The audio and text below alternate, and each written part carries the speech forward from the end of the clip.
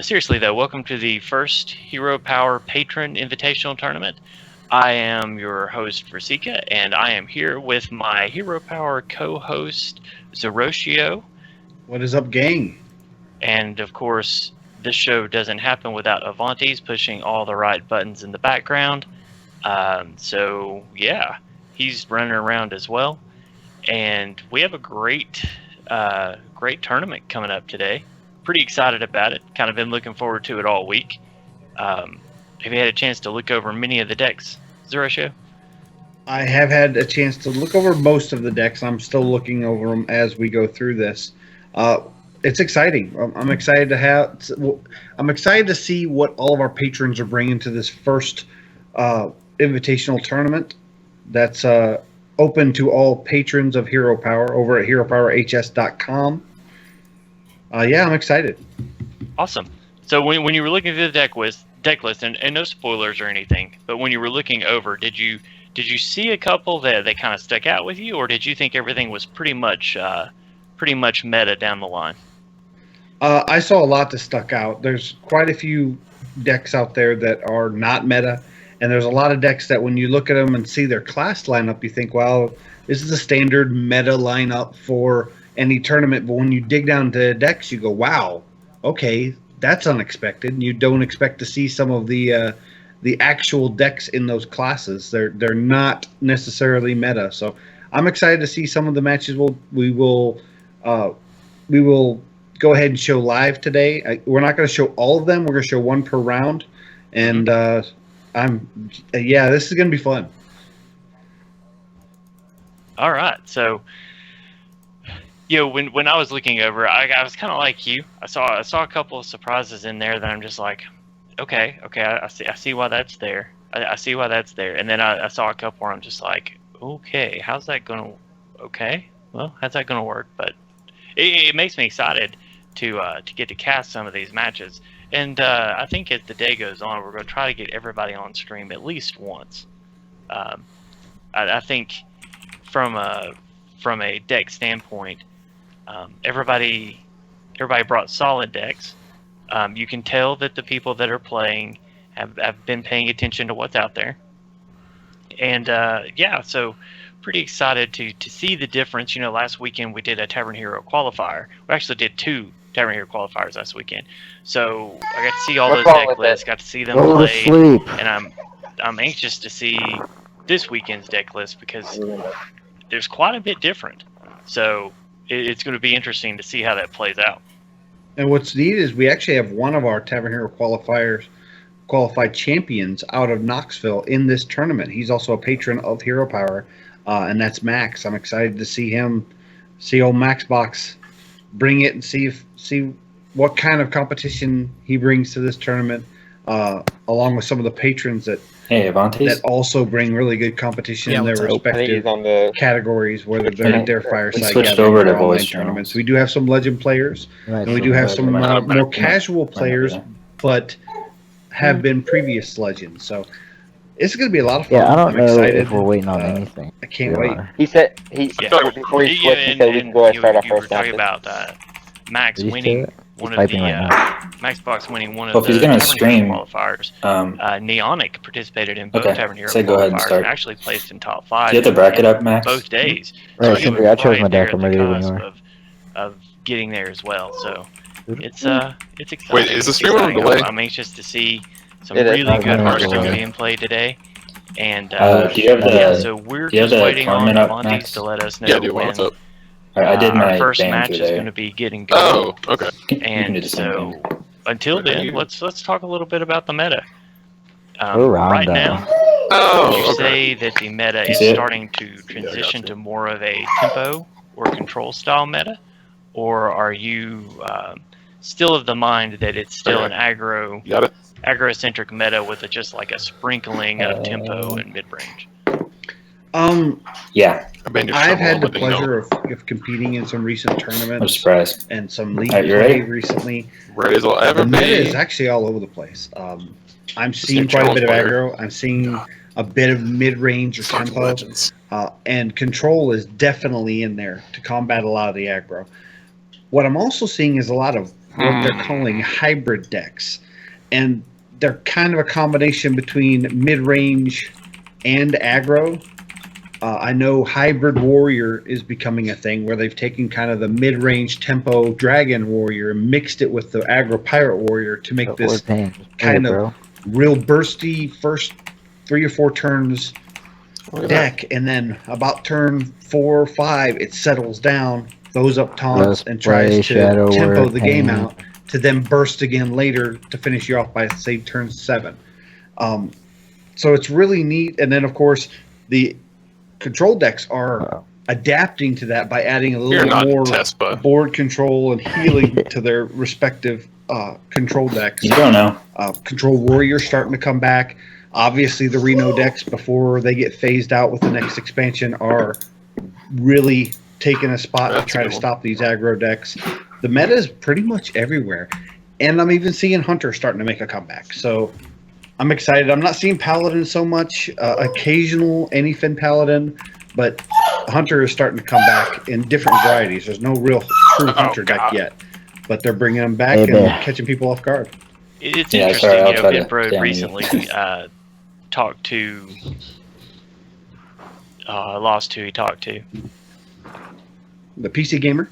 PC Gamer, that's right. He did an interview with PC Gamer, and he was talking about classes where the original classic cards and the free cards that you get, the basic cards that come with each class, how he's seeing them dominate the meta. One of the things I've noticed about all the recent hunters that I've seen is that they're running an aggro hunter that has virtually none of the new cards in it. Yeah. So it's really, I don't want to say bizarre, but it kind of throws you out of sync when you see it, because you're not used to seeing that lineup anymore. All right, guys, we're ready to go into the first game. Okay, great. All right. So what's our matchup again? Who are we watching first? I believe we're watching Boyd versus Ringo. Yep. Boyd versus Ringo. All right. Let me hit my spectate here. Check out your Discord chat. You'll see their bands and be ready to go. And look, we're getting right into we're at turn 2 already, where Boyd is bringing Mage, and Ringo started out with Priest.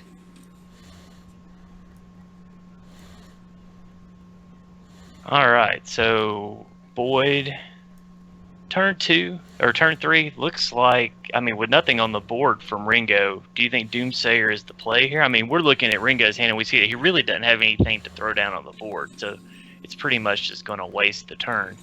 But it does, from Boyd's perspective, it does keep him from playing anything big. Okay, and it looks like Ringo banned Boyd's Warrior, and Ringo's Shaman is banned. All right. Yeah, you're definitely going to have to take over that part of it, because my Twitch and Discord don't get along. And I'm grabbing all that. If you want to talk about the plays, I'll get everything else listed out.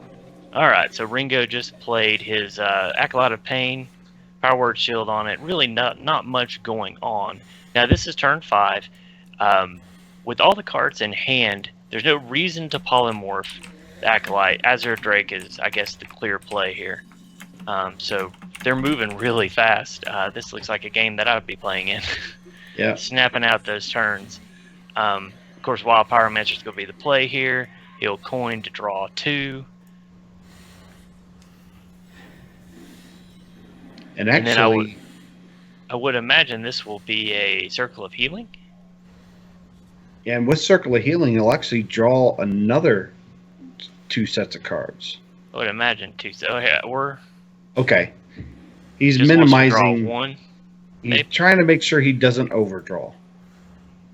Holy Smite, which will take out the Pyromancer and draw him 1 more card. Remove the Azure Drake. Solid play. Mm-hmm. But once again, he's got a handful of answers and not much as far as threat goes. Of course, we can see that he's got Prophet Velen in his hand, so that's definitely going to be a threat. And then Alex Straza, I'm guessing that Alex Straza is going to be offensive. All right, so the Twilight Flame Caller kills off the remaining Acolyte of Pain. Great play, forcing him to burn a card.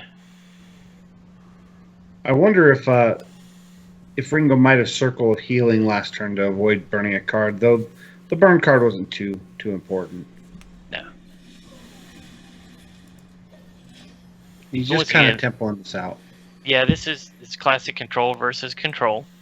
Okay, so this turn, there's really not much else to play. I would say at this point, Faceless Summoner, summon a 3-cost minion when it comes into play, put pressure on the board, force him to have Shadow Word Death, which of course we know that he does, but force him to have it and use it, or risk. All right, so he goes for the safer play, bringing out the second-rate Bruiser. So and that protects it really. The second-rate Bruiser is pretty good because it has 4 attacks, so it's hard for that priest to remove.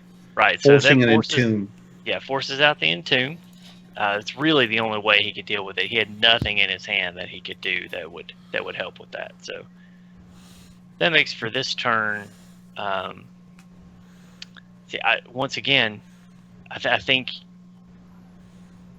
right here, you either Acolyte of Pain and ping, and he's not going to ping the Acolyte of Pain. He's actually going to ping his opponent.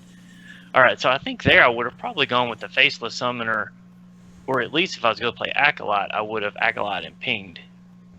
I think he's trying to bait out removal, knowing that he doesn't really need card draw in this matchup. It's all about just tempoing out and possibly end up going to fatigue against your opponent. And see here, he may actually be able to overdraw him. We'll see how he plays this out. Because he has 7, now he has 8 cards in his hand. Oh wow, he is going to make him overdraw here. Yep. Oh. It's a curious turn. Oh, he came just short of overdrawing. He should have been able to try to... Yeah, he miscalculated his ordering. Yeah.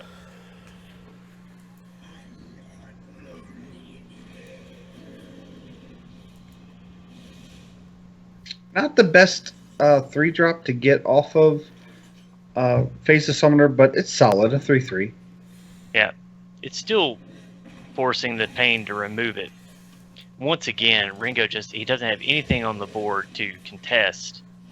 But he has answers to everything coming on the board. He does. So now, if you're Boyd, you've seen one Shadow Word Death. Do you put him on having the other one? He's already used both Shadow Word Pain. Is this not a Water Elemental turn? I think this is a Water Elemental. I'd say with the use of 2 Shadow Word Pains, this is definitely a Water Elemental turn. Now, efficient use of mana, would you have laid down the Earthen Ring Farseer just as a tempo play to provide a little more pressure since you know he's already used the second Shadow Word Pain? I don't know. I think you kind of get afraid of some kind of board clear turn. You don't know if he might be running Dragonfire Potion in this deck. Right. So you don't want to overextend too much. And you might need that heal later. I do like the idea of Medivh this turn. Even though you've not seen the second Shadow Word Death? I think it's best to bait out the Shadow Word Death because the value of Medivh is not necessarily a 7/7 body, it's that weapon. Right. Okay. Because you know you're going to be getting them off the other spells. But looking at spells in hand, you've got Polymorph, which is a 4, Fireball, which is a 4, and Volcanic Potion, which is a 3-cost, and Arcane Blast, Frostbolt. None of those are really going to net you a big minion. Well, he does have Flame Strike, and now that Alkani is on the board, Flame Strike is probably a good call here. And that'll let you a 7-mana minion.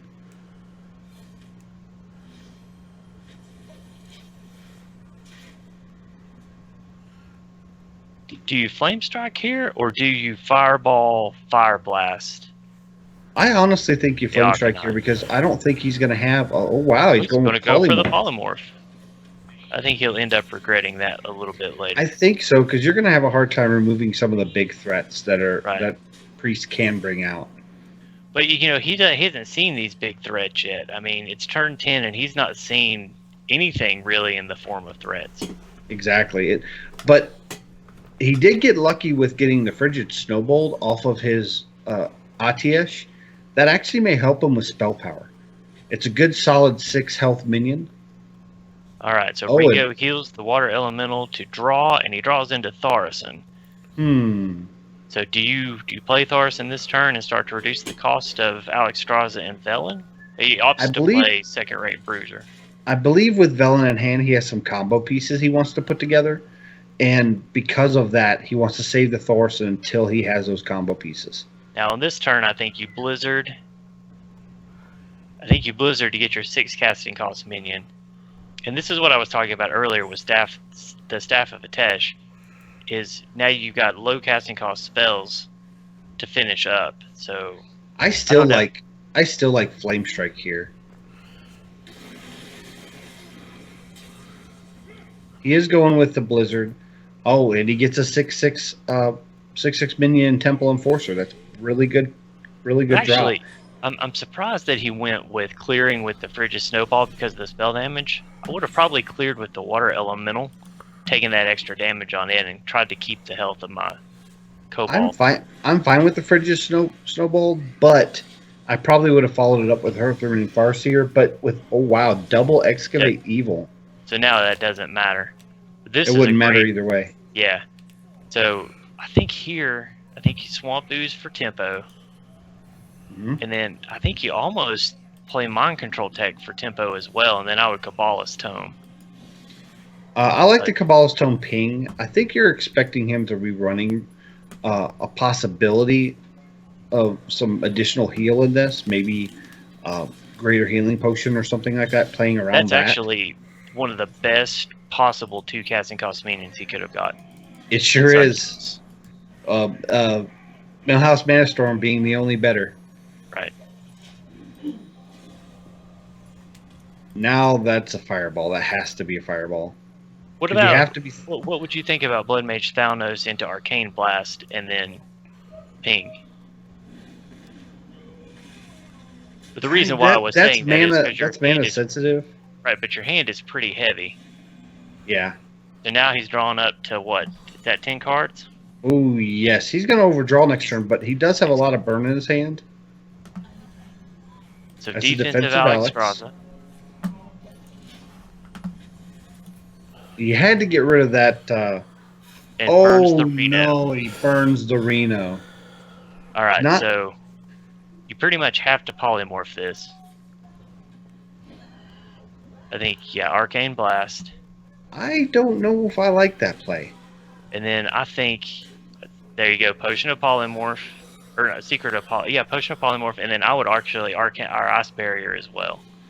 I would have went mana. I would have went straight for a burn play and actually used Polymorph offensively to get him down to 5. But that's kind of my play. Knowing that I have the ice barrier, I would have put it up to negate Alexstrasza's damage. You have to start worrying about some form of combo piece with Thaurissan coming out. There must be some kind of combo that he has planned. Well, if he ends up playing Flash Heal here, that combo is pretty much done. That's true. Prophet Velen is his really only significant source of damage now. Oh no! The Potion of Polymorph totally ruins the Velen's Prophet Velen. All right, that might be the nail in the coffin. Yeah, I think you smell blood in the water and you start going for it. So the first thing I think I would do would have been Cabal Courier to see what kind of spell I got. But he's going to go for Kazakus. I like the Kazakus better. Go for the 10 mana burn spells, the 8 damage. Oh. Kazakus was not active. Because I noticed that. Kazakus wasn't active. But Ringo didn't see it. Oh. And went ahead and conceded. Ringo Excavate Evil twice. Yep. So Kazakus or Reno wouldn't have been active. I totally missed that when it happened. That is awesome. All right. So Boyd wins with Mage over Priest. Boyd has left his Shaman and his Rogue versus Ringo's Priest, which he still has active, Mage, and Rogue. Reminder, Ringo's Shaman's been banned, and Boyd's Warrior, I believe, was banned. All right, so while we're waiting on the next match going. Yes. They are picking their next lineup. Again, we are Conquest, best of 5 with 1 banned. So you bring 4 decks and you will have one of them banned. So Boyd will not be able to play his Mage again, but Ringo can play his Priest again if he chooses. I'm still waiting. Yep. They're picking their lineup, so we'll just give it a moment.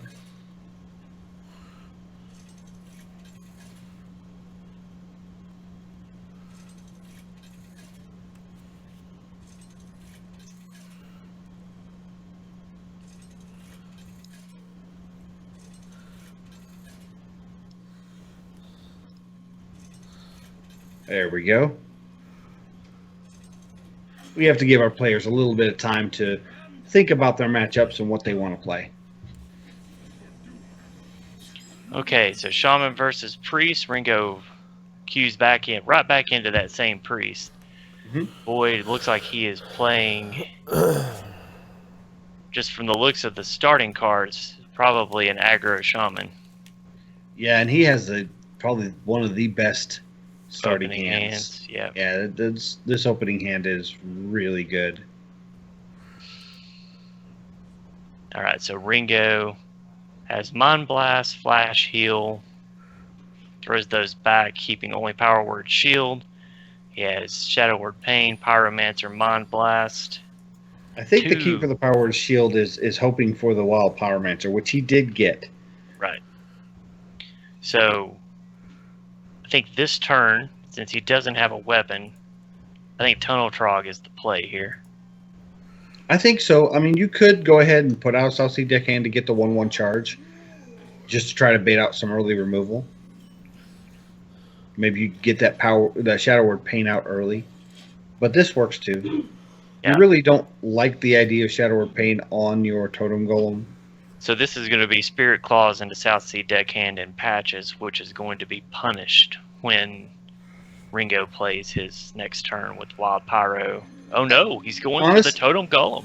And see, because of that reason, seeing Wild Pyromancer last game, I would lead out with my big-bodied minions. Draws out the Shadow Word Pain. Which is good.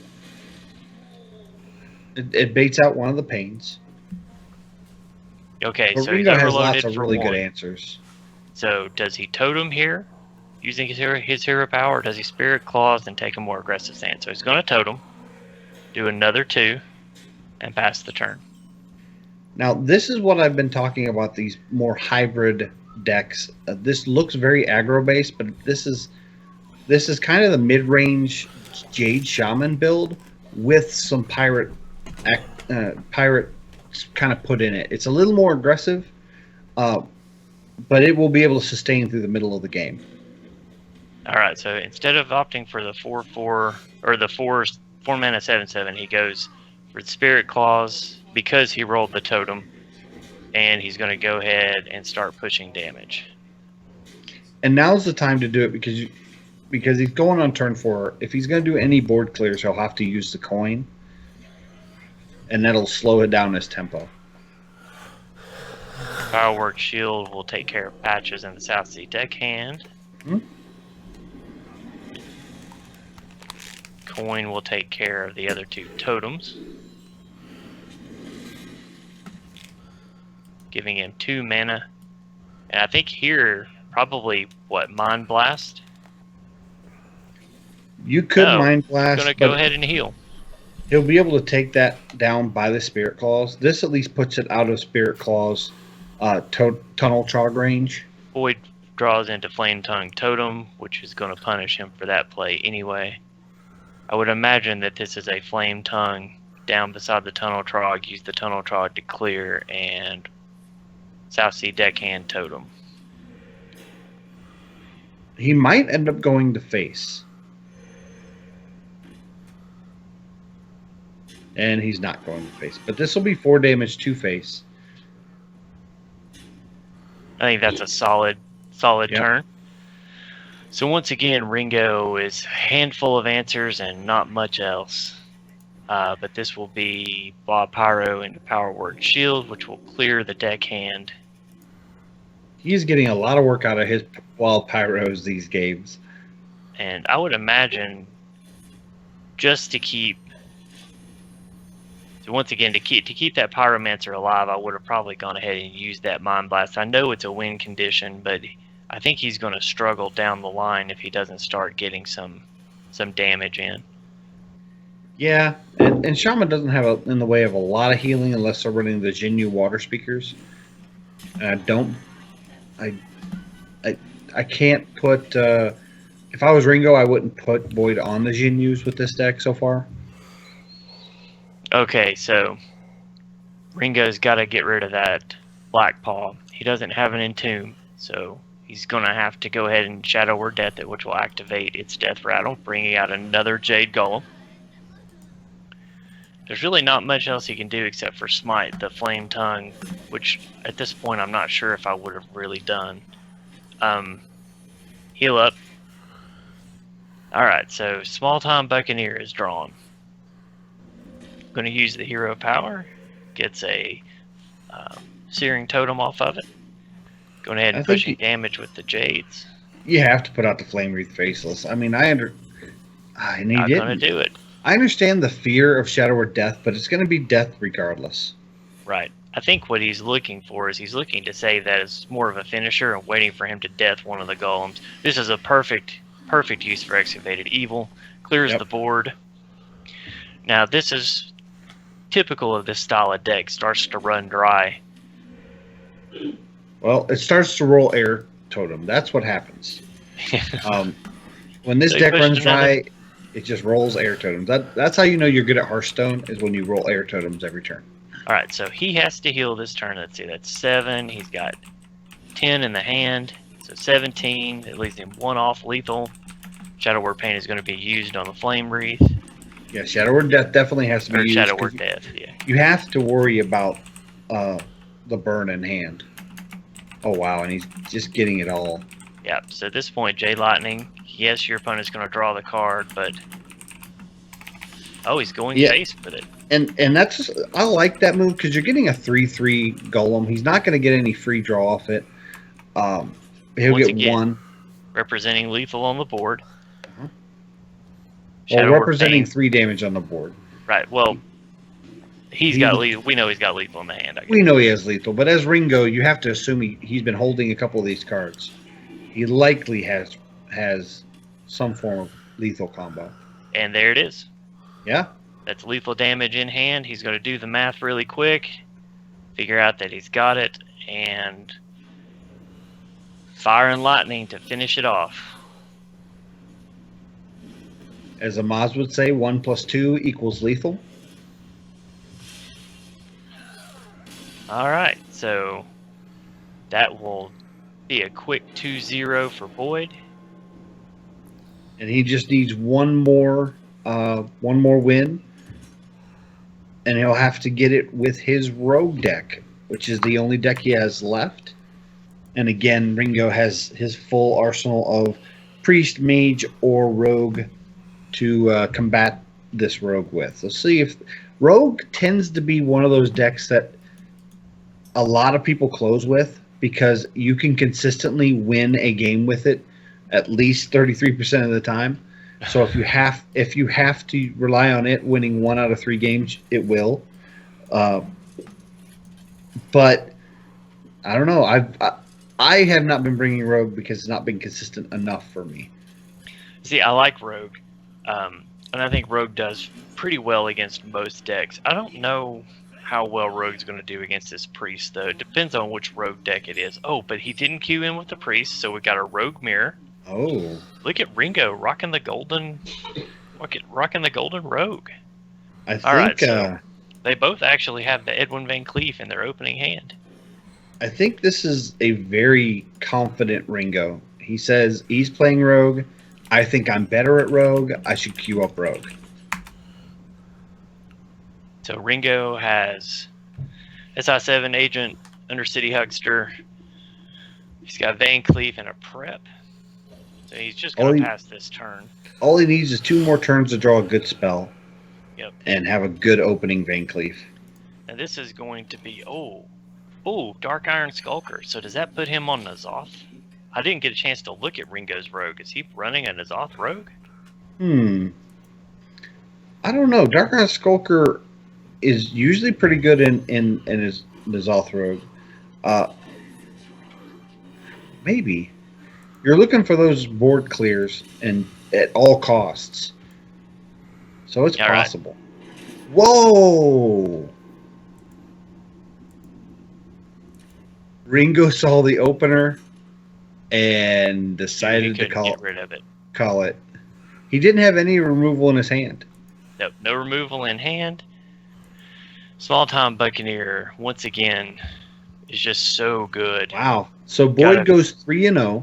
Now, just a reminder of our bracket system. Not sure we went over it. We have 9 competitors today. We're doing 4 rounds of Swiss, and the top 4 will compete in a single elimination for the top 3 rights for prizes.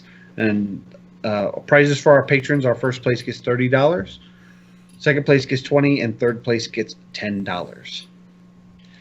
All right. So I guess while the other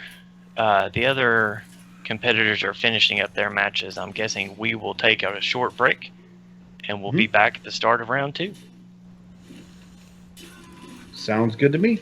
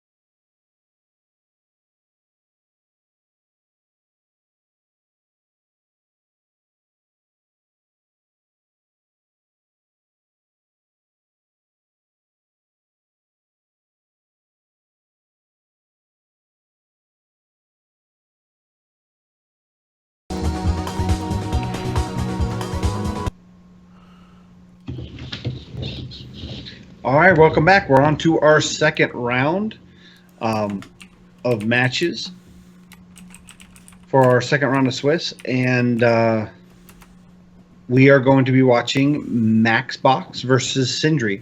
I'm going to be solo casting this for a time being while Versika takes a short extended break.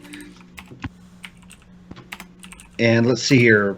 While they're getting queued up for their matches, let's see here. Maxbox is bringing Warrior, Shaman, Rogue, Mage, and Sindri is bringing Shaman, Priest, Rogue, Warrior. And we're waiting for the bands to come in, and I will let you know here shortly.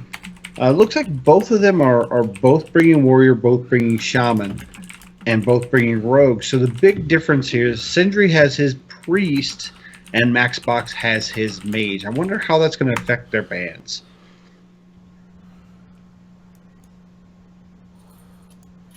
And we're requesting the bands right now, so it'll be just a few moments. To recap, out of our 9 players, our winners were Boyd, Turtools, Sindri, Maxbox, and Ducharmo had a bye.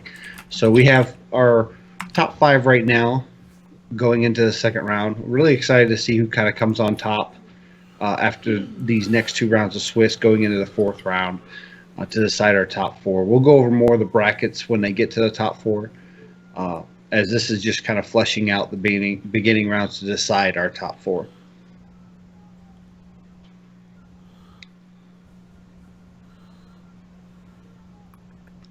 And I'm currently working on getting the bands from them now. It looks as if Maxbox has had his Mage band and Sindri has had his Priest band. So it looks like we are going to have a matchup of a mirror lineup of classes, both bringing Warrior, Rogue, and Shaman. So this will be very interesting. As soon as the match starts, we'll get right in and show you this wonderful mirror matchup.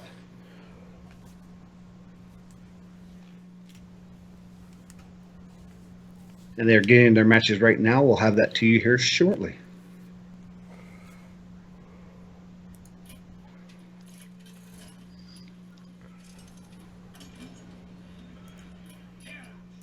All right.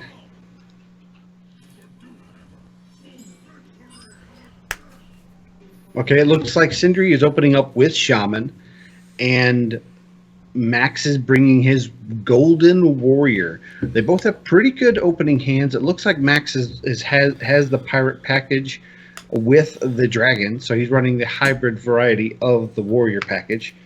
And we're seeing quite a bit of Shaman synergy with the Shaman. Both have really good opening hands. It looks like Max decides to keep his, and Sindri only puts back Aya and has it replaced with Totem Golem.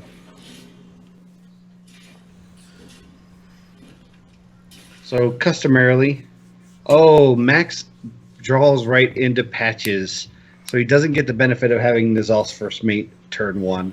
That is a big setback in this matchup. You really want to have that board flood very quickly.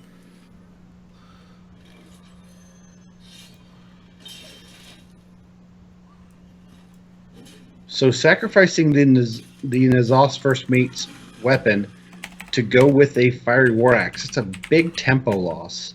And a lot of that's because he did not have the patches. Having the Spirit Claws come out for Shaman is going to be really good in this matchup, especially knowing early game he's going to have a lot of low-cost minions.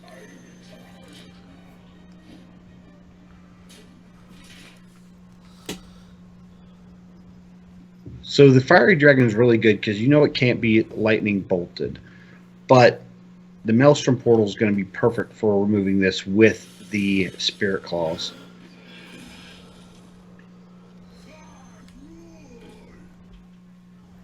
And he gets his own Twilight Whelp, of course, without the buff, and comes out with Tuttle Trog. That's a pretty good solid turn 3 play. Being Max, you really have to think turn 4 is coming up. The 7/7's got to be coming. What are you going to do with that? And if I was Sindri here, I would just slam a 7/7 on the board and call it a day. Trade the Whelp into the Fairy Dragon. I would, yeah, holding on the weapon's good. I really think Sindri really has the spot on this. Blackwing Corruptor to do some damage to the Flame Wreath Faceless. You got to think a Lava Burst is. Oh, he's going to Totem Golem. Or he's going to Hero Power Totem Call. I wonder if he's planning on using the Lightning Bolt along with his face on the 5/4. Yep, and sure enough, it looks like he is. Wanting to preserve that Lava Burst for late game. And we see Maxbox last turn drew into his Execute, which is going to be key for removing that Flame Wreath Faceless. And sure enough, here comes the Execute. Doesn't have enough mana to play either the Azure Drake or the Draconic Crusher. And now the Shaman just has to keep on with the pressure. I think you Jade Lightning Face. Yeah, and sure enough, you Jade Lightning Face to get the board presence. There's not a lot of board clears. If I was Sindri, I don't know if I would put this version of Warrior on any kind of board clears.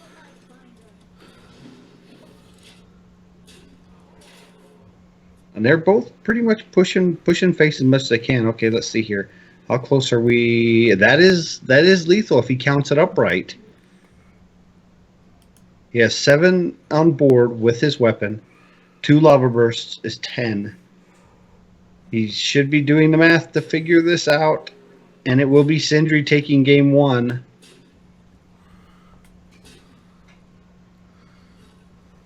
And the dreaded double Lava Burst to seal up game 1. So Sindri wins the first game with Shaman, taking it out of his rotation. So he will have Warrior and Rogue to follow up with.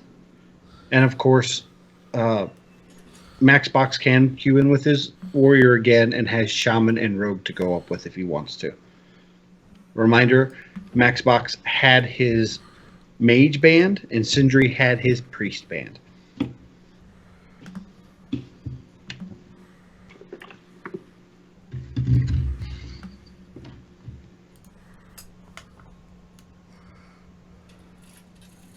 Then we're waiting for them to queue up the next round. Here it comes.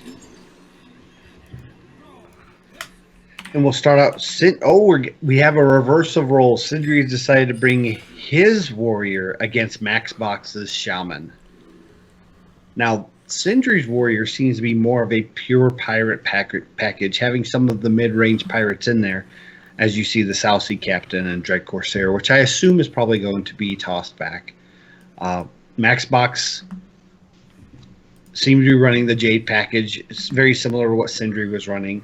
And again, he sends back his whole hand, comes back with a Tunnel Trog, a Jade Claws, and 2 Feral Spirits. Well, it looks like Sindri got punished and got patches in his opening hand, which is a shame. You wonder if he's going to go ahead and just toss it out, planning for the Fiery War Axe on turn 2. And sure enough, he is. It's a shame both of them got punished with Maxbox and Sindri both having patches in their opening hand. So the Fiery War Axe to counter the Tunnel Trog actually works out really well here. And you have to think Max is probably going to come out with the Jade Claws to clear up the patches.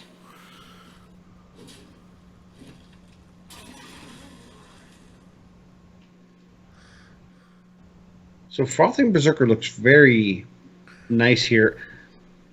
You almost feel as if the 1/1 needs to be cleared, though. It's the off chance he has something like a Lightning Bolt. He does have the coin. He could have Jade Lightning. And he just passes. He doesn't clear or anything. Maybe he's using this to bait out some of the late game removal. Here comes the lightning bolt, as well as the totem golem or the jade golem going into the frothing berserker.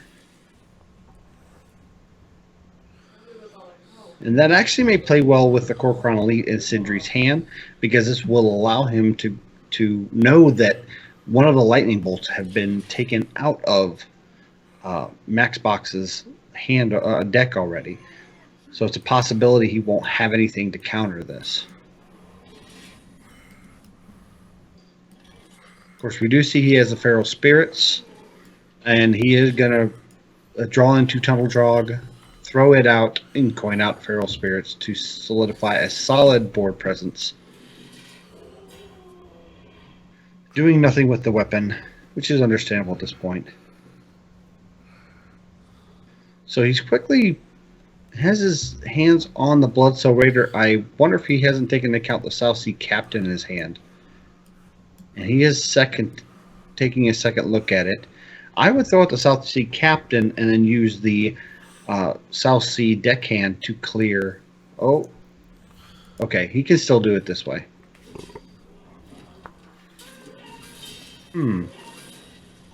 Very interesting line.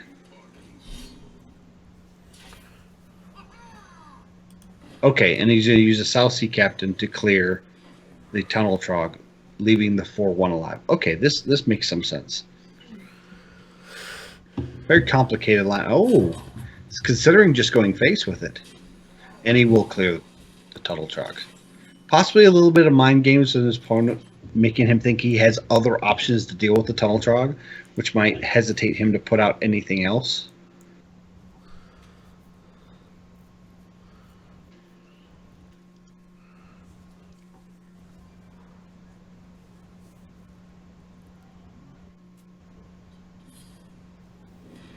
All right, gonna put up another Feral Spirits.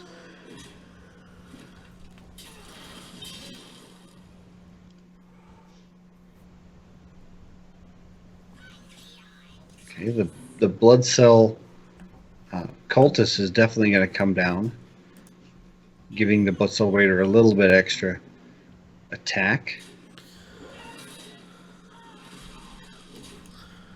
We're going into Max Box turn 6. Overloaded for 2, so he only has 4 mana, and there's a lot of presence on the board. Maelstrom Portal picked up can take quite a bit of damage off the board, taking a total of 5 points of damage off the board, leaving only 7 points, 9 points counting the weapon.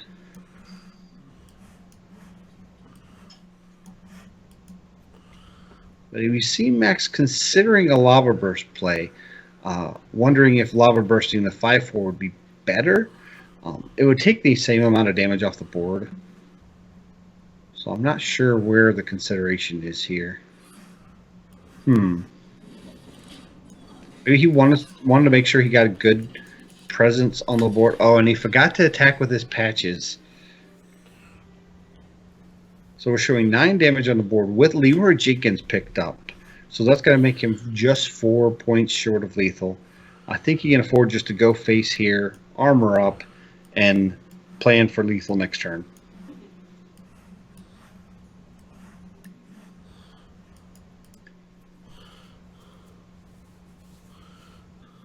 And we see Sindri definitely thinking this play over to see what's the best line to set up a future lethal.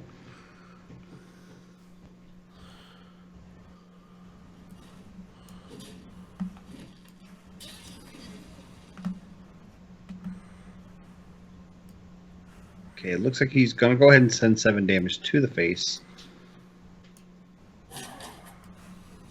The patches could clear the South Sea Captain, which would take 4 points of damage off the board next turn.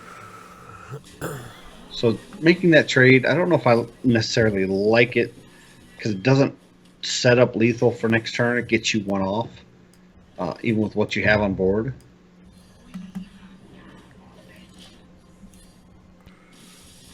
Okay, he's going to go ahead and Blood Mage Thanos and Maelstrom Portal, and he gets a 1-1 for his troubles. think you have to do the face. Just plan for face. Put the pressure on. He only has one card in his hand.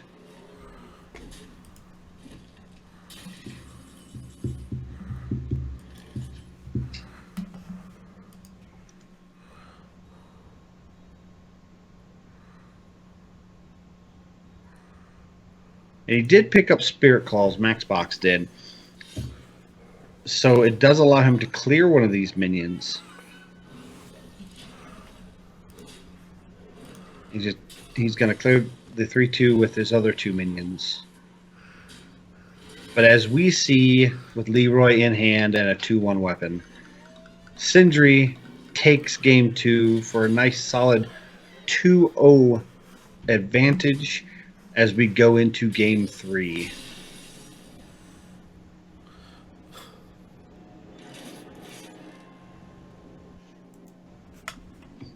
All right, and so we were heading into game 3.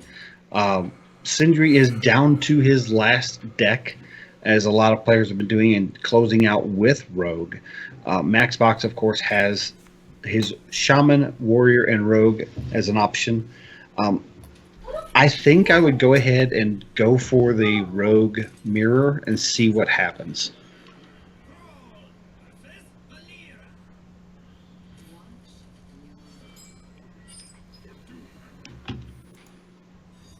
Okay, so Max Box decides to go ahead and queue back in with his Shaman. He has faith that his Shaman can beat Rogue. This obviously is a Pirate Package Rogue. Of course, it has Edwin Van Cleef in it, but it also has Patches, which he has in his opening hand. I'm sure that's going to be thrown back into the deck. He has Conceal and Sap. They may be considerations to keep if he can pick up maybe a Prep.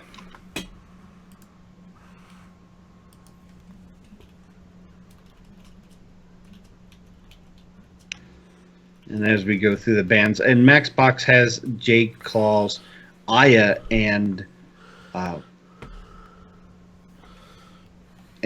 Flame Tongue Totem. I don't think he'll keep any. He might keep the Jade Claws for some early removal. And it looks like Sindri only kept Edwin, and sure enough, Max Box kept just the Jade Claws. He did pick up. Oh wow, Sindri has Counterfeit Coin and Coin into Edwin if he so chooses.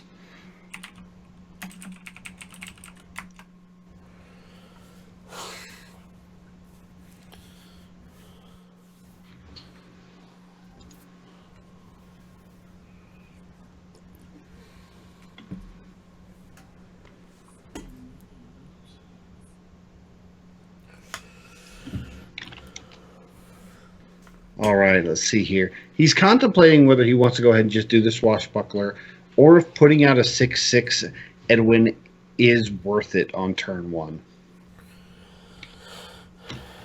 I think I would put out the 6/6 Edwin. That would be my personal opinion. I'd love to have had a prep so I could possibly eviscerate it well, but the 6/6 Edwin, I don't know how. I don't know how you can turn that down against this this Shaman deck. Obviously, if he does have the Hex, he's not going to have it on turn 2 without the coin. And he is dumping all of his resources, including 6 damage to the face to clear this Edwin. Wow. Think it has to be a Swashbuckler turn. Maybe Small Time Buccaneer to clear the 1/1 with Patches. That's an option. Of course, you know the Small Time Buccaneer is going to be cleared by the weapon. So you may want to hold off on that. You could just weapon up and clear the 1/1. The Swashbuckler is really good this turn, though.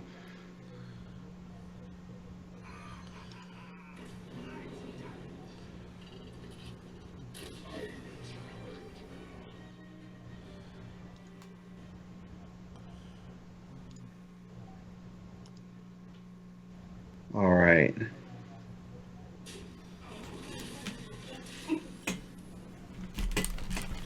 Okay, so sure enough, he did Swashbuckler and use the Patches, and he is saving the Small Time Buccaneer. With having the 2-attack weapon with the Jade Claws up, I understand that. I like Shaku. The Shaku draw is really strong. I think there are a lot of cards in the Shaman arsenal that Shaku could use effectively. And really, he has nothing on the board that needs to be cleared. The air totem doesn't suffer too much. A Maelstrom's kind of a concern, but that's not going to clear Shaku. The Lightning Storm is a possible concern, but he's overloaded, so he only has 2 minutes, so that's not something you have to be worried about. So I like the Shaku there.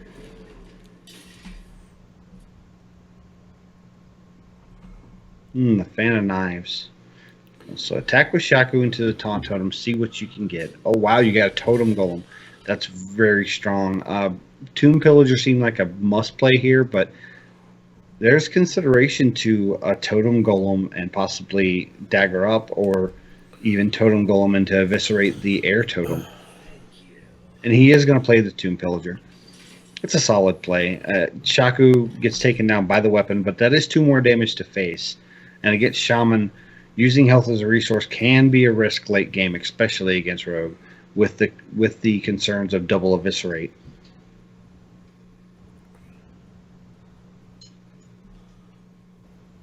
Obviously, we're getting into later turns with Shaman, and you want to do as much pressure as possible because you don't want the big Aya turns and the big Jade Golem turns. So you really want to start putting on the pressure if you're the Rogue here. What do you think Lightning Bolt into Tomb Pillager? At first, I think you scared me, but I do like the Lightning Bolt into Tomb Pillager. Lightning Bolt, the Tomb Pillager, and then take face to Shaku because you really can't have Shaku get another attack off. Right. Welcome back, Versika. Startled sorry me. about that. Oh, you're fine. You're fine.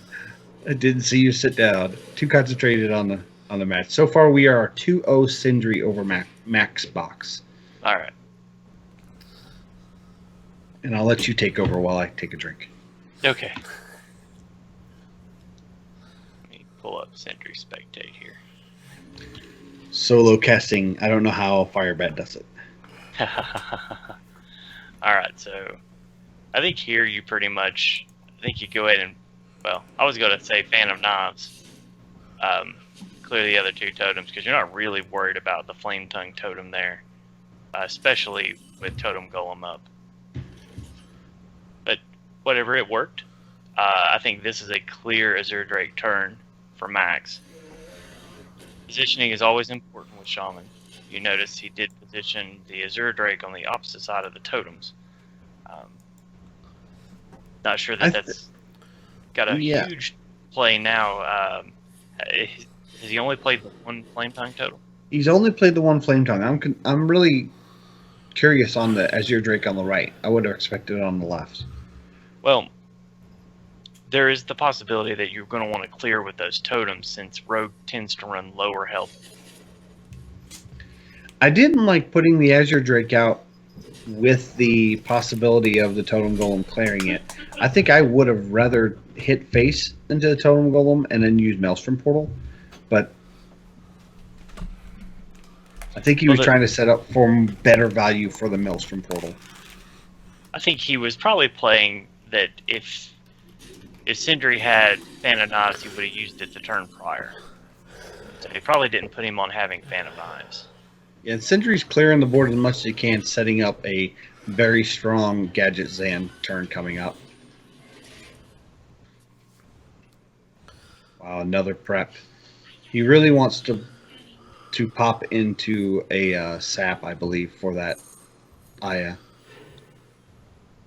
That's just going to put another golem down. And that's one of the unique problems about Aya is the getting rid of her just creates more golems, regardless of how you do it, unless you're a priest. And Tomb is the best way to get rid of Aya, which is going to be leaving Cycle soon. So that's true. Oh, and he draws in the Leroy and the Fan. So he can clear the Aya. Yep. It will get another golem, but I don't think that's too much concern. He's already used the Edwin this game. He got it out on turn 1.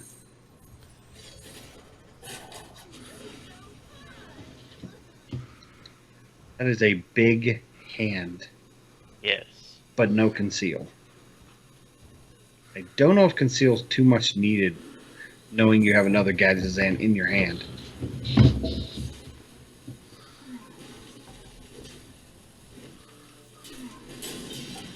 Right, and this actually puts Max in a difficult spot to get rid of that. Auctioneer. He could just sacrifice his lava burst because he may have to. Before I did that, I think I would try to roll a Wrath of Air totem and clear with what's on the board. You really don't want to clear with the Tunnel Trog because that Tunnel Trog needs to get the damage in for you. I was talking about Wrath of Air into Maelstrom Portal into clear with Spirit. Considering that with his current line, he already rolled the totem at the very end, I would have rolled it first. I agree with you there. That allows you to decide your options at that point. And now he has double Cold Blood for Sindri with Reno in hand. You mean with Leroy in hand? Yeah, I'm sorry. They're with Leroy in hand. Yeah, both are game-winning cards. I was going to say I can't see a Leroy. Or, I mean, I can't see a Reno. I was like, what? He's playing Reno? I believe that Reno and Leroy are always at the bar together, so I get them mixed up a lot. I think you're right. I think Leroy and Reno would be really good friends. Yep. They hang out in Reno log decks. That's right. That's right.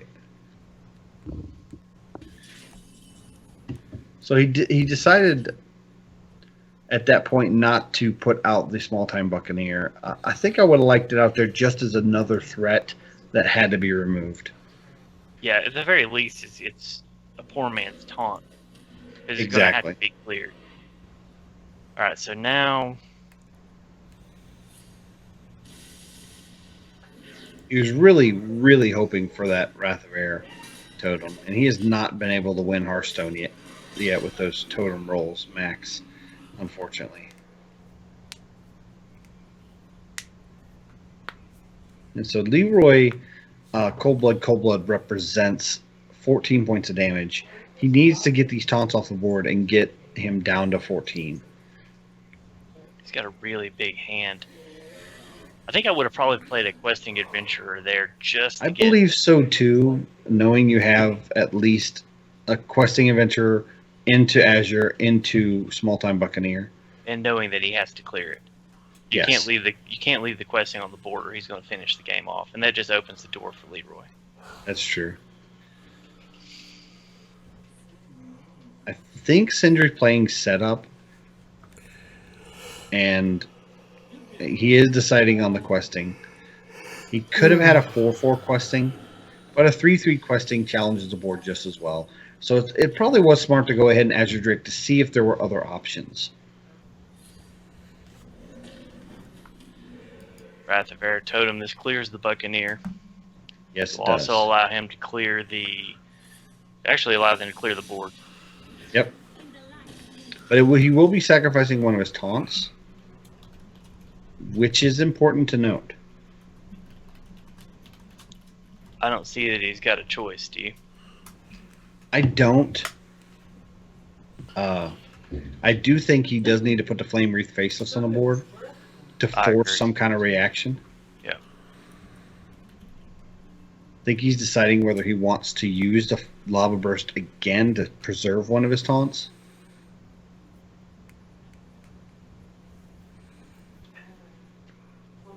But I think he needs it as a finisher. He's already used one Lava Burst. It doesn't look like it, but Max Box is a little bit behind. Mainly because he only has 2 cards in his hand. And he has to do something. And the Flame Wreath is gonna be something. Has to be reacted to. It's unfortunate that he didn't have a damaged minion, or that he couldn't damage a minion. Because it would have been good for him if the Light Warden had been able to heal something. I agree. Yeah. And that may have been what he was trying to figure out, if there's a way he could do that. I do think he has to sap. Now, whether he gadgets and auctioneers into sap, I don't think he has to dig for any more answers, though. Yeah, I don't know if Gadgetzan is the play here with 2 cards left in his deck. I think you tune I just noticed he is down to 2, so he can't play the Gadgetzan. Yeah, I think I think you Questing Adventurer, Tomb Pillager, and then sap the Stoneclaw back into the hand. I would agree with you there. I would also put out Small Time Buccaneer just to get that extra. Punch in next turn. Oh, and he surely he's not going to Auctioneer. With 2 cards, he's not going to sap. This opens the door. Is that lethal now? 8 and 9 is 17. So yes, the Flame Tongue Totem top deck does signify lethal. So Maxbox comes back from an 0-2 deficit to win his 3rd match with Shaman against the Rogue.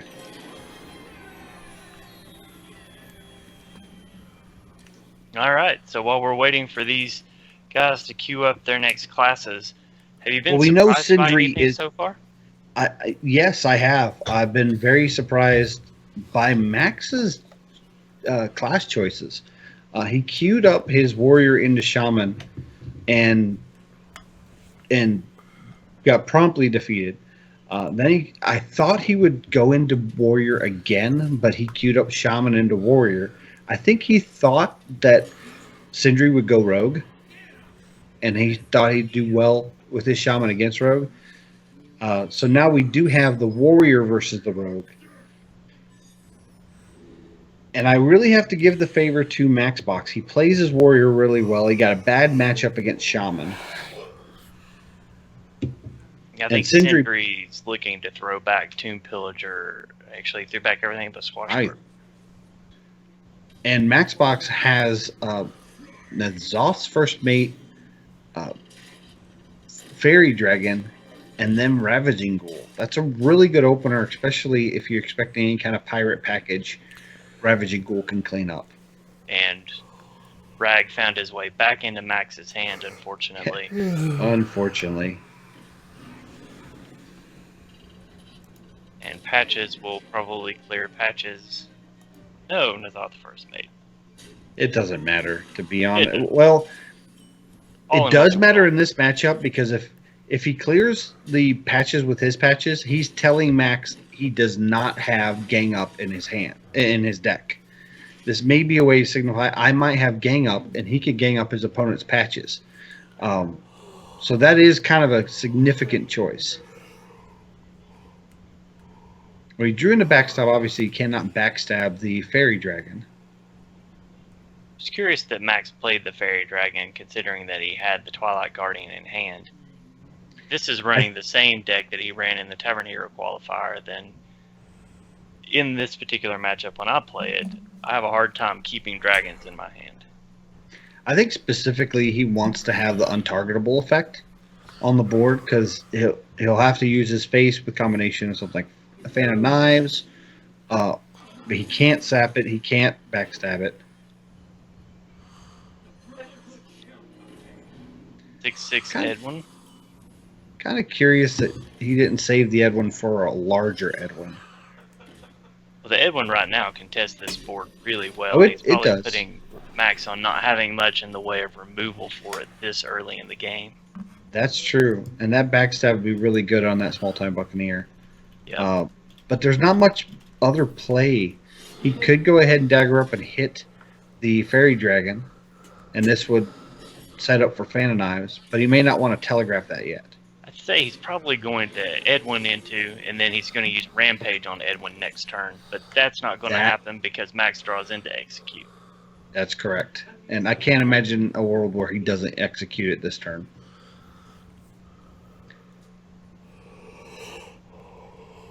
And Max is considering the execute. Think execute into armor up and then just pass. I wouldn't waste my last charge on the hook.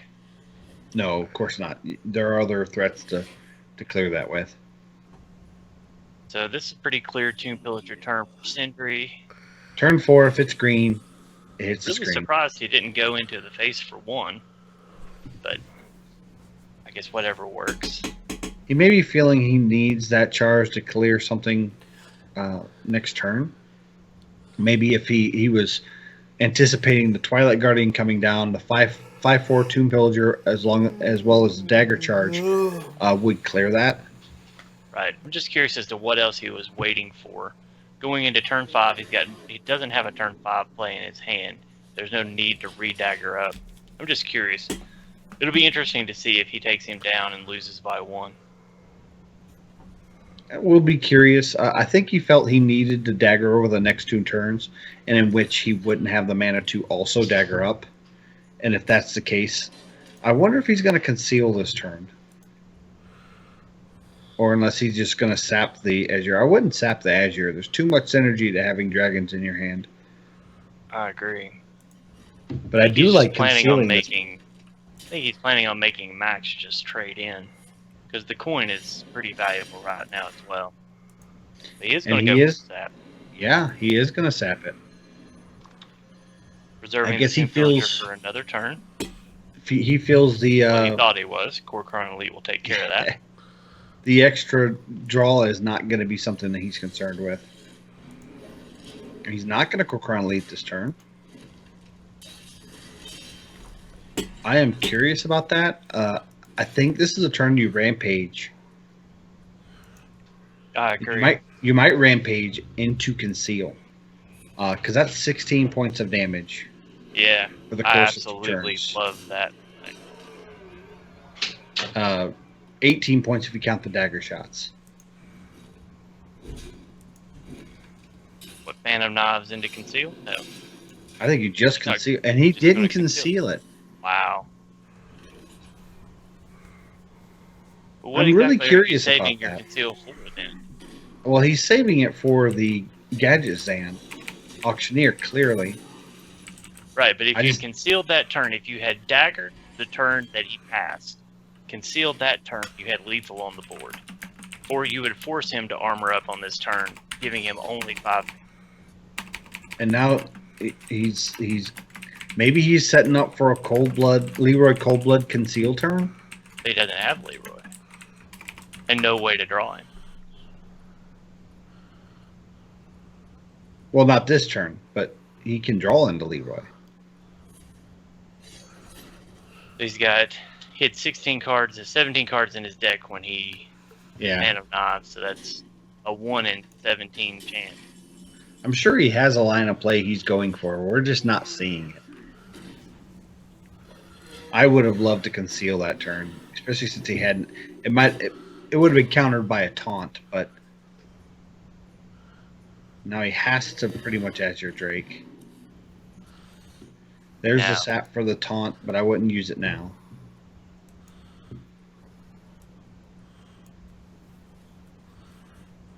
Now, if you're Max coming into this next turn, are you looking to throw down Rag? Are you Gillo ragging at this point and just sending the Elite and the Twilight Guardian to face? I think so. I think at this point, you got a 50-50 to either set up lethal or clear the board. I think if you're Sentry, you almost... do you feel like you have to sap that taunt? No. See, I'm are you looking expecting Rag? No, most of this particular warrior runs Curator now instead of Rag, so I'm not expecting Rag. I'm wondering if there's anything, as Fenrir say, I don't think if I'm in Sindri's position that I'm expecting anything like Rag, so I'm probably not sapping either. We with Caster Vision can see that Rag is available. And he's not going to put down the Rag, which I'm surprised with. But he does have the Fiery War Axe in hand, so that's also some additional face damage. You really want the sap for that Leroy turn. Right. For the guaranteed face damage. So that's a tough Finley choice. Down. Daddy shot it. Snap pick by Max. He has made the decision. He is going to face. It was Deadly Shot, the Priest Hero Power, and I missed the third. I think it was Shaman. He picked it so fast that I didn't even see when it was. I caught the first 2. I think Sindri's really behind, and this is why I was curious on Max Max's lineup choices. I think you, Azure Drake, Fiery War Axe, Hero Power here. Or you have a chance to flat out, you have a 50-50 chance to end the game with Rag. So I guess Rag is the play. Yeah.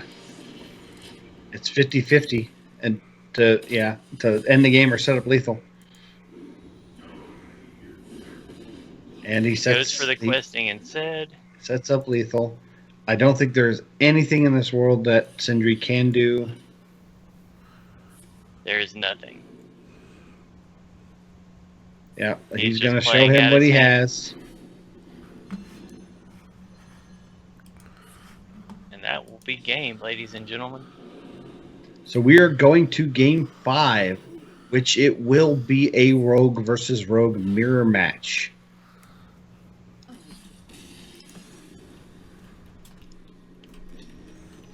This is exciting. I like these Rogue versus Rogue mirror matches. It's the duel of the Edwins, and Leroy is holding the hands and skipping down the board to face. Yep. I'm excited for this matchup. It'll be good. Keeps going back to not concealing that Tomb Pillager. Yeah.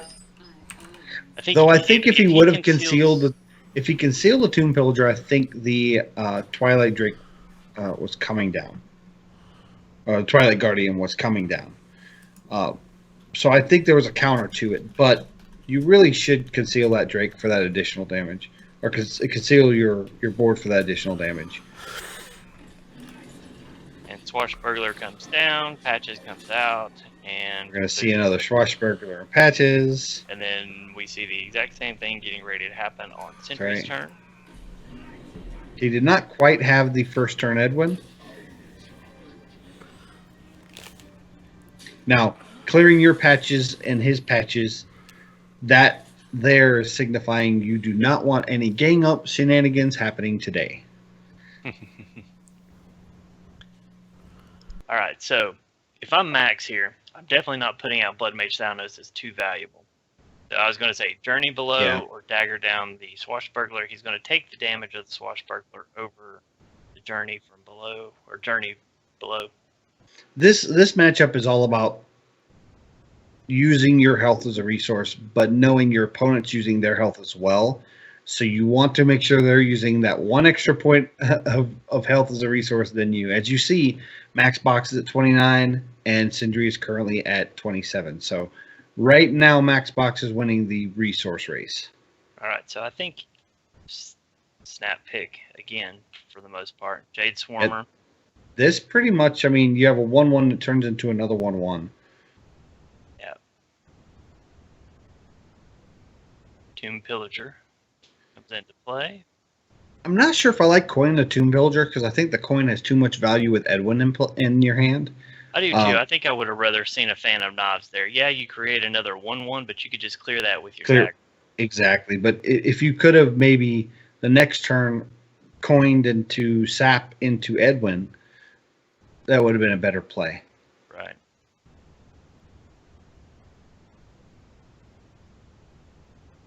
I do like the Sap on the Tomb Pillager. It's a heavy resource to put it back out. I don't know if you even... I mean, you could shiv that 1-1. It gives you a card draw. Right. I think at this point you're cycling, but I know he's thinking of combining the shiv with the Gadget and Auctioneer. Yeah, but you almost have to guarantee your crap. Yeah. Right. Such a low casting cost spell. You can also use it in conjunction with Edwin.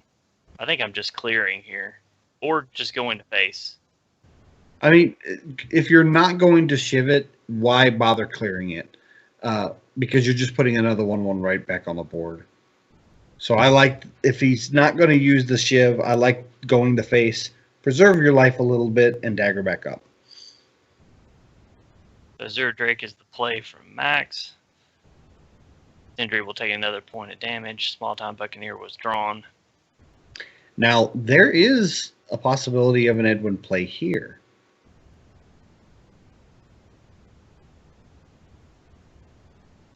Backstab. Backstab onto the Azure Drake. Shiv And the then- Azure Drake. Clear with the dagger. Drop Edwin.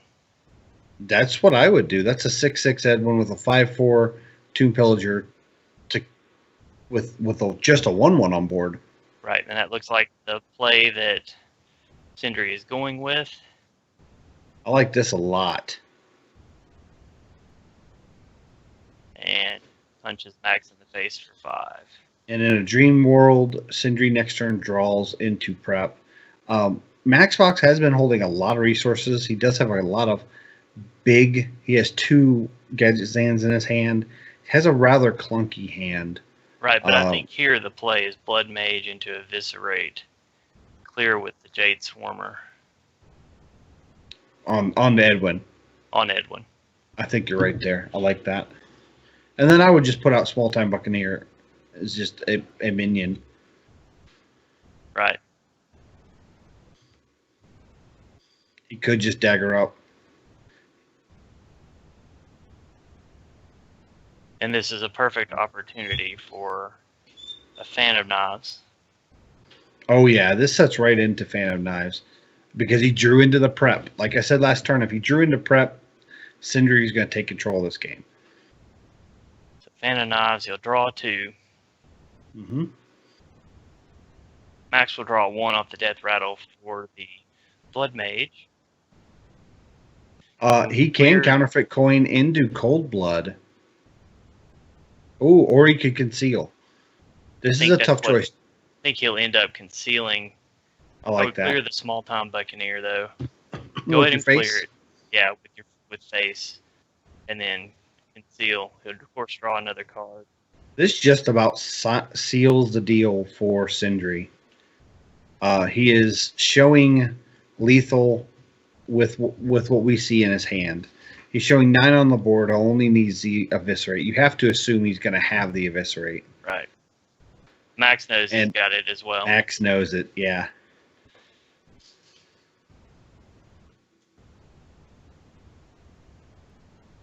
Clearly backstab, Eviscerate face, and go. Oh, use the Cold Blood. Show him that he had it all.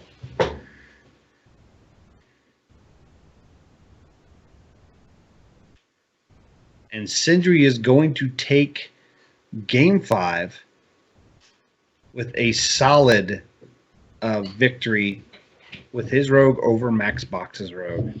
That was a great match, going all the way to 5 games. It sure was. I thought that or Max had a chance to reverse sweep, but he came up short. And he is a very solid competitor. All right, so let's see. Get the message from Avantes to see if we'll be switching into another game or whether we'll be taking another short break. It looks as if we have Neonic and Turtools currently active, and we are going to run into that match, I believe.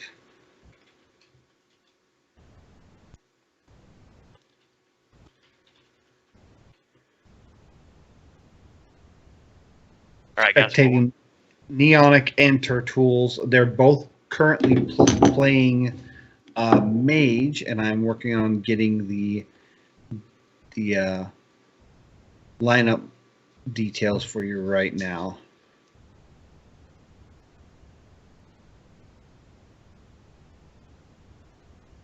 Okay, they're both playing Mage right now, and Turtools' Warrior has been banned, and Neonic's Warlock has been banned. Now, I know Neonic very well. He's very good with Warlock. So I believe Turtools either scouted him well or it has a lineup that's not good against Warlock.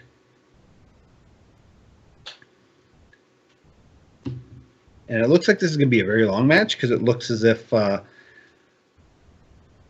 it looks like a Reno Mage versus Reno Mage, and Neonic currently has a total of 3 fireballs in hand. I'm guessing we had a Archmage Antonidas on the board. Looks that way. I think here you're probably looking to frost. Well, we just go ahead and fireball the Bog Creeper. Then run the Mistress next turn. 13 points, though. Looks like he's got Ice Block up, so he's not worried about next turn. Barrier and block up for Turtles.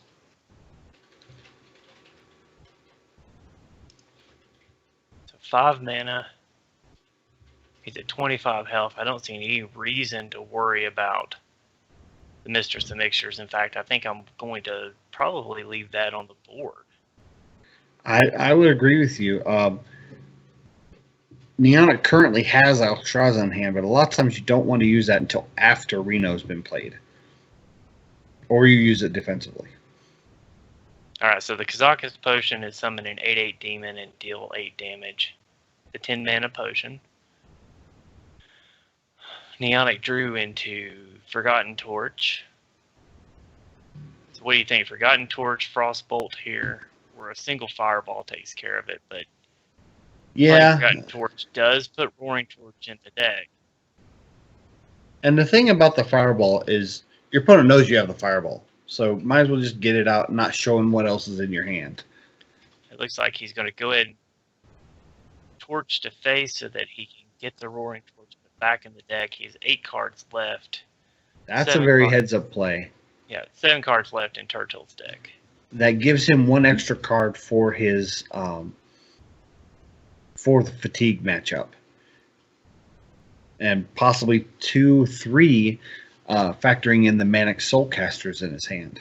I think the only thing I would have done different there is if I was Neonic, I think I would have pinged my own Mistress. That way, next turn I could ping her if I needed to get the extra. I think with Ice Block up, that's not a concern. But the Ice Box looks like it's going to get popped this turn. No. No. That's right. He used the 10 mana. That's right. Oh, that's 8 Flame Land, sorry. Deal 8 mana. I was thinking Dragon's Breath for a minute. Kabbalah's Tome. But that 8/8 on the board is oh wow, and he picks up a Flame Lance off of the Kabbalah's Tome. Super handy there. It's very interesting that this deck is running both Kabbalah's Tome as well as Archmage Antonidas. And all the builds I've seen, you choose one or the other. So it's a very resource-intensive deck. It's all about getting resources, more resources than your opponent has, which would be good in the mirror match.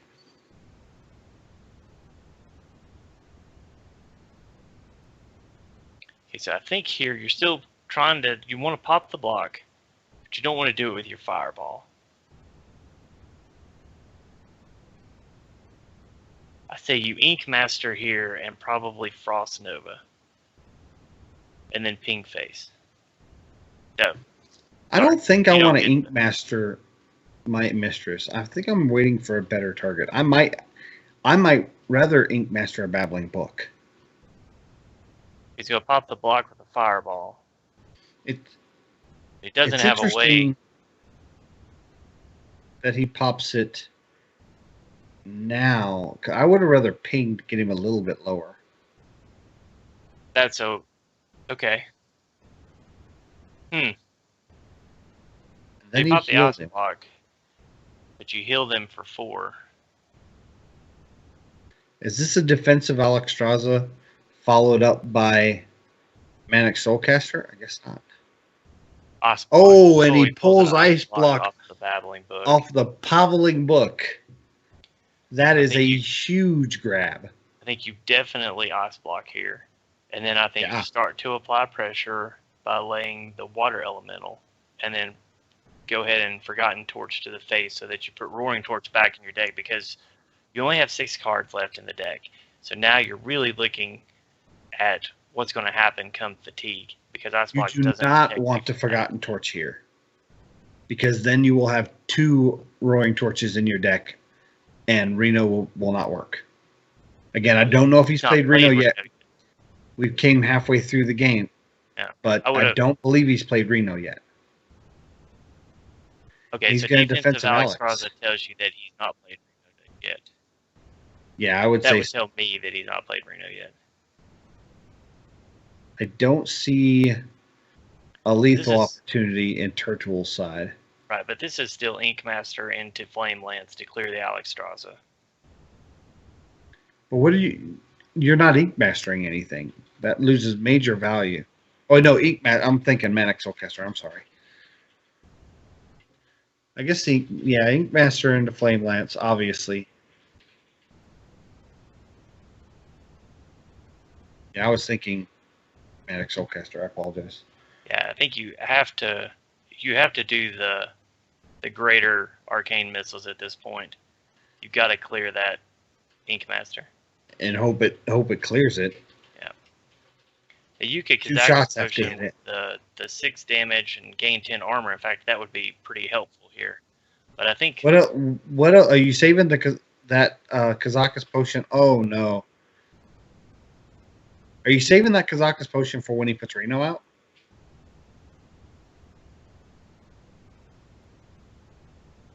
maybe. Okay.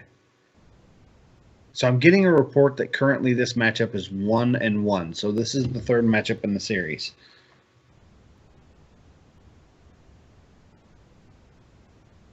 This is What do you do here? I think you brand to draw out removal. But I think if you're Neonic, you don't take the bait here. Well, he drew the Roaring Torch, which means he does have his Reno active again. Water Elemental is good play here. And you have to think he hasn't had lethal on you at 15 the last 2 turns. That 14 is probably safe to stay at without ice blocking. He could be holding on the ice block until he draws his Reno. Again, he may have already used Reno. He obviously had Archmage Antonidas already out of his deck.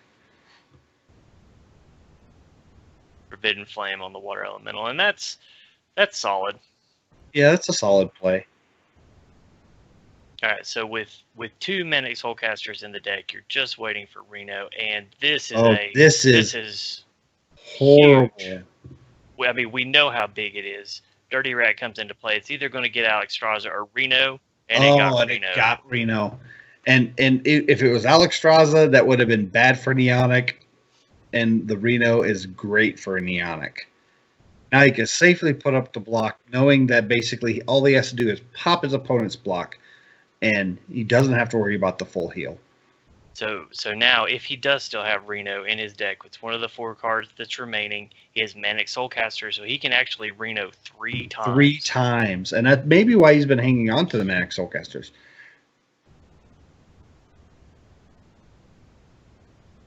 This is amazing. Okay. Now, so if you're Turtles, what do you do here? You know what? If I'm Turtles, I'm probably Alexstrasza and healing him for 3 or 2.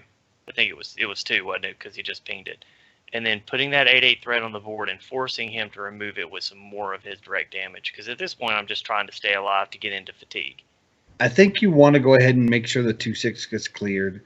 He doesn't have much left. I can't imagine putting down the Alexstrasza until after Reno's been played. He doesn't know the Manic Soulcasters are in hand. There's 2 of them. I'm not sure how he got the other one, possibly from Cobble Courier. But I really can't afford Alexstrasza before he Renos. Okay, so if I'm looking at this, and I don't know if he played it. I don't know if he played Mage first. But if I'm looking at this, I've seen duplicates of a couple of things at this, and he was down to 5 health at one point. If I'm Turtles, am I really thinking he's got Reno at this point? If he had Reno, he would have Reno'd at 5, right? But you'd think so. There it is. And so there's the Reno. Now, do you wait until that block is popped to Reno, since you're going to fatigue? No, I don't think so. I think go ahead and Reno and use the expensive Soulcaster. Yep, and then I think wait for the. And this lengthens fatigue by another turn. Offensive Alexstrasza is coming, so it's going to happen. I don't think it's coming this turn. I think he's going to Emperor Thorson, Frost Nova, possibly Frost Nova. I think Frost Nova would be valid. And then you're setting up for... he's checking the secret. Because remember, this secret came off of the Babbling Book, so he doesn't know. That's correct. It's a huge Kazakus potion. That's the best time to do it. You know you're going to need your mana later for Reno, which is one of the 2 cards left in your deck. You're basically in a fatigue game right now, and you're at 37 health. I mean, at this point, offensive Alexstrasza comes down. You know Iceblock is not going to save you from fatigue. You have no way to heal. You have no way to armor. You have no choice but to go for it at this point. Well, he's 50-50 for Reno. And honestly, he could draw Reno right now if he wanted. So Fireball. Okay. Neonic is committing to the fatigue race. He knows his next card is Reno, and Reno is going to go right back into his deck. That's 6 damage from the Torch, 8 from Alexstrasza. This is going to be Reno into Manic Soulcaster. Into Ping. And that will secure the game for Neon. Yeah, it pretty much has to, yeah. There's no other threats. All he has left is Mind Control Tech, his Hero Power, and the 1 card left in his hand, which we can see is Arcane Explosion. Turtles will concede the match, and that will bring Neonic to a 2-1 lead. Yes, and that was a good matchup. And Neonic, I've had the pleasure of playing him many times, and he is extremely, extremely good with Reno-based decks. Regardless of the class, his Reno play is spot on. See, it's funny. The first time I played Neonic, he was playing Handlock. So I know him as a Warlock player. And his Handlock play transitioned to Reno when the League of Explorers came out, and he's really good at it. When Molten Giant was nerfed, altered. I won't say nerfed because it didn't actually affect the text. We had a slight miscommunication. We missed one of the matches. That is a 3-1 victory for Neonic over Turtles. Okay. So that was the last match of the series. I believe we are working on the pairings for the 3rd round of Swiss right now because that was the last match we were looking at. All right. So let me pull up my bracket here. I think we are getting the results of Neonic Turtles entered now, and we will have our 3rd round pairings up shortly. Right now we have some, it looks like our 2-0 winners through Swiss right now are Ducharmo, who also had a bye in the 1st round, Sindri, and now Neonic had a loss in the 1st round. So we have 2 2-0s. And Ringo. Yes, and Ringo is going to be a 2-0 because he has a bye this round. So we're having some really good competition here. We only have 1-0-2 right now. So it's very tight competition. I've been really pleased with it so far. How about yourself, Rasika? Oh, yeah, it's been interesting. I had to take the little break, so I missed a little bit of it. I actually didn't expect us to get into round 2 so quickly, considering how the Tavern Hero qualifier went. That 1st round was pretty long. So I was a little surprised at how fast the first couple of rounds are. But this is, when I look at Swiss, this is one of the reasons why I like the Swiss format so much, is you're looking at it and you're seeing just how even the playing field really is. You've got two people that are 2-0. You've got 5 people with 1 win and either a loss or 1 win and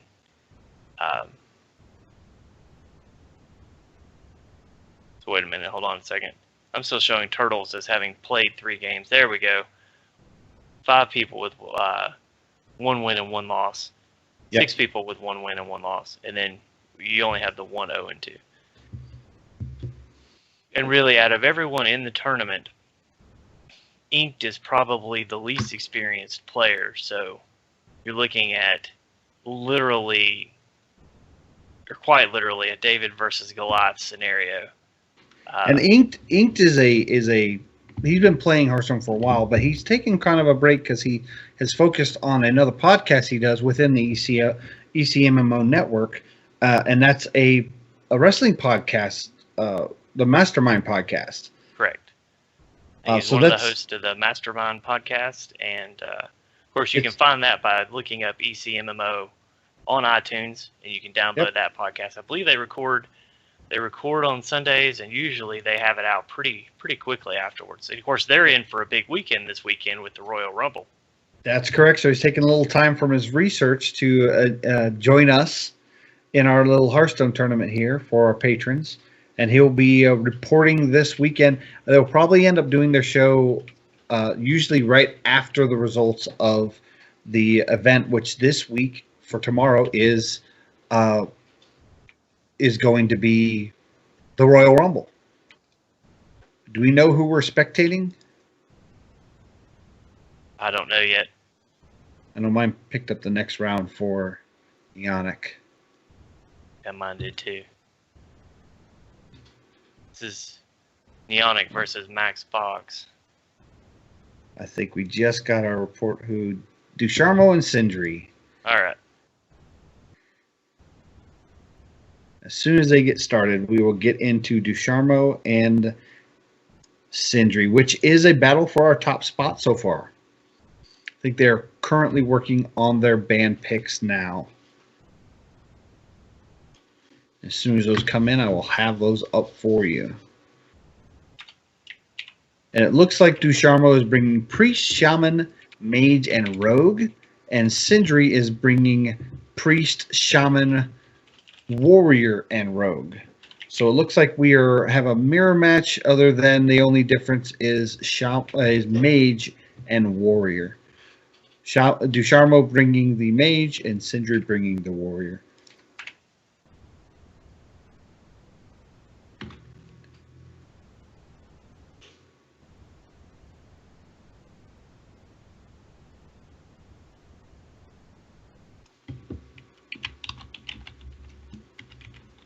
All right, so while we're waiting for this matchup,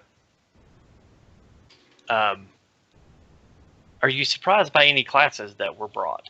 Or was it pretty much down the line? I know we talked about decks already, but we talked about sort of a resurgence of an aggro style hunter that we saw played a couple of cycles back, and then of course not really seen much.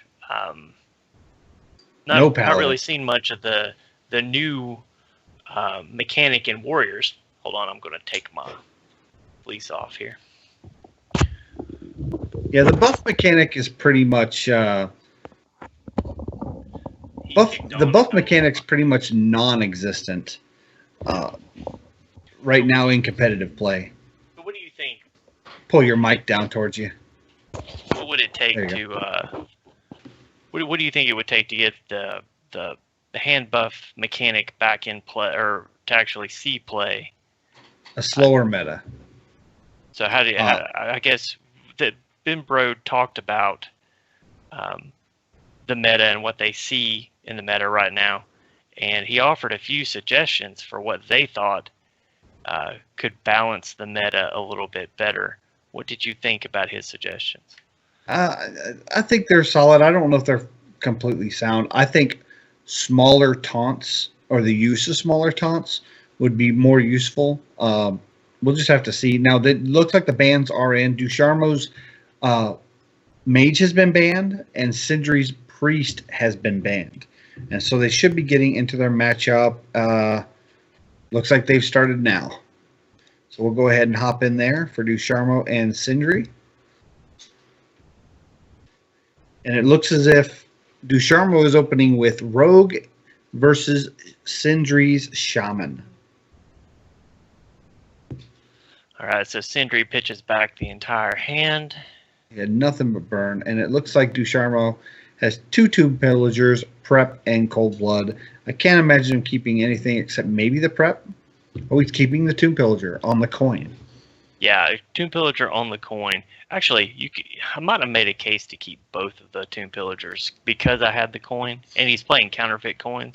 But Swashbuckler activates the pirate package early, gets you another spell in your hand. It's just a high value card. So Oh wow! to But have do on you that pass opening. up a turn 1/6/6 Edwin, or do you pass this turn and make it a Swashbuckler and an 8/8 Edwin? I next think you go ahead and make him have removal.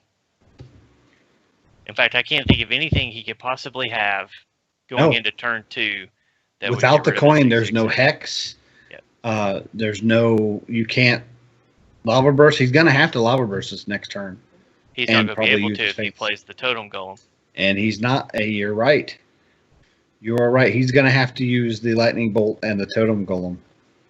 And that's probably his plan from the get-go. Lava burst is, from what I saw of his shaman earlier, it looks like it's going to be the finisher. Do you clear the totem golem here, or do you make him clear it?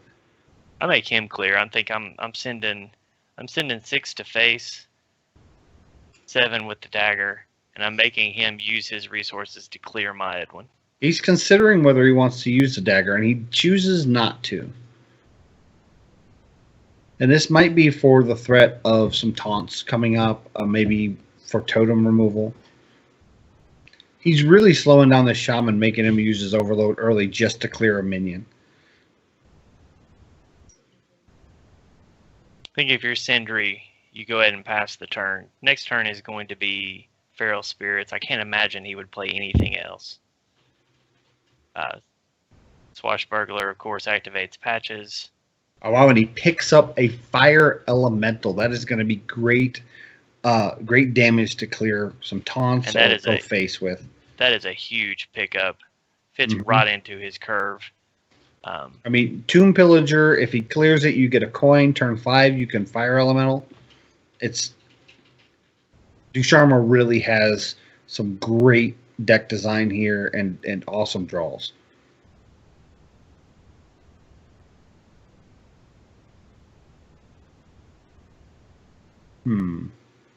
I think this is an obvious Tomb Pillager play.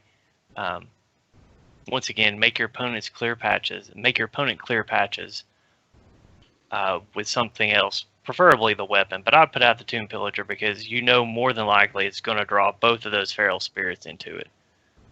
He's still at 30 health. I can't imagine him feeling threatened enough at this point not to play Tomb Pillager. I would agree with you. The only other play he really has is Cold Blood onto patches after he I don't like that play. I don't like that play. I don't think I don't like that. And I actually don't like running patches into this feral spirit. It's going to clear the Tomb Pillager. I would leave patches where he is. Just let him sit for a turn. Yeah.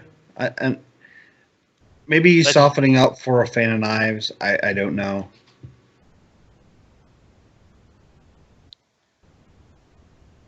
I think if you're Sindri, he's going to make him go through the hard way. So hero power here. See if he can get the 3. No, he's going to lava burst the Tomb Pillager. This is preserving his taunts on the board.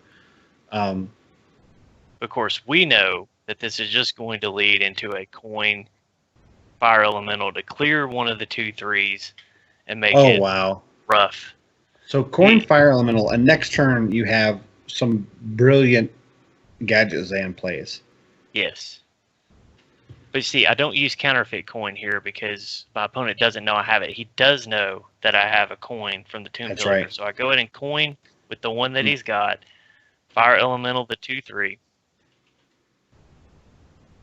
And so hitting the 2/2 with your face here, that sets up for a possible Gadget Sam prep Fan of Knives if you can draw into prep. Exactly. And he didn't hit it with his face. He thought about it. But he chose against it. Because he could always do it next turn. I think he's worried about the burst potential of this shaman. And he's trying to preserve enough health total. Well, he can use the fire elemental. I think this is going to be a questing adventurer, Fan of Knives, and then clear the board with fire elemental in your face. I might even consider just throwing out the counterfeit coin. Oh, there's a prep. Yeah, that would be good next turn. Yeah, I think you counterfeit coin and prep next turn when you got the auctioneer on the table. The questing adventurer presents an honest threat here, and it's something that he needs to clear and can't. So, well, no, I guess he can with patches. Yep. He has the patches with the flame tongue. But that utilizes his board there, so I'd love to see a prep or a fan of knives pick up for the second fan of knives. He doesn't get it. You obviously coin first, then you prep, right? Right, absolutely. You coin first. You're hoping to draw conceal here. There's the eviscerate. Do you eviscerate the flame tongue? Oh, right into conceal. Conceal. So I And think you can here, oh wow. I think you cold blood. I like the small time buccaneer into conceal. He decides to do neither. Well, he could do the cold blood. I would cold blood here. At this point, since you've concealed, I would cold blood. I think he might have wanted to small time, and he might have sequenced that out wrong. But I think the cold blood's the right play. Oh, and he holds on to it because he drew the other gadgets in, he realizes he doesn't need to save it as a surprise.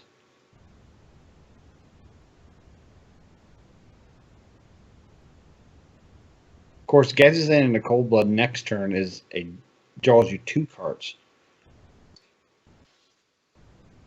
All right, so small time buccaneer puts him at 14.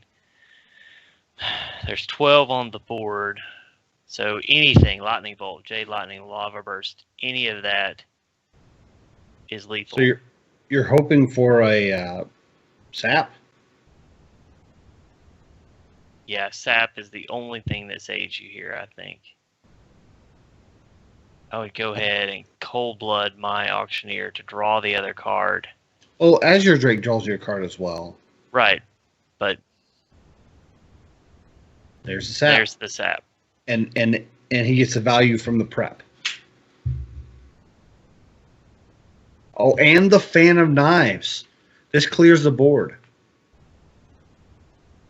That was very good sequencing. Very fortunate draw. He played to his outs. And there is his Leroy into cold blood. Yep. There's no way to clear. But he does have the feral spirits for Sindri, so he can delay things. Sindri has to play feral spirits, which will negate 8 damage from the auctioneer and the Azure Drake. And sets up for hopefully a lightning storm. Hopefully. Does get added value from Aya. And it also puts Desharmo to 12. Ooh, well, the backstab takes care of one of the taunts. It's a backstab on one of the ferals. So, if he draws into the second cold blood, is that lethal? Yes. Yes, cold blood or eviscerate. So you cold blood one of your minions, hoping, and there's the eviscerate. So that should be lethal. That should be lethal. Ducharmo did some amazing sequencing.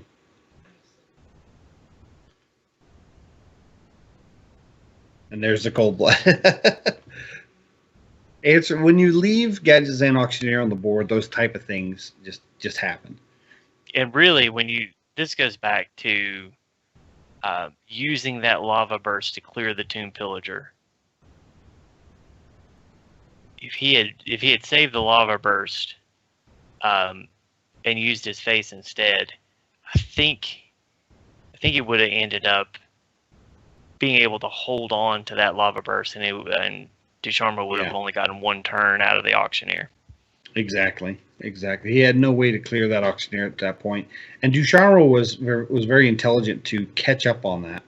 Yes, and it goes back to Swashbuckler being such a good card, because that game plays out a whole lot differently if Ducharmo doesn't get Fire Elemental off of Swashbuckler. Exactly, because that's an extra 3 points of damage. It cleared one of the taunts and allowed him to clear the 7/7. So it was the perfect card for the situation. So we have the Shaman mirror match, and Ducharme's hand's kind of clunky, where Sindri seems to have a really good flow and curve. What do you think? I'm liking. Actually, I would probably coin Totem Golem. But the lack of a weapon to activate Small Time Buccaneer, I would have probably held off for a little bit because the chances of Ducharme having a weapon are pretty good. Yeah. As we see, it's very good. Right. I think here, Totem Golem's a little too late to the party. You're going to clear. I would clear. Oh, I would clear. I would clear in a heartbeat. But next turn, you can lay down a Flame Tongue Totem. Totem. And he draws into patches. Yeah, and that's unfortunate for Ducharme. I think here he matches the Totem Golem.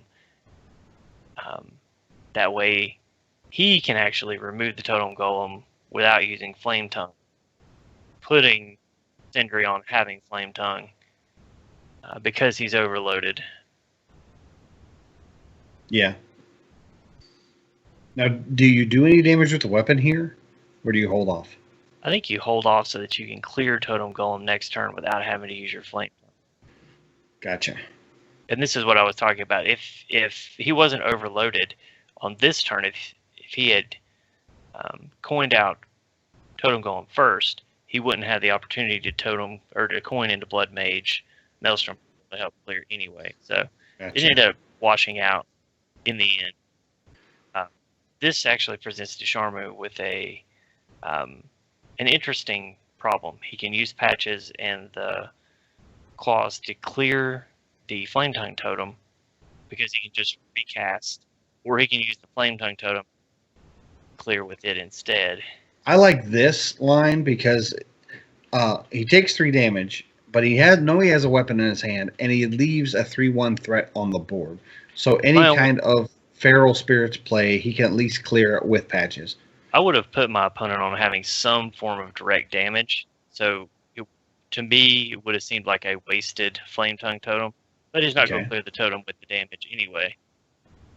Oh, and we see a Shifter Xeris laying on the board, flopping around, because he can't turn into anything. I've actually never liked that card. I have not. I don't have him. I've actually had a golden Xeris and just dusted it right away, like I didn't even consider. So I like the Jade Claws to clear up the Totem Golem here with the Lightning Bolt. It's a lot of resources. Your hand is empty. So basically, you're putting Sindri on having Lightning Storm. Lightning Storm, Feral Spirit, some kind of taunt. Yeah. I think here you don't have a choice if you're Sindri. You have to Jade Lightning the Flame Tongue Totem, and that just feels so bad. It feels horrible.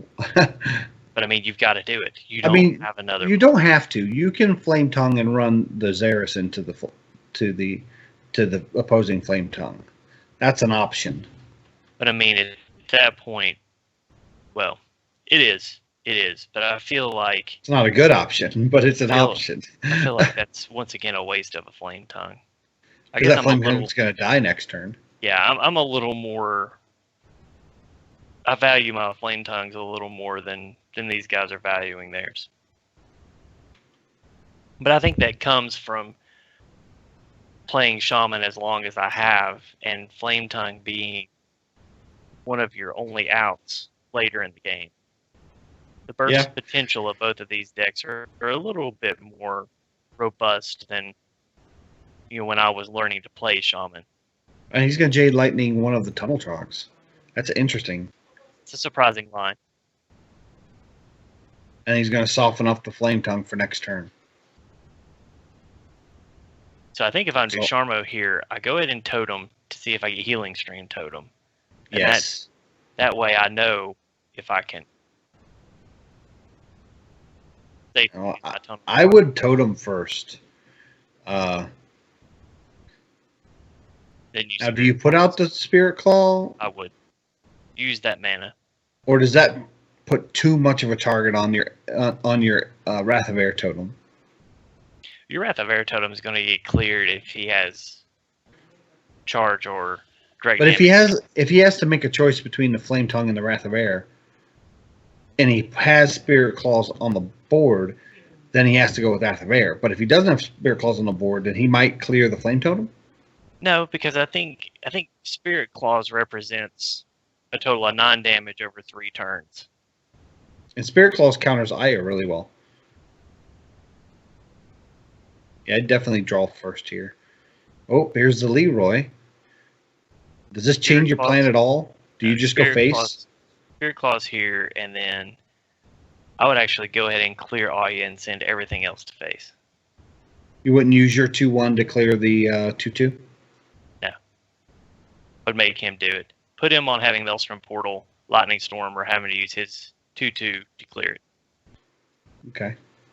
Your Tunnel Trog is going to die next turn regardless, so it needs to go face. So I clear with Spirit Claws. And I like clearing the 2/2 with the 2/1 only because that makes him make a choice on what to clear. But I do think you cleared the Aya. That puts him at 12 if you use the 2/1 and the 6/4, and that forces him. He has to clear anything with damage. It leaves your Wrath of Air to the top. Oh, and he doesn't even clear the Aya. I think he ran out of time. Did he? Did he not go to face with the Tunnel Trog? Face with the Tunnel Trog. Oh, yeah, he did. Yeah, he did. Did he? He did. Yeah, he did. Yeah, he was able to make that face damage. He did that earlier. He did that before he put out the Spirit Claws. So you have to Feral Spirits here, you think? I would. Feral Spirits and Lightning Bolt. Do you go ahead and coin and put the Flame Tongue in between the spirits? No. So he didn't get value trades? What are you expecting him to value trade? I mean, the Tunnel Trog go into 2/3 without dying. That's my only thought. I mean, if I'm him, I'm clearing Tunnel Trog with Aya anyway. Doesn't look like he is.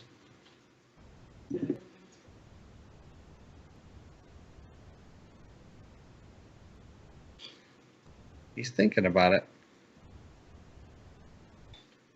And he goes to face. Yeah. So pretty much if he had drawn Lightning Storm, if DeSharmo had drawn Lightning Storm, this game would pretty much be over. Yeah. But he didn't. He drew into Sir Finley, and that's not what you want at this point. No. Do you totem here for Sir Finley and hope for a heal or armor? Or Druid Hero Power? Yeah, I think you have to. You have to totem, but understand that that is going to mean you get one more shot with your Spirit Claws. Yeah. Oh, if he doesn't totem first, I would have totem first. Life tap is not. I would take the healing, to be honest, at this point. Fire Blast has its merits. I think you're right. I think you use the heal, and I actually think you heal your Flame Tongue totem to force it into a bigger taunt. But he's going to. Oh, he's good. Okay, he's using this for the air to clear, so he doesn't have to use his face. But now he's lost his Wrath of Air. Yeah. Oh. There he goes. He was in a tough spot. I don't know if there was a way for him to come out of that. So we are now 1-1. Very good matchup. Yep. DeSharmo has his priest and still his shaman, and Sindri has the options of rogue and warrior. If you're DeSharmo, what are you queuing up with? Priest or shaman? I'm queuing back into my shaman. Hoping for the warrior matchup? Yes. Because I'm anticipating to that. So here's the thing. Which one do you think the two remaining decks has the best chance to beat? I'm going to say priest. So I'm hoping that I queue into the warrior and get a win, because that puts me in a much better spot heading into the priest. So that's true. I think he got the matchup he wanted. And most rogue players use rogue as a closer. Right. I'm surprised Ducharme opened with Rogue. I feel like the Shaman is stronger against Priest, and I feel like it's just as strong against the Warrior. I feel like the Warrior is stronger against... I feel like the Rogue is stronger against the Warrior, but I feel like Shaman's on pace with it. Yeah. Oh, and Sentry draws into patches, so there's no point in first turn. Feels bad, man. Just first turn patches. Feels bad, man. This sets up a Spirit Clause right into clearing it. It's... Yeah, I think at this point you Tunnel Trog, coin, Spirit Clause. Okay, yeah. I say you have to Spirit Clause, right? No. I would have Spirit Clause. I'm wondering maybe what he's he's thinking waiting. Coin Feral Spirits next turn. Maybe, but what are you so worried about charging at that point? Oxtraza's Champion, maybe? Maybe. I don't know how much he has Sindri scouted out. It looks from seeing before, it looks like Sindri is running the full pirate package. It's kind of a mid-range. This isn't the hybrid version that we've seen. The reason I would have Spirit Claused is, number one, I've got 2 in my hand. But number 2 is next turn you're going to be hero powering unless you play Feral Spirit. So this pretty much ensures that you're now almost forced into that Feral Spirit line. So regardless of what Sindri plays, that's what you're going to play. So it takes away your ability to react.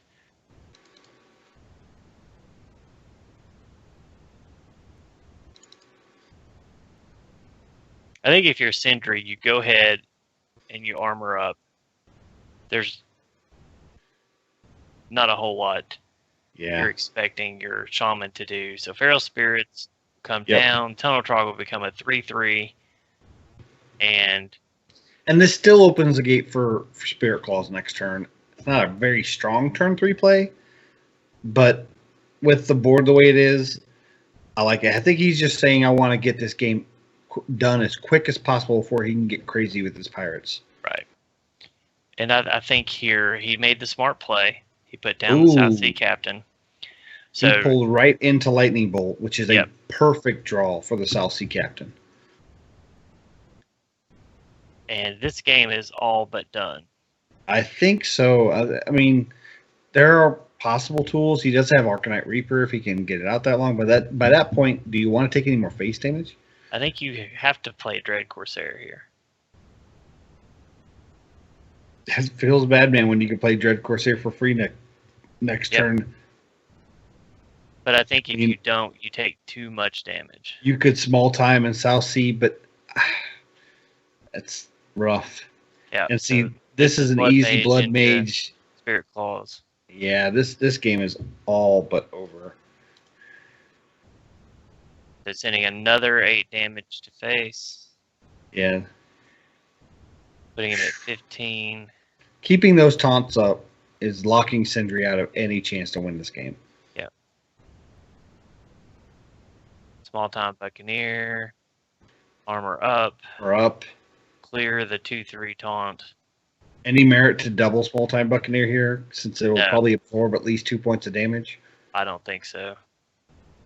Because we know what Ducharme was going face. Oh, here comes the Flame Wreath Faceless, which is going to seal up a victory next turn.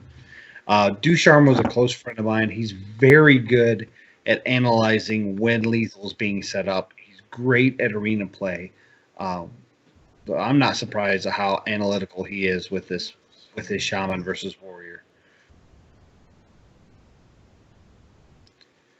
Sets up for a Flame Wreath win next turn. No matter what, he has lethal. No, because he played the Flame Wreath. I was going to say, no matter what, he's got lethal next turn, but he didn't have enough. But he would still, there was no way to get out of that without Execute, which I don't know that the version of Pirate Warrior that's Sindri is playing runs Execute. I don't think it does.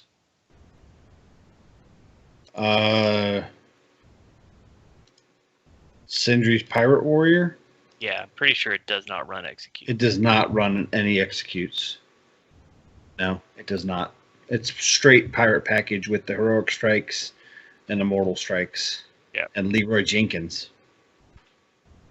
Okay, so this is Priest.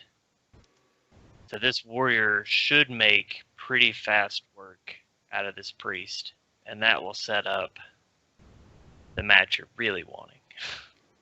Well, this is a fairly defensive dragon priest. He does have some options for some early taunts if he can get it. Obviously, he has a Worm Rust agent in his hand.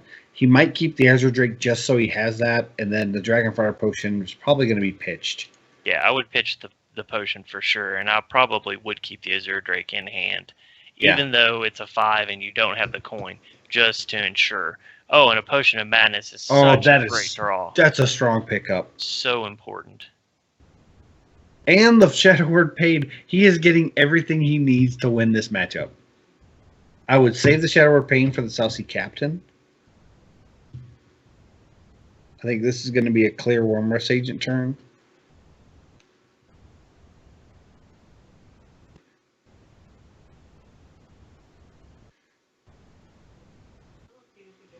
Possibly his Shadow Word Pain turn, because the threat of a weapon clearing, Yeah. Now that he used the Small Time Buccaneer instead of the Nizal's First Mate, I would definitely Shadow Word Pain that. Yeah, and draws right into another Small Time Buccaneer, which he's going to play, and then he's going to Nizal's First Mate, hit for 2.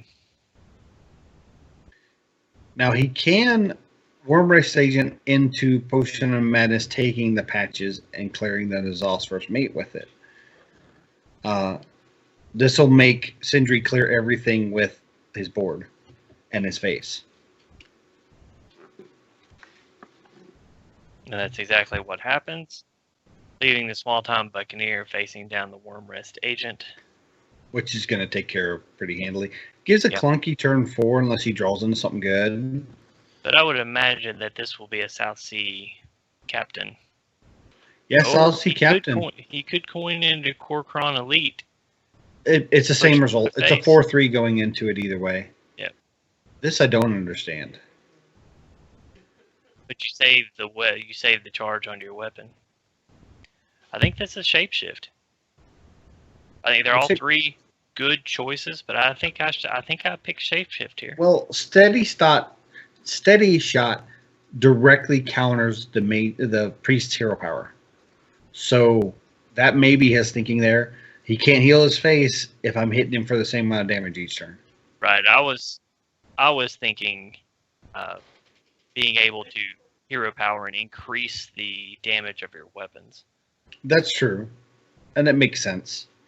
Allowing you to doing clear about and the send same more thing. minions to face. Yeah. And that is pretty much laying down a taunt. That Bronze Spear is not expected to live. It is just putting it out there so that he doesn't take another. And I might have even thought about the Gold Shower, the North Shire Cleric, specifically so it can do 1 damage to one of the 3 health minions, so that Holy Nova will clear it next turn. Right. I'm right there with you. Of course, with the pickup of Fiery War Axe, also known as a Fiery Wind Axe, that kind of makes that null and void. Of course, if you look at it here, he would have Fiery War Axe and then used the Sir Friendly. He would have used the 3/3 South Sea Captain into the Northshire Cleric, making Holy Nova a board clear. Yeah. I think you have to Holy Nova here. Yeah. Plain and simple. You need the heal and you need to clear those 2 minions. It's not what you wanted out of it, but it will get you there. So this is South Sea Deckhand, Korkron Elite, pushing damage to face. That would put him on having another either... he has to draw into Dragonfire Potion.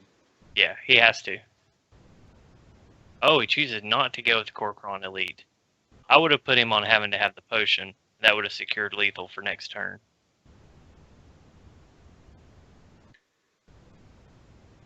Yeah, that's just pretty much done. Yeah. I can't see anything that wins it. Even a heal doesn't do it. No. This is about what I expected to happen. Yeah. Priest struggles with this matchup.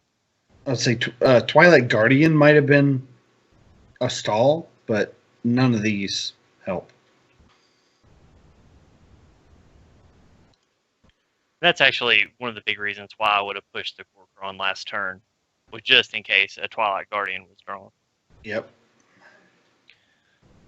But And this this, is over. with either one of the two cards that were in his hand, this is lethal.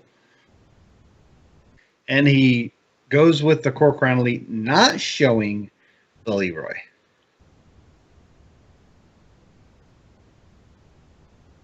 So once again, we're going to another Game 5. They have split the series evenly 2-2, both trading wins each round. And so we're going to be looking at a Priest versus Rogue matchup with Ducharmeau's Priest and Sindri's Rogue. What do you think of that matchup? It all depends on Ducharmeau's early draws. If he draws into early taunts, if he draws into Worm Rest Agent and is able to put down a Twilight Guardian early, then I think that bodes well for him. If he struggles to get either one of those cards, I think by the time he draws them, the Rogue will have so much momentum that it's going to be hard to stop it. Well, the Shadow Word Death is nice for a possibility of Big Edwin. So I think you have to keep it. Yeah, I think you've got to keep it. I think you pitch the Dragonfire Potion and the Azure Drake, and you hold on to Northshire Cleric and Shadow Word Death. If you're Ducharmeau. The Northshire Cleric to contest the early patches? Okay. Yes. And Ducharmeau pitches it all. Wow, and draws a great hand. Yeah. So he's rewarded for that. So both players pitch their entire opening hands. Sindri has a Backstab, Eviscerate, Fanonize, and draws into another Eviscerate, and now into Swashbuckler. So Swashbuckler will come down, Patches will come out. Let's see what he gets off the draw. Oh, Shadow Word Horror.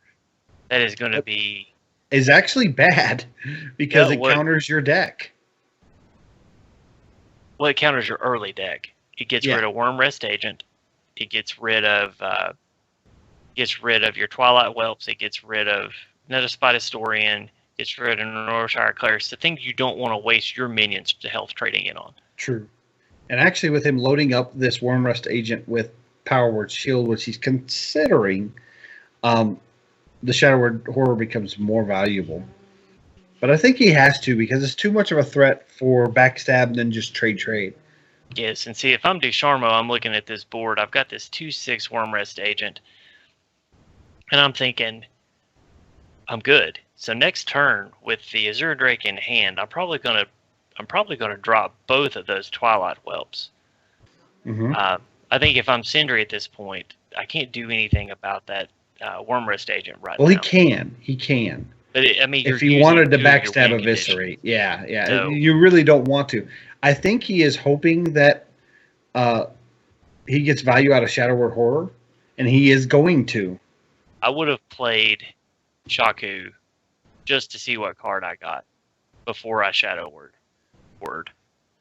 But Shadow Word Horror is going to be the play here.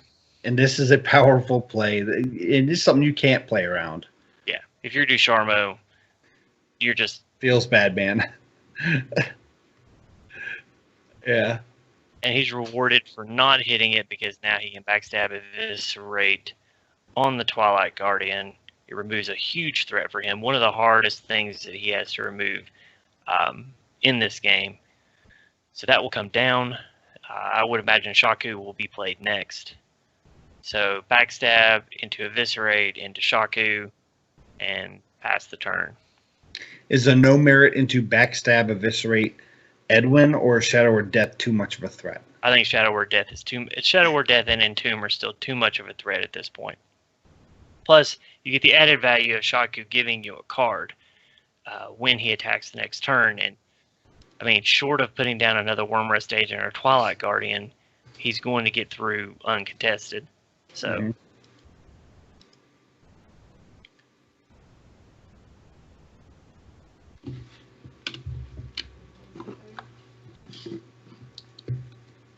I don't know if he's thinking. I'm hoping we're not having disconnect issues. Oh, doesn't look like it.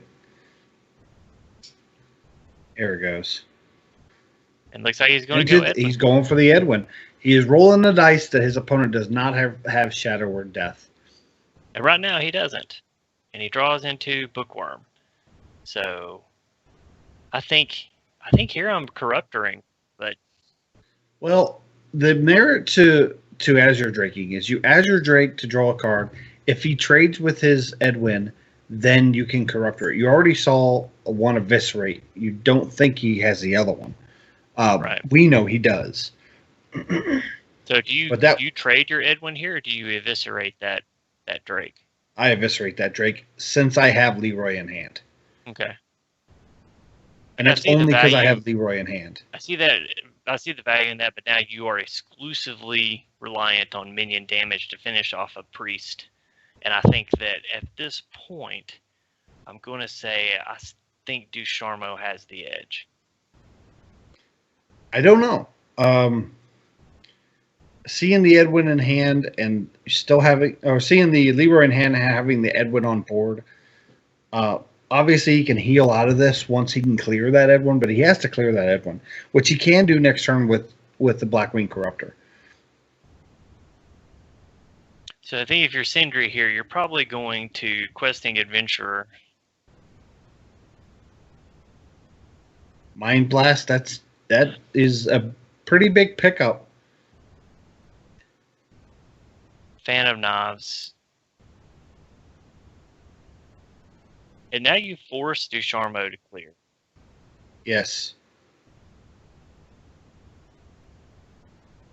And Ducharmo's got to pick. Does he clear the 4/4? Does he clear the 6/3? Dragonfire Potion would be a great pickup. Yeah, it's the only thing that's going to save him. Nothing else saves him right now. Of course, Shadow Madness is nice. Yeah, I would go ahead and use that on the Shaku. Oh, yeah. Clear the Edwin with the Blackwing Corruptor. That is a very well thought out board clear. Yes. I think I would have card from Shaku. I would have Potion of Madness first. And Cold Blood off of the that's nice. Off of the Shaku, and that's something that Sindri's not going to be playing around. No. I would have liked to seen the Shaku first, so you see what you get. I don't know if there's anything you would have gotten that would have changed your line of play. I think you have to Nether Spot Historian here, in the hopes to get a Twilight Guardian. I like Azure Draking first. But see, now when are you going to heal? I guess you're trading in your Corruptor on the Pillager. But at 15 points of health, you are well within first range of this rogue. Yeah, Leroy, Cold Blood, and Dagger kills you, so you have to heal, which means you're right. You're not Nether Spite. What's more value, the Historian or the Operative? I think at this point you've got to get that Operative out. Well, the Historian can get you a taunt. It can, but that 5/6 body forces him to either kill you or trade. Like you're going to do one or the other. So I would have saved the Mind Blast as a. Well, he's using it to draw, but he has no. He's hoping for conceal. He's got the second Auctioneer in hand. Yeah. So that's I would have forced the trade and then come back with the Auctioneer later. I think you have to Twilight Guardian here. You have to. Yeah, there's no. What else you do is negligible, but you have to Twilight Guardian here and clear the Gadgets and Auctioneer. Yes. So I think with having to do this, I think you have to Nether Spot Historian and heal. Yes. And I'm saying you probably can't afford Ysera at this stage of the game. So I'm thinking, well, actually, what else is he going to have that you need to clear with the Bookworm? And plus, you have a Bookworm. I was going to say Twilight Whelp is the play. Well, Twilight Whelp gives him board pressure. So, but I mean, still, he's looking. And with the Cold Blood, it could clear anything big. There's Counterfeit Coin. He's got the sap for the taunt. Do you sap? I don't think you sap. Oh no, you save that for lethal. Play. Yeah. You save that for lethal. Fan of Knives is just going to draw you a card. Right. But what are you hoping for? He's already used both eviscerates. You hoping for a prep, maybe? I'm hoping for that.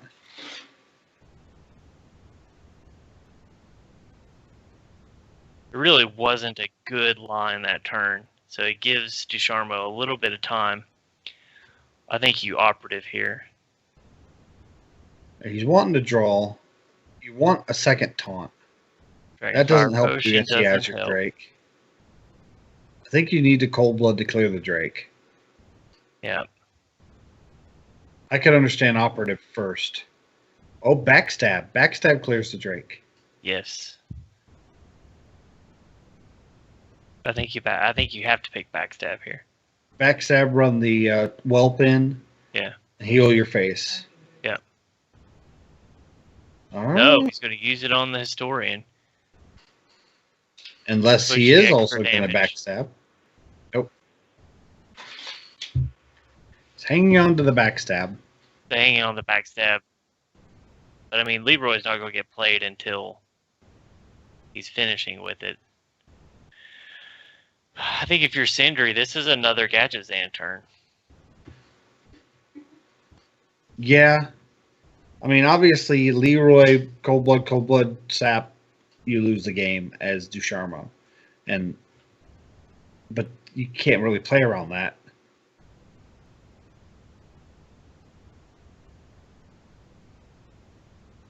Yeah, I think you...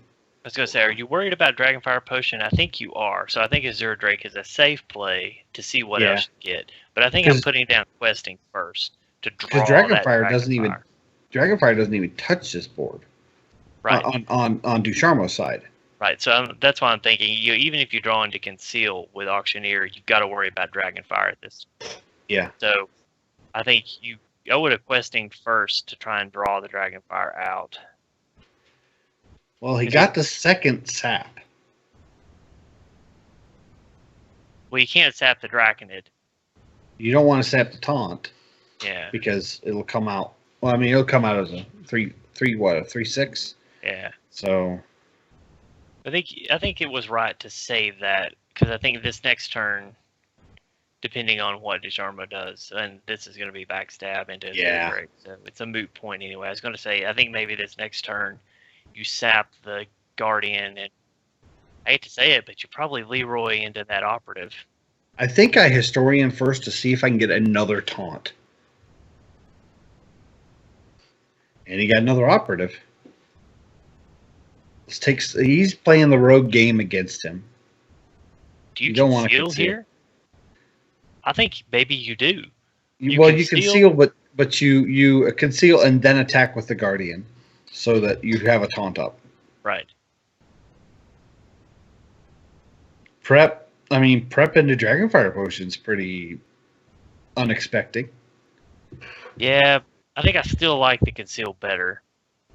I don't like this. Oh, he heals the Guardian. Leroy, Cold Blood, Sap would win the game. But he knows he doesn't have it because he would have used it already. Right, and you can't Auctioneer and Leroy on the same turn. No, but if he had double Cold Bloods in the Sap with Leroy, he wouldn't need to Auctioneer. Right. But if he Auctioneers, the Dragonfire Potion's coming down.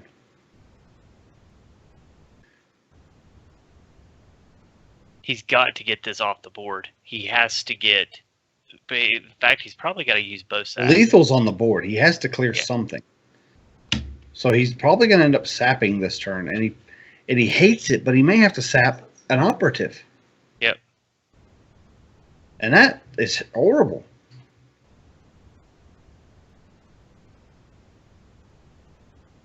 Actually, this is a tough spot. He's going to have to sap an operative. Yeah. He's running out of time. There's the Cold Blood. Play the Buccaneer. He ran out of time. We'll see how much of it got by. Yeah, he didn't get anything else off. Oh my gosh, what a pickup! So Defender of Argus comes down. That will pretty much ensure the win. If he Draconids, and then Defender I of would have Argus, put it by the other Draconid, but well, if you Draconid and then you can put is it. that lethal? No, that's lethal. Is it? Yeah, that's lethal with Cold Blood. Does he see it? He sees it. Okay, good. Man, whew, that was a game. Good game. That was a game. Wow. So Ducharmo is the sole 3-0 out of the third round of Swiss, with a very solid 5-game set, 3-2 over Sindri. What are your thoughts? I think it just goes to show that the dragon priest that doesn't run Reno, I think is a more consistent performer, and I think against the current version of Miracle Rogue, I think it's the best counter. So I think including it into his lineup was very smart on Ducharmo's part, knowing that there were going to be probably, you could say probably a third of the field was going to bring the current version of Miracle Rogue. It's a great tournament deck. It's a solid tournament deck. And when it pops off, it's so hard to counter. Mm-hmm. So I think that was a solid choice. I think he did his lineup well. I think he brought his decks in the correct order, saving Priest to last because it performs well against so many of the mid-range decks. I think was a solid bet. It would have been interesting to see how it would have played out if he had played with that deck first, because I don't know that he could have. I don't know that he could have beaten that warrior deck with any of the others. So I think if he had played it early and it had gotten beaten by one of Sindri's other decks, I think the Pirate Warrior would have ended up being the MVP of that matchup. Yeah, I agree with you. Is just so strong. Yeah, I agree with you a lot. The Pirate package is really good, and it did come down to, I think, picks. Man, it's really it just goes to show we have some great competitive patrons. They're just beating up on each other just to be the very first Hero Power Invitational winner and to go ahead and secure their spot in November yep. for our yearly invitational tournament. So yeah, I'm really excited. I think we're going to go ahead and take a break to go ahead and stretch our legs a second and get ready for our fourth round, since we are flying through these rounds, and then finish our fourth round and start planning for our round of 4 single elimination. All right. Sounds good. See you in a few minutes.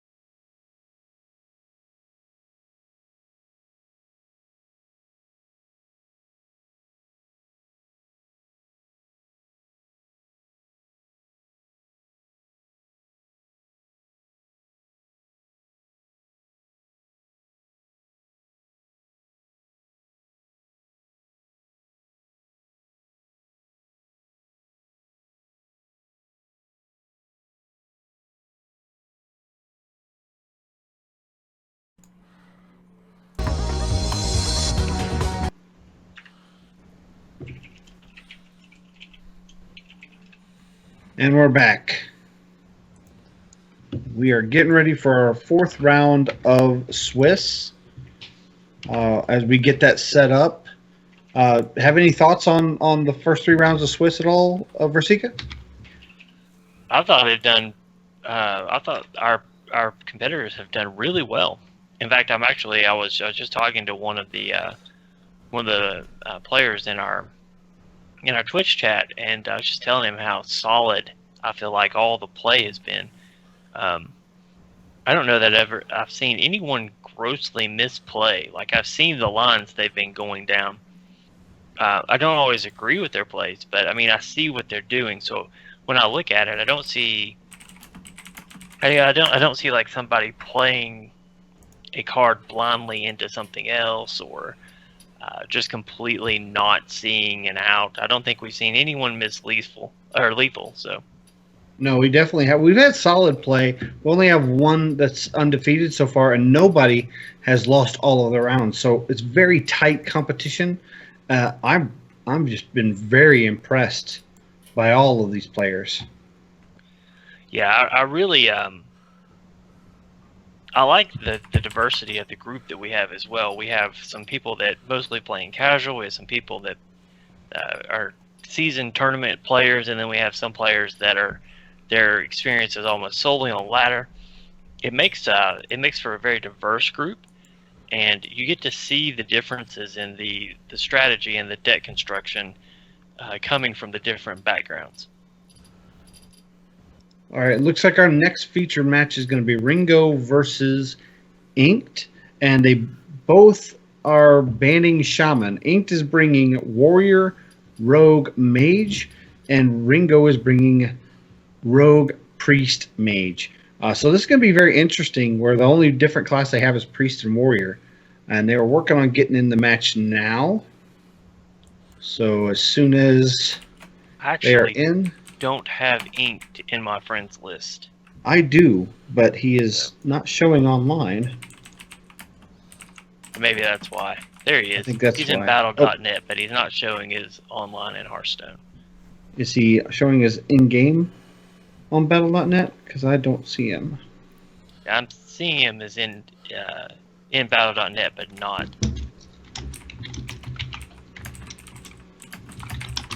in Hearthstone. Okay. So if he's playing on a mobile device, he may need to restart. Okay. He is taking a short restroom break, because we've been doing this since about... the players have been ready since about 2 o'clock. We started a tournament at 3 p.m. Eastern Time. So he's taking a quick restroom break, and he will be back shortly. Good deal. All right. So while we're waiting for him to return, let's just talk a little bit more about the changes from this tournament to our next tournament. So when our next tournament comes around, there's a good chance that we're going to be looking at an entirely different meta. We're expecting the next expansion to come out sometime around the end of March, middle of April. Yep. Right after the playoffs. With our event not coming up to the end of April. End of April, early May. We still are working on the time frame for that. Right. Second quarter of the year. There's a good chance that Standard would have rotated out. So. Yes. Hold on just a second.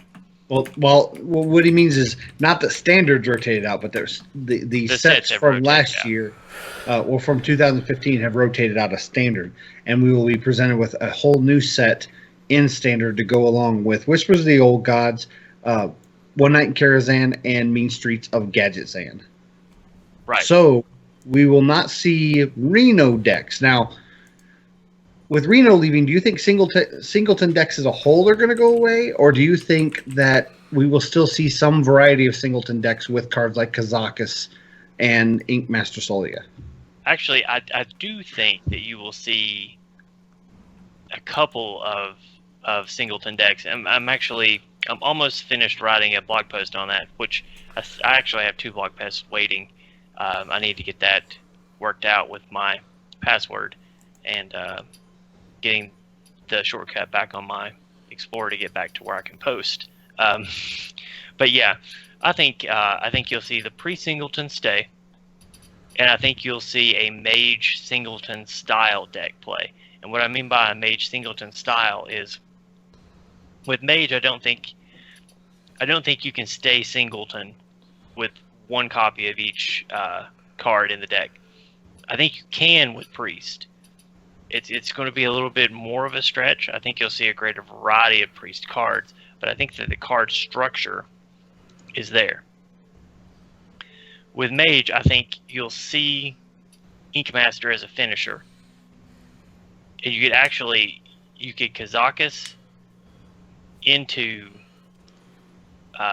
Inkmaster with the right setup and cast the 10-point Kazakus potion for free.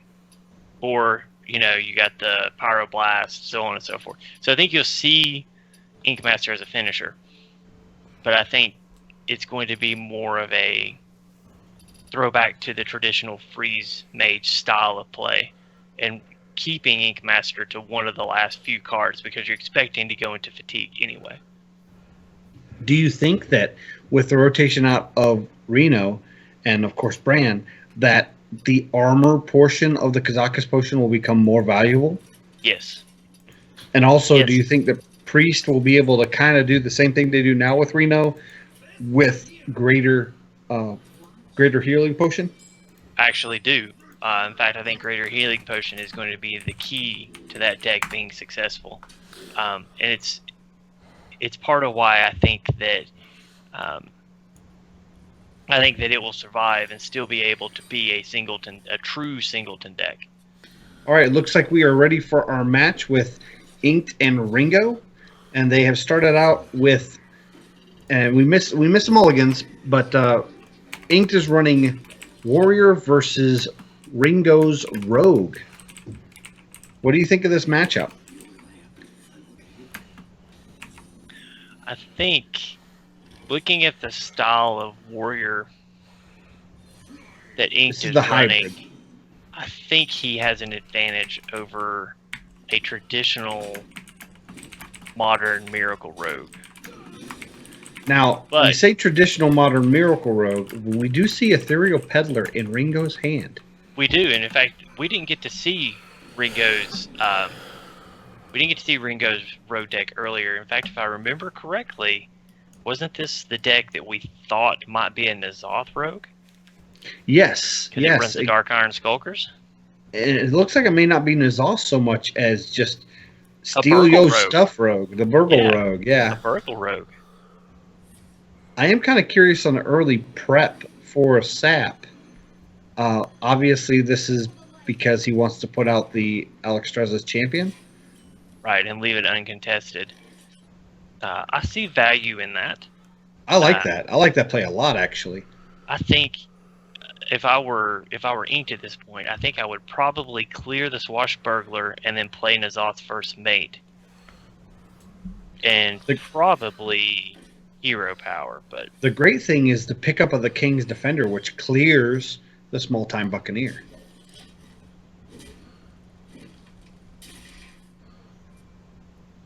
Oh wow, he is. Or you could just wait for one more turn, and if you trade small time into the Alexstrasza champion, then you're fine. I don't know if you can. I do like the clearing the N'Zoth's first mate with the 2/3 instead of the 1/1. Yes, I do too. Keep the board wide.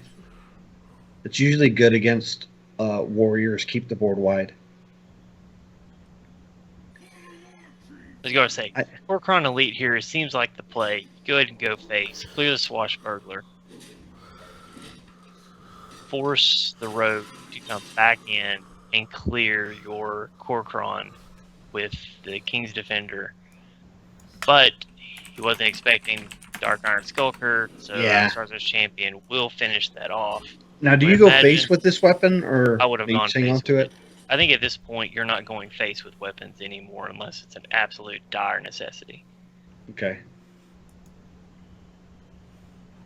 I mean, next turn is going to be Swashbuckler into Ethereal Peddler anyway, so I can't imagine you would be thinking about daggering up next turn.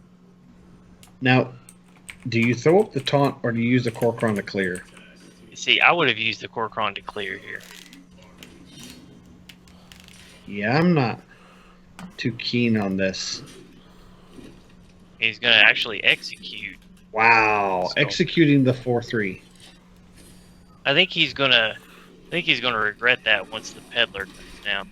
I think so. I mean, he'll be able, with the right type of trades, he may be able to use the peddler. But Oh yeah, I think this is definitely peddler. oh wow, peddler into, he could even peddler into charge. Yep. And clear the Corcoran. Ooh, I don't know about that. The peddler's going to reduce. There we go. Peddler's going to reduce the charge, making it free. That is an awesome pickup. I'd use the 1/1 to clear, but And now you're almost forced to use your Well, you're- Corcoran to clear.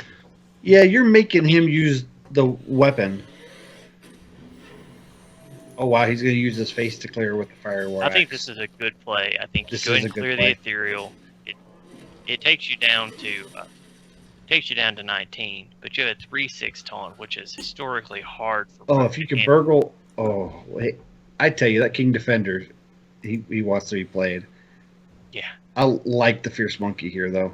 So Ringo says, "I'll see your taunt, and I'll give you a monkey." It could test it well enough. He'd have It to does. use his face and the It minion, but absolutely he is widening out the board for now. He doesn't feel as if this is a threat for lethal.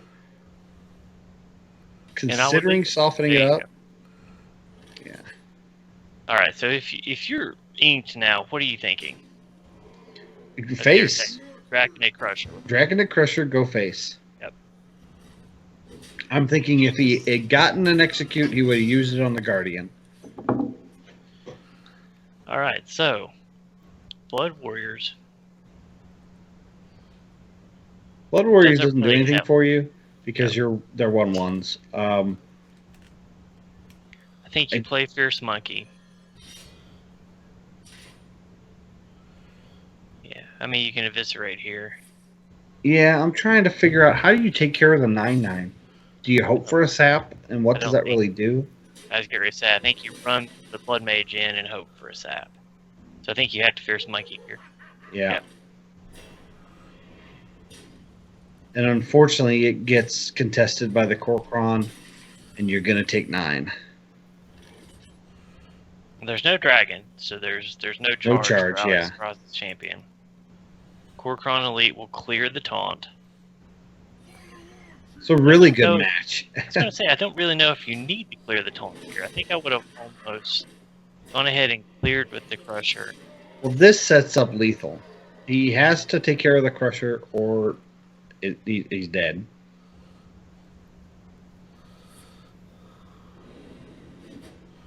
Shadow Strike into Phantom Knives, and if you can get the right answer, he doesn't. That is it. Yep, and that'll be it. It's a very good match, though. They really right up to the wire. Both played very well. I didn't see any real misplays or anything. I didn't see any misplays. That Draconic Crusher was just... It was rough. Yeah, And perfect timing for it too. and really, he didn't really get the cards that he wanted. 2 King's Defenders is Yeah, not desirable. 1, maybe. you only want to use your health as a resource so much as Rogue. There is a limit. Ooh, Rogue versus Rogue Mirror. I see, in this particular match, I really like that Burgle Rogue. Because it gets you Chances are- stuff from your own class. Right. But Stuff, the peddlers are dead cards at that point. right, but it's still a 5/6 for 5. It's true, but you don't reduce anything off of it. No, but it's still, once again, that 6 health is traditionally hard for a rogue to handle. It almost has to be sapped. Well, Inked has a pretty good hand to set up a big Edwin. Yeah, I think if you're Ringo, you play the Undercity Huckster. And that sap is just... It is... waiting for that Edwin. Yeah, I like the sap for the Edwin, hoping it doesn't get followed up with the conceal.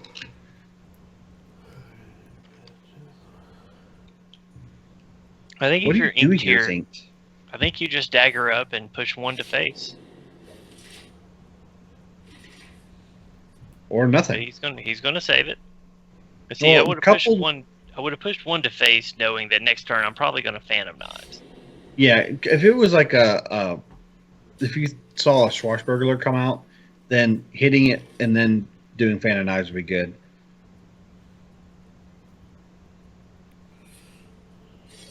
I don't know if I like the Phantom Knives just to clear one minion.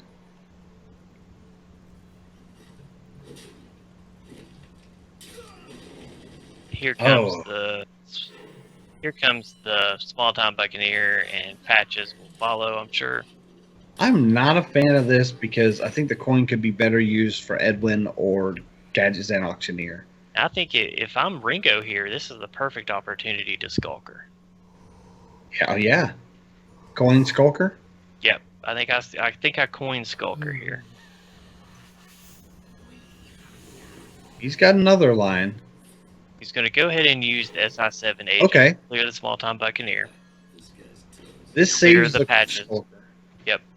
For It's possibly concealed targets. I like that. And of course, Inked draws the answer. Yeah, It's a Blood Mage backstab. into backstab is Yep. perfect. Can still dagger up. And then Ah. you've cleared Blood Mage with your dagger, re-dagger at the end of the turn. Yep. Go ahead and pass it over. Oh, okay. My animation was a little slow, and I thought he hit end turn before he daggered up. And I would remind people, don't forget to use your hero power. Yeah, I think here you Ethereal Peddler. Yes, you're not getting anything out of it, but It's a 5/6. I mean, it's still solid. In Priest, I've Draconid Operatives without a dragon just because I wanted the 5/6 on the board.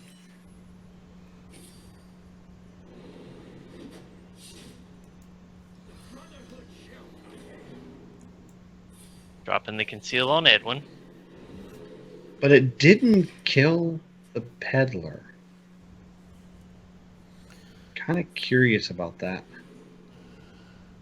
I like the prep and the burgle. And he got a Bladed Cultist and Jade Shuriken. Interesting. I think here I'm probably going to play the Bladed Cultist. You know what? I think I would Dark Iron Skulker here. Into Bladed Cultist? Mm-hmm. I like it. Yeah. Contest the board. It makes him feel like he has to trade with Edwin instead of going face with it. Yeah. And now when he trades with Edwin, it's going to cost him the Edwin. Unless he trades into the Bladed Cultist, but I can't imagine that being the play. Now, I would imagine that Eviscerate will go onto the Dark Iron Skulker, and that Edwin will run into the Ethereal. Oh, wow. Eviscerate, Peddler, and Cold Blood, and he's going face. You think this is a sap turn on Edwin? No.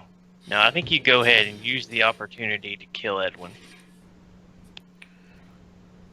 With I think- Eviscerate? I think you Jade Shriek into the face. Sap works. I see the value of sap just because now you're pressuring face damage with your spells. Oh, the Nefarian in hand. I totally missed that earlier. The advantage to doing it the way that Ringo just did is that when Edwin does come back into play, you get to use the strike on and the shadow strike.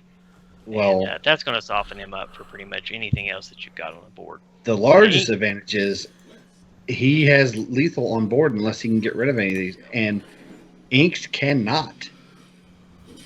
That's going to be lethal with Dagger with the hero power. Yep. Very well scouted by Ringo. He saw lethal. He thought obviously those 2 cards in his hand have not come out, and he would have used them already.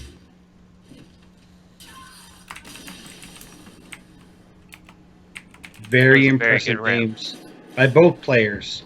Yeah. Ringo definitely pulled that out in the mirror match. I think he needed that win with that rogue.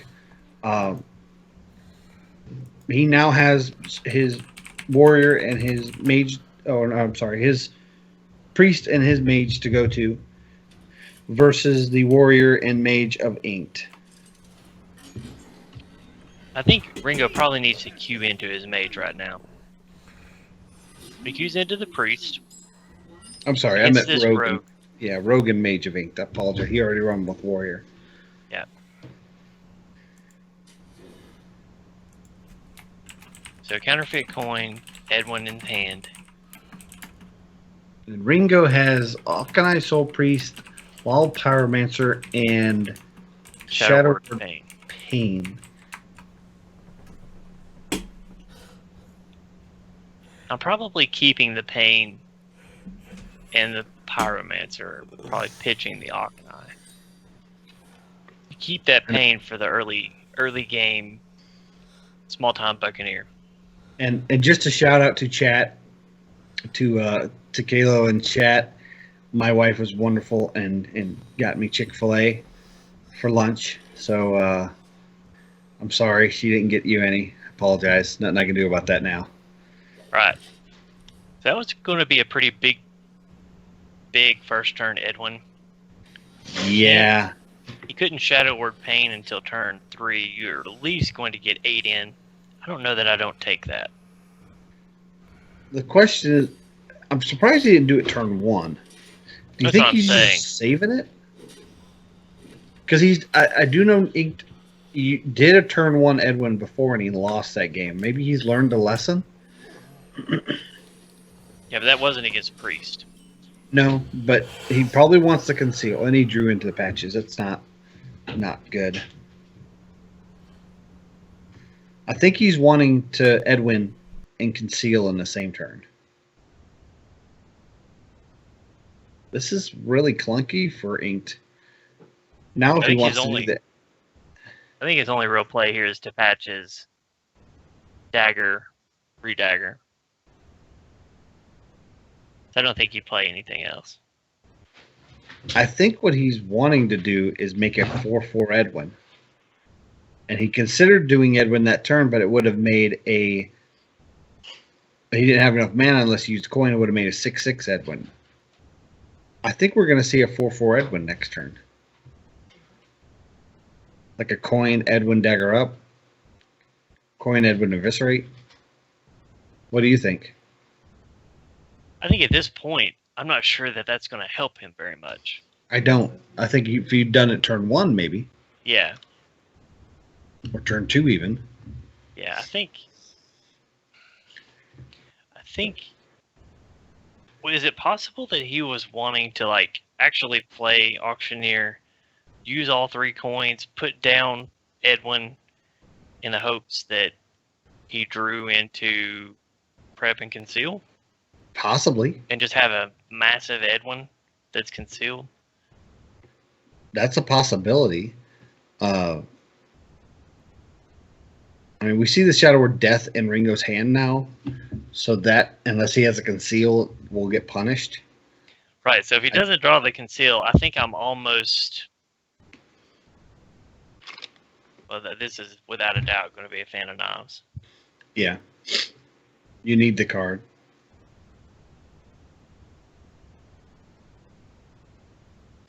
Is he deciding to go ahead and do the Van Cleef? If he does, he's going to get punished for it. Yeah. And I think at this point, I'm not scared of anything else in his deck if I'm Ringo, and this is going to get quickly entombed. Here's the thing. It's either death it or entomb it, and if you death it, you can entomb the pillager later. And you get better benefit out of the pillager than you would. You're not going to make a huge Edwin in a priest deck. He will. Look at the average casting cost. You're right. Spells. I guess you're right.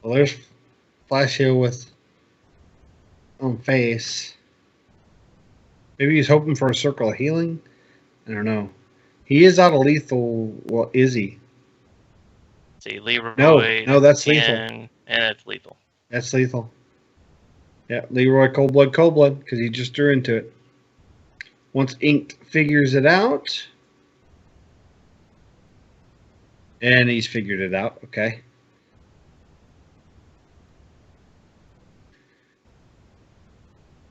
And Inked's Rogue overtakes Ringo's Priest in a very good matchup.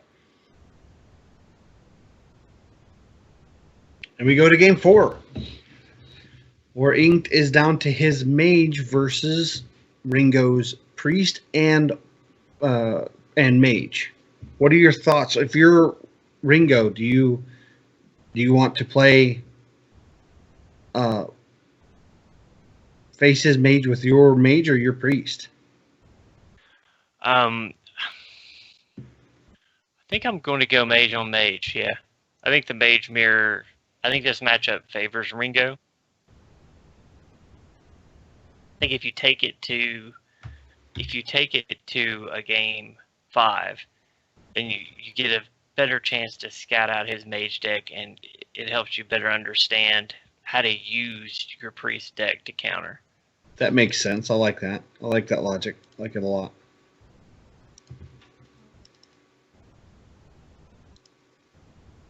And we do have two fairly similar Mage decks.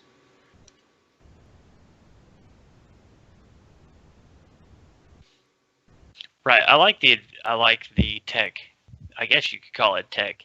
You don't see very many. You don't see very many Reno decks running Sylvanas.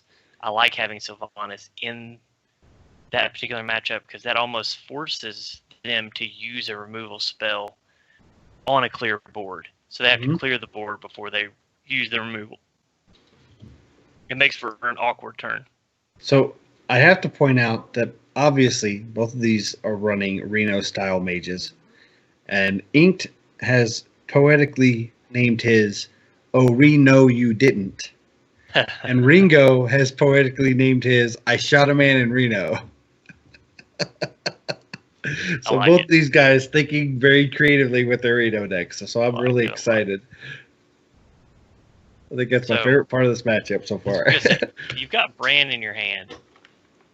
There's no way that you're going to Kazakus without putting Bran on the board first. So you know that's a turn 7 play at best. Yeah. Now, if you're Inked, are you really worried about that Azure Drake this early in the game? I guess he is. Going to use Frostbolt to clear it. Frostbolt, Fire Blast to clear it, push 3 to face with. I think it's less worry of the Ezra Drake and more just wanting to keep the pressure going. This is 3 guaranteed damage that he has to deal with on the board. The Babbling Book is the play. And that's a second Volcanic Potion. Wow, that's maybe actually pretty clutch with the use of Cabal Couriers. Oh, a little tempo style. Yep. It's like a tempo Reno mage. Flame Waker is one of the techs I like about Ringo's deck and why I think it has an advantage. Now, what this is going to do is it's going to force him to run Elise into the Flame Waker and finish her off with a Fire Blast, making pretty sure that he can't play anything else this turn. Yeah. He could Arcane Blast the Babbling Book, but that's really weak. And it's really a waste when you could just Fire Blast it next turn. Mm-hmm. You don't really have a solid turn 7 play. No. So Loot Hoarder is the draw for Ringo. Actually, I like putting Loot Hoarder into play this turn. Combine Loot Hoarder with one of your 2 Volcanic Potions. But he chooses instead to trade the Babbling Book in and tempo the Acidic Swamp Ooze.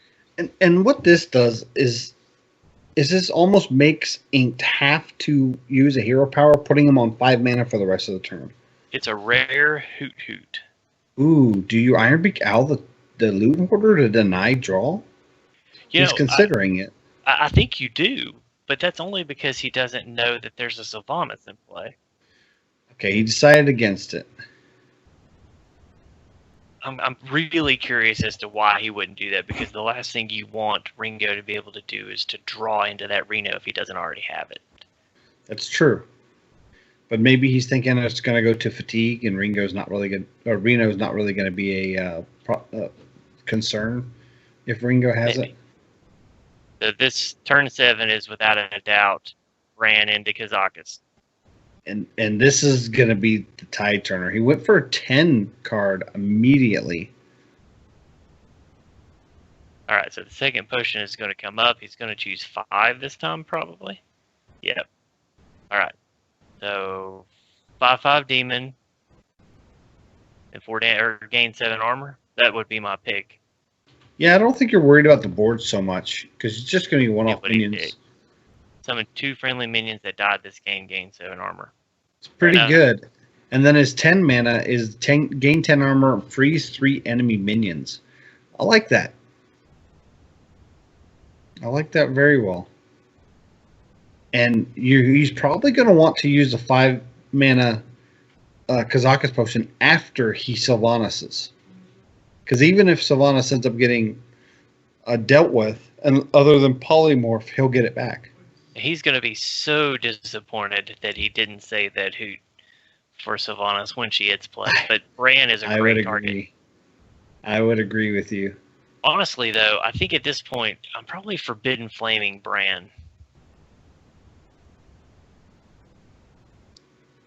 I think there's better targets for Forbidden Flaming. Yeah, normally, yes. But if you know you're playing against another Reno deck, which I guess he hasn't, with Kazakus, that pretty much puts you on Reno. So yeah. So I don't know. I think I would have rather traded Kazakus there, but I guess you want the Roaring Torch. Right. You clear the hoot with. You think he's saving Sylvanas for a turn when he can kill Sylvanas with his own fireball or something like that? Maybe. And that seems like a solid play. So straight up 10 mana potion for Kazakus on each side. And he went 10 mana. All minions into 1/1 sheet, deal 8 damage. So this is going to be huge when Sylvanas hits play, because that is, I mean, at this point, until he uses that potion, Sylvanas is toast the moment she hits the board. Yeah, that's why I would especially after Kazakus potion. Oh, and this is probably going to get punished. I would love to put Sylvanas out so I can immediately kill her myself. And I mean, with 2 death rattle minions on board, this would without a doubt make me want to use that Kazakus potion. You almost have to. I don't know that you're going to get better value out of it. But what this does is this does make it easier to play Alex Straza. I will say this. Or Roman, for that matter. If he does the potion now, he's going to cripple the deck pretty well. Because Ringo does run, get this, N'Zoth in this deck. What are your thoughts on that, knowing that? I love it. I love it. Wow, he killed Sylvanas without polymorphing her. So she will come back when N'Zoth hits the board.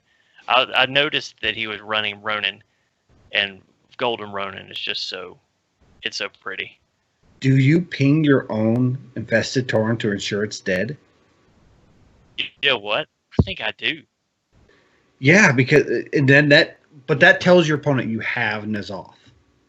So now he has to use the Kazakus potion. No. Dirty Rat pulls out Reno. If he Dirty Rats, this game is almost He can't Dirty over. Rat. He has the Kazakus potion. I mean, with Ronin out, he has to. Right? I think I'm Dirty Rat. Oh, he wants the Dirty Rat. Oh, no. It got the Reno. Well, it was the only minion in his hand. Oh, no. I don't think he's dead, though. I don't think he's dead.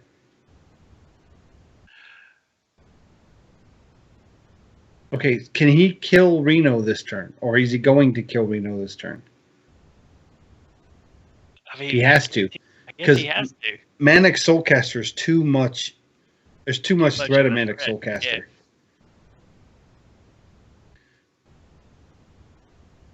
Doomsayer is a busted draw. So Yeah, the Fireball's not 10 armor, freeze.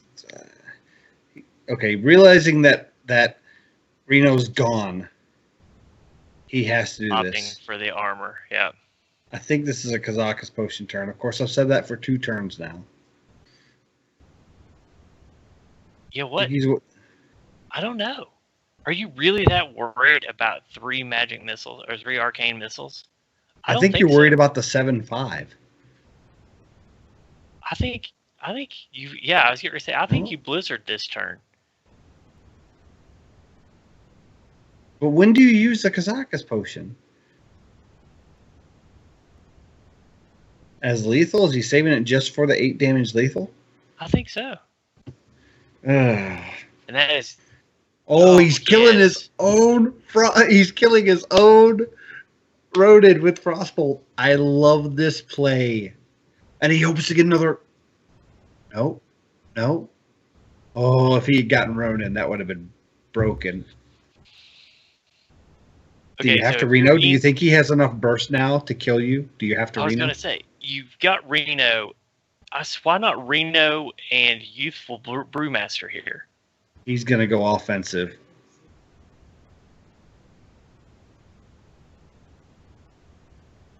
I mean, you've pulled your opponent's Reno. But, okay, so I'm Ringo. I'm at 31. I have N'Zoth. I have to put him on the board. It's a battle cry. He gets it twice. Oh, he did. There's not enough room to do it twice. Okay. And now Kazakus potion comes down and makes it all. Yes. Awful. But it turns your. Do you want your Alexstrasza to be a 1/1? It doesn't matter. You deal your 8 damage. He doesn't have Ringo anymore. Ringo doesn't have Reno. Right, Ringo doesn't have Reno anymore. You've got 2 Renos. Wait a minute.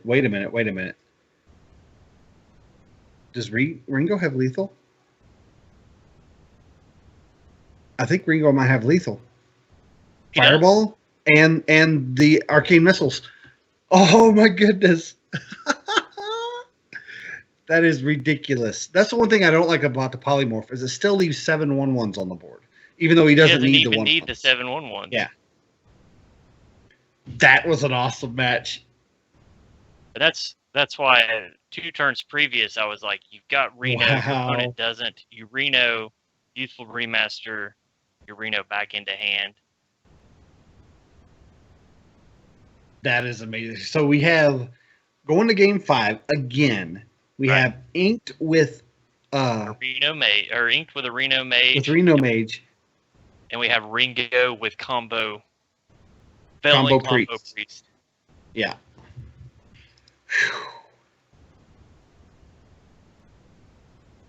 This is awesome. These guys are duking it out.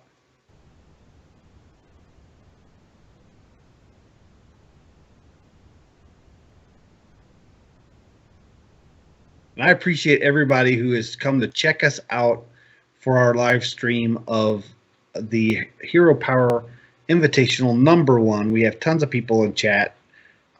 Thank you so much for watching, guys. You guys are awesome. You make this possible. I would have kept that entire hand. But he's already seen the priest deck, so yeah. I guess Dirty Rat's not as valuable in this matchup. Yeah. You don't want a Dirty Rat out of Ellen when you can't get rid of it. No, you don't Kazakus, I think, until you can Youthful Brewmaster it back to your hand. I love the Youthful Brewmaster tech. I do too. I like the Ironbeak Owl tech. You're not going to get much value out of Mind Control tech. Do you almost put that down turn 3 as just a tempo play? Absolutely. You absolutely. You've seen this deck, and they don't have enough minions for you to worry about that. Yeah. You absolutely Mind Control tech this turn if for no other reason than to pull out a Shadow Word Pain because he's going to struggle to deal with it. He's holding off. And right now, Ringo's hand is just so clunky. And this deck has a clunky start. You really can't get anything going almost till turn 7. like once again, if you're inked, what do you do here? Well, if you just ping pass, you're giving this priest deck all the time in the world. And if you're Ringo, you're going to keep healing passing to make him do something, because he's going to have to do something this turn because he's at 10 cards. Yep. Kazakus coin. Beautiful Brewmaster. Beautiful Brewmaster. That's a good. I like that. Oh no! Kazakus wasn't active. Why wasn't Kazakus active? He must have a 2 of. Let me look. There. Oh, he does run 2 Frostbolts. He runs 2 Frostbolts. That's the first misplay I've seen of the tournament. Yes, I agree with you. That's the first one I've seen. Wow. It's a Shadow Word Pain. So I think do you Doomsayer? What else are you going to use Doomsayer for? I think you Doomsayer this turn just because you can't do anything else. I think so. Wow. The Kazakus. I'm baffled by that. I think you Doomsayer here. I mean, if you don't Doomsayer, you Mind Control Tech. You definitely don't Kazakus again. I don't. Oh my gosh. This. And also remember, guys, these guys have been playing for going on 3.5 hours now. So this is the 4th round of Swiss. Simple mistakes can be made. Yeah. In the grand scheme of things, it wasn't a huge mistake. No. But he had the useful Brewmaster. You tempo Doomsayer there. Not tempo Doomsayer, you just Doomsayer there. Yeah. I think he was hoping Ringo would get to 9 cards and then he would Doomsayer, making him have to do something. I do like this. This reduces a lot. Oh, this reduces so many combo pieces. Yeah. Velen's down to 6. Embrace the Shadows down to 1. Mind Blast down to 1. 2 Mind Blasts down to 1. You have 7 mana. I don't think you polymorph there. I think you Forbidden Flame there.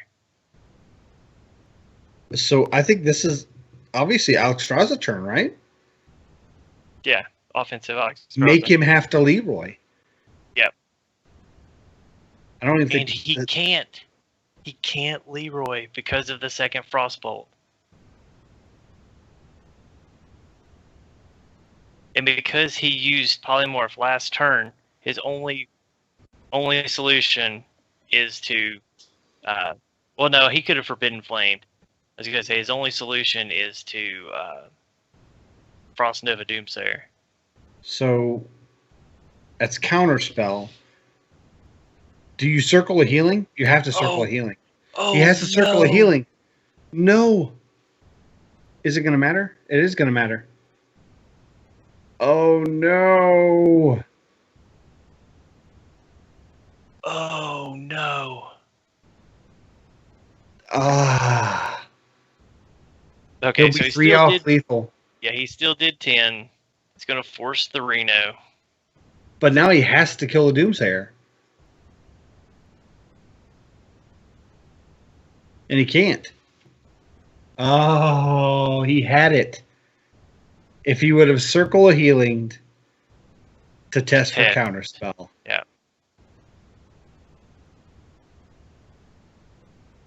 Wow.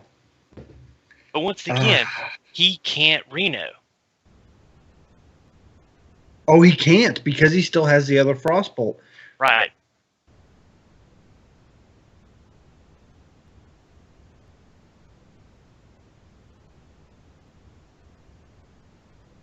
So why silence that instead of just going ahead and using Arcane Blast?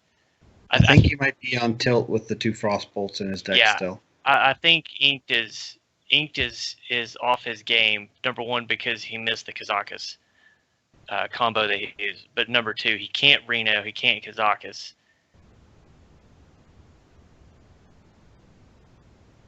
So he doesn't even care about that taunt. So that's good. He's drawing for damage. For the flash heal. He's drawing for the flash heal. You're right. He could circle a healing now to draw more. Yes. He needs to circle of healing now in an effort. Yeah. I mean, the Acolyte Paint's okay. Yeah. Because the board is not his threat right now. All right, so... Oh, still not a Frostbolt. Frostbolt. So he has to Azure Drake. Oh. Arcane Intellect. He's got an Arcane He Intellect. has to. He has to. No, It's still no no. Frostbolt.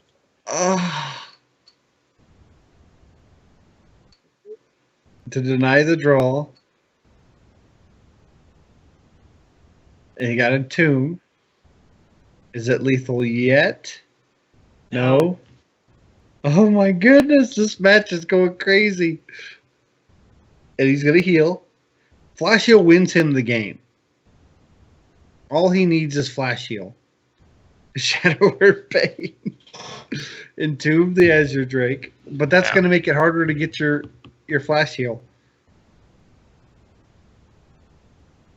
And then clear the...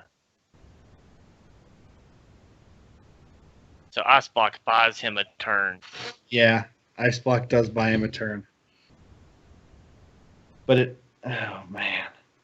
This is crazy. So 2 misplays on each side, of course. That has evened up the playing field now. Flash heal. But he can't It's too late. use it now. But he's going to try. He's testing for Ice Barrier. He's going to find out that it's Ice Block. Okay, so he's waiting on the flash heal until he can pop the block.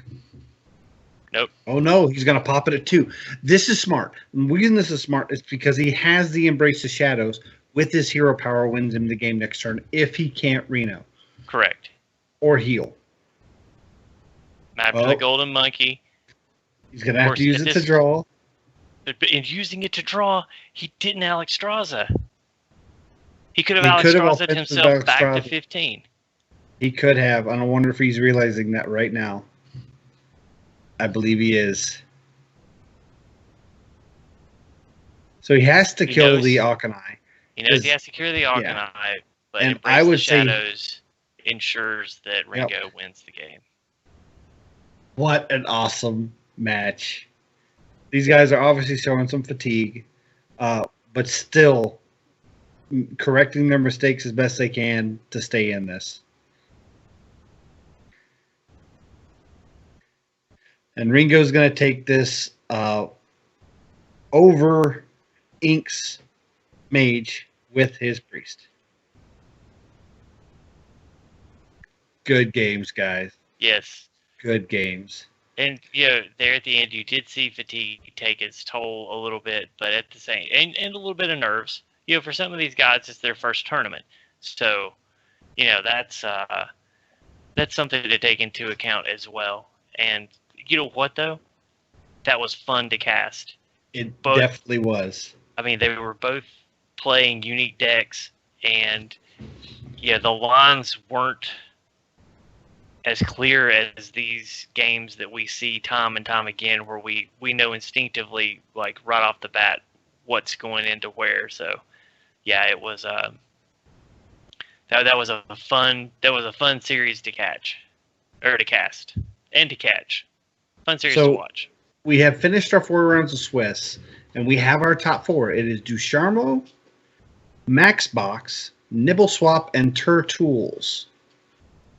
So the 2 matchups are going to be Ducharmo versus Turtools, which is actually a rematch of the 4th round of Swiss, where Turtools won 3-0. And then Maxbox versus Nibble Swap, I'm checking to see if they have played at all in the. I don't Did think they start? Wasn't? I think they might have, but I think it reset, so I can't see it. Yeah, it wasn't. I think Max and Nibbleswap had the first match. I don't remember who won. I think it was Maxbox, but it could be incorrect on that. What we're going to do, I'm getting word from our wonderful producer, Avantis, that due to time restraints, we're going to go ahead and just cast one of the two starting rounds, and then we will cast the third round match, the third place match, and the championship afterwards. So give us just a moment while we wait. And while we wait to find out who we're casting, I want to give a huge shout out and thank you to all of our participants that have been participating in this tournament. Ringo, Nibbleswap, Dusharmo, Inked, Sindri, Neonic, Boyd, Maxbox, and Turtools. You all have done wonderful. You definitely made us proud in our first invitational, and thank you for competing at such a high level. Yeah, it's this has been a great experience. You know, for those of you who were playing in your first tournament, you know, thanks for coming out. Thanks for giving it a shot, and thanks for bearing with us since we're casting our first tournament. But yeah, so I mean, everybody goes home with a win. No one was shut out, so that's good too. And you know, looking down the list, you know, you look at it, and there's a lot of 2 and 2s down through there. And while we get some of these matches lined up, and we get the bands picked and everything, go through some stats here. All 9 players brought Rogue, 8 players brought Shaman, and 7 players brought Mage, with Shaman having a amazing, out of 21 games, 71% win rate. And Rogue, being the most brought class, only had a 52% win rate, being the third highest. What are your thoughts on that? It doesn't really surprise me because I feel like right now Rogue makes players feel like they can win from anywhere. So even if they fall behind early, it's easier for them to get back in the game. One of the things that I've said on the show previously is that I felt like you should play Shaman right now in this meta, even if you weren't playing the aggro package, because Lightning Storm is so good against the pirate package. One of the things that Rogue has is you can Blood Mage, prep Fan of Knives, and do almost the same thing that Lightning Storm does. So it does give you an early board clear, which allows you to compete with Pirate Rogue and Pirate Shaman for that matter. So I think it has enough early game presence that you don't just get destroyed by pirates if you mulligan correctly. And so I think that's why right now Shaman and Rogue are your two highest or your two most played classes. I'll tell you what I'm surprised by is the lack of Warlock that was brought, and it was only played in 7 games, and it has a 29% win rate. I think Rogue right now, or not Rogue, Warlock right now is so dependent on the draw. If you don't draw Demon Wrath or Hellfire in your opening hand, it's hard because every time you life tap, you're helping that pirate package wear you down. And you know, with a lot of games being decided before turn 5, it's hard to feel like you can life tap. And that makes it tough. That makes it really tough for Warlock in this meta. I feel like when Demon Wrath is drawn or when Hellfire is drawn and you can play it in those first 4 turns, it's very, very hard to beat Reno Lock right now. Yeah. But the problem is getting it. And with as much aggro as people are playing, Lock doesn't have enough good matchups to be a consistent player. Okay, and I agree there. It looks like we have our first matchup, and it's our featured match is going to be Maxbox versus Nibbleswap. So let's see if they are ready. Looks like they are getting ready to pick their bands right now, and I'm monitoring that as we go. And as soon as we get the bands in, we will go ahead and get that started for you. I will say one thing that's interesting to me is Mage, Priest, and Warlock having such a low win rate this tournament, all 31% or below. Does that say that Reno is maybe not the most consistent tournament style deck to play? Well, I think it's consistency is a concern, but I think more than anything, it's just right now the meta is so fast. If you don't have an early counter, you're just not going to be able to compete. So I think what you're seeing is those decks not drawing into their one or two early counters and the pirate package. I think you're seeing the strength of the pirate package. Okay. It looks like they're preparing to start their match now with Maxbox versus Nibbleswap. Maxbox had his Shaman band. Nibbleswap also had his Shaman band. Maxbox is bringing Warrior, Rogue, and Mage, where Nibble is bringing Warrior, Rogue, and Warlock. So there's a Warlock. We'll get to see our first Warlock of the day. That's right. And we are waiting for that match to start. They are preparing right now, and we will see what the opening classes are. I will say that Nibbleswap had just recently attained Legend for the first time, and Maxbox is a regular Legend player and also a multiple Tavern Hero qualifier winner. So he's a multiple-time Tavern Hero champion. So I'm really excited for this match. These are two top-notch players in the local Knoxville, Tennessee area, and they're going to make for some good Hearthstone. I will tell you that.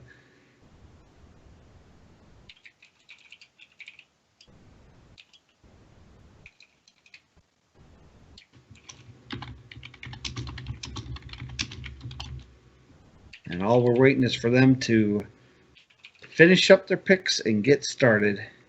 We'll have this going here shortly.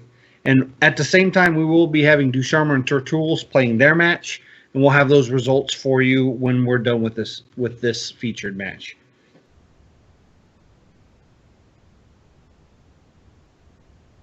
Still waiting for the Max and Nibbleswap to, I guess, pick their deck. They're probably getting very cerebral and choosing very wisely.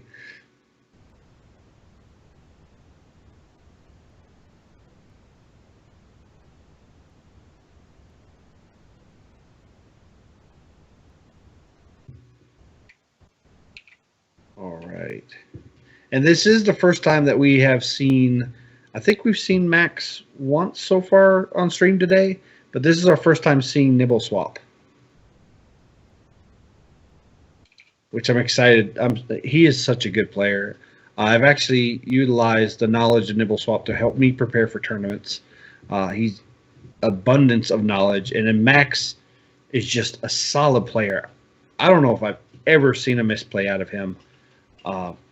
He's piloted a variety of decks at high levels. So again, I can't say enough good about both of these players. One of the things that I've noticed about Max is he almost takes an artist mentality into Hearthstone, meaning you don't see him make a misplay, but it's because he's so good at taking those misplays and making them part of the overall plan. You have artists. Your best artist will take a mistake and make it part of the piece. They don't freak out because something didn't turn out exactly the way they wanted it. They adjust and they do what they need to do and turn it into something awesome. And Max is very, very, very good at that. He does think his plays through, but at the same time, I've seen him play something and then second guess himself afterwards just to see him turn right around and do something he wasn't expecting to do to begin with, but actually worked out for a better result than the first time. And once or twice, and that's coincidence or it's luck, right? But this happens consistently, time and time and time again. And to me, that denotes skill and being able to calculate your risk. So, all right. Looks like we are ready. For Max Box versus Nibble. Max Box is on his Mage, where Nibble Swap is on his Warlock. Obviously, both of them have golden heroes. This is going to be exciting. And snap, or at least from my point of view, my perspective, it was a snap mulligan for Nibble. Mulliganing into Doomsayer, Dirty Rat, Twilight Drake.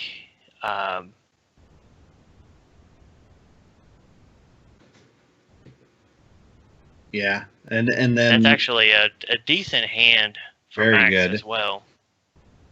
He has Arcane Blast, Babbling Book, Azure Drake, and Reno. I have not seen his. Looks like he only tossed back the Arcane Blast and Azure Drake and picked up Polymorph and Alexstrasza. So he feels he wants to have that Reno in hand at the start of the game, so he has use of it throughout. So obviously a Babbling Book turn. He gets Cone of Cold, which is not. It's not the worst card he could get. So Nibble goes for the life tap right off the draw. Turn passes back to Max. He'll hit for one, ping for another. So going into turn 3, Nibble swap. Oh, he opts the life tap, snap over the M-Gang boss. Wow. That surprises me a little bit, but I guess he's preparing for a huge Twilight Drake. Probably, yeah. It's going to get that big Twilight Drake that's out of the range for Mage. Yep, and he was probably digging for that Reno as well, which he got. 4/9 is hard to deal with without a Polymorph, and if he can bait a Polymorph, then his Mountain Giants will be more powerful then. As will his Doomsayer. Yes.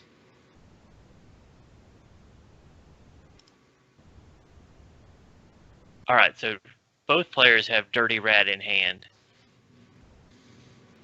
Yeah, and Nibble Swap has the Doomsayer. So I think if you're Nibble Swap here, do you Doomsayer Dirty Rat? With a 4/8 in board? I don't know. I think I save my Dirty Rat for when he Doomsayers.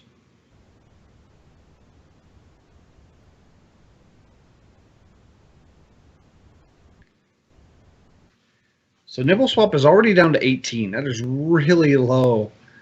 He has a lot of resources here. He obviously has a Faceless Shambler for the use on the Twilight Drake. He has Reno in hand. Cold Apothecary is a very good tech. Yeah, I don't know if it techs well against Mage. But I think this is a decent Cold Apothecary turn. I think you can Cold Apothecary and Mistress of Mixtures, but he's going to go for the Faceless Shambler instead. He'll clear the second-rate Bruiser.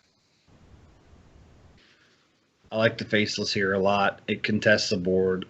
It's hard to clear. So Loot Hoarder does not help Max.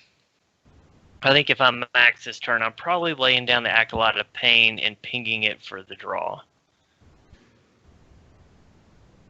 Polymorph on the 4/8. Polymorph.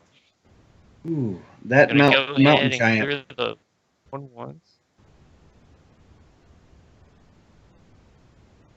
So that brings up a good question. What do you do with Mountain Giant? If you use your Polymorph, are you planning on just burning it down? I don't know. And with a hand as big as Nibble Swap has right now, you got to be afraid of Mountain Giant. Oh, he draws Kazakus, so this is a brand Kazakus turn if I've ever seen one. Turn 7. Run the sheep in. Make Max draw. Yep. And then basically force him to have a clear, but he doesn't. He's holding up. Bruiser instead. And there is some argument in this. A lot of people don't like to Kazakus until they know what they need. And right now is not a good point in the game where he knows what he needs. He could use armor. He doesn't really need to board clear. So it's better to save it until you know what you're trying to reach for. I guess. And he picks up another polymorph option for the Mountain Giant. That is such a grab. And Nibble Swap can't predict that. No, and he can't play around it. I will miss Ethereal Conjurer when it rotates out. I think it's a very underused card. I love it. I think I would have rather it be a 5/4 than a 6/3, but so now he's going to Kazakus. Snap pick 10. I got to say you got to go for 10 armor. Yeah. Of course, I don't know. The 8/8 minion may prove tough to get rid of. I think 6 damage to all minions is the other one. I mean, you saw how the polymorph sheep. Going with a second 10. The summon 3 friendly minions wouldn't be too bad considering you haven't Doomsayered yet. Yeah. Draw 3 cards. So we got the gain 10 armor, and freeze 8/8. 3 minions, and then they get an 8/8 and do 8 damage.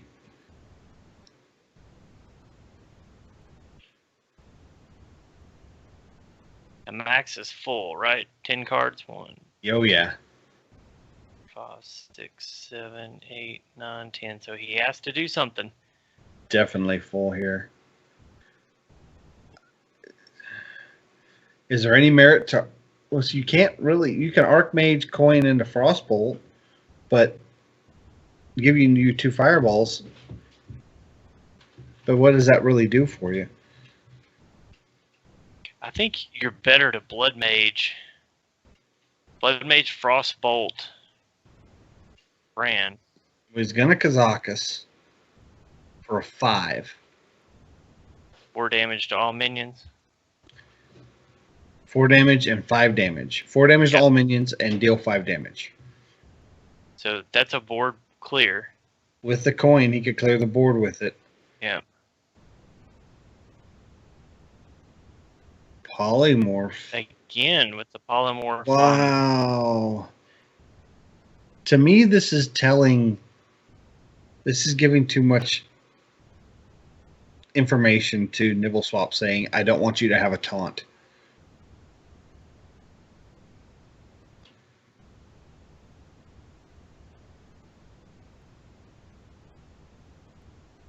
I think you pick Young Priestess here. Yeah, he was full. He didn't get the second card because of the brand. Oh yeah. The Dirty Rat. Dirty Rat pulls a Dirty Rat Antonatus. Ooh.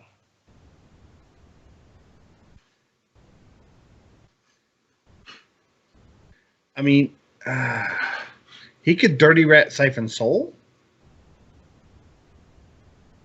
No, he couldn't do that. He couldn't do that. No. Because he didn't have 8 mana. He had 7 mana. So he's thinking about Dirty Rat Siphon Soul next turn.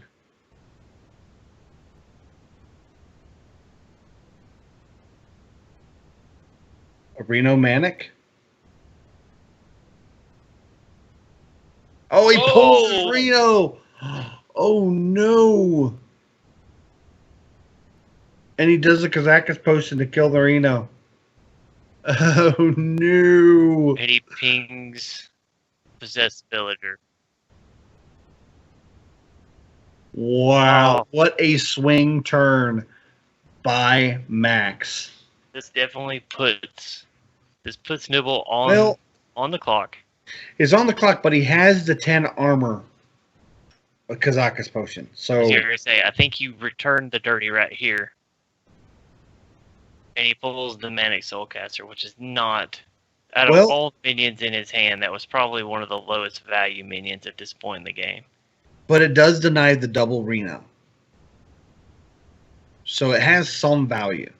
Right, but now Nibble Swap's health is a very precious commodity. He can't really afford to life tap anymore. Well, he has Going Cult to Apothecary. anyway. He still has Siphon Soul. He has tools. I mean, he still has the combo, I guess, but And he reduced one piece of the combo. so I think here you Archmage. How does he get rid of Thorson? I was going to say, I think He has to Frostbolt ping it. Frostbolt ping. Yep.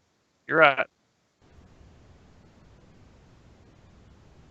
I think next turn he's really looking at that 10 armor. Nibble Swap is dancing over his Kazakus potion, just highlighting him back and forth, back and forth. I like the refreshment vendor pickup is not bad. I think you can refreshment. Oh, Sylvanas. Oh, I think you have to play Sylvanas here. No, I think it's. I don't think you play does Sylvanas. heal up.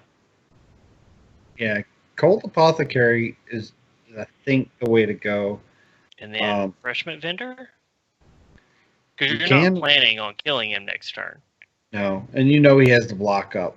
Right, so go ahead and refreshment vendor. That gives you a Sun Fury target beside Sylvanas. And then... I had this matchup this weekend in he's going for the Doomsayer. Team Hearth League, and at this point you almost don't want to tap anymore because you're going to go to fatigue and you want your opponent to lose in fatigue, and you don't want to get too far behind him in cards. Yeah. Yeah, I think if you're Mac here, you just go ahead and draw, and you allow that to happen. Go ahead and send the Manic to face for 3. Yep. Ping for 1, and then just... Do you put out the Acolyte of Pain just so it's dead and doesn't eat up a spot in your hand? And because you don't want to really you don't really need to draw much more, right? Right. Dirty Rat's already been played, so it's not Dirty Rat bait. Yeah. That might end up costing him a little bit later. Because he's at 8 cards in his hand, and he's only 11 cards where Nibble Swap is at 10. Wow. What's he going to do with this 8/8? Oh, and he draws a Flame Lance. Oh, what a top deck. Again, I don't think I want to draw here because there's such a risk of losing in fatigue with Ice Block up.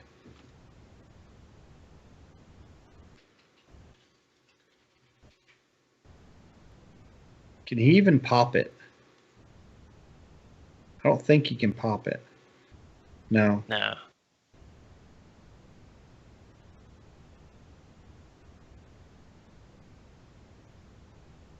No, I think... Oh, there's a Blast Crystal. I don't know if you Blast Crystal here just for a 4/4.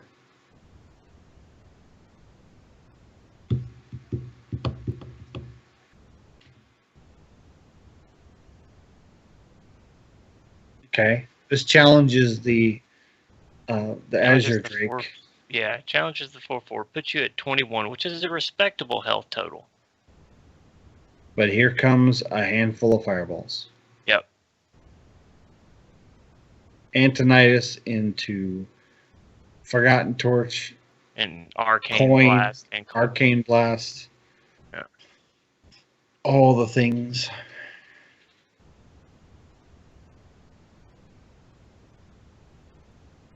And this is where you were talking, putting out the Acolyte of Pain earlier into the Doomsayer helps you.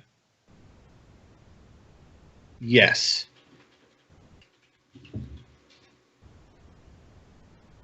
Because you don't want your hand to get too full at this point, and you definitely don't want to overdraw.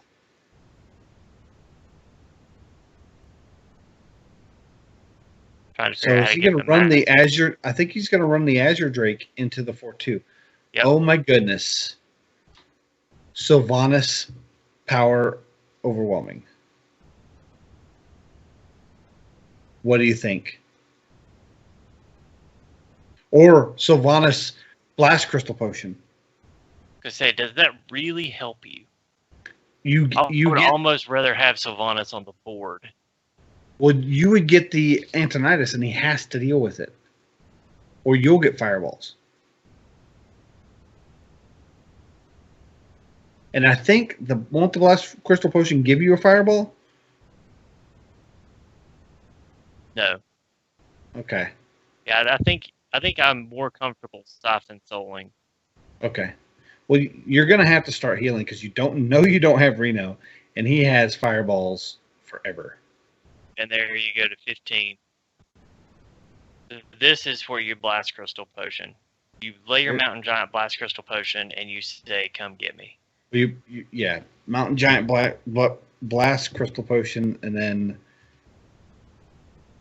do you Sun Fury Protector just to taunt it up? Yeah. But he doesn't run Reno, so you don't really need to do that yet. And did he already use his Frostbolt? Yes. So he can't kill you with Fireball, Frostbolt. Right. It does put 2 more damage on. Ooh. He is going to take... He will take the Alexstrasza. Yeah, so he has 2 giants basically on the board. He has 2 8/8 giants. And then his Kazakus Potion has a chance of pulling Alexstrasza back.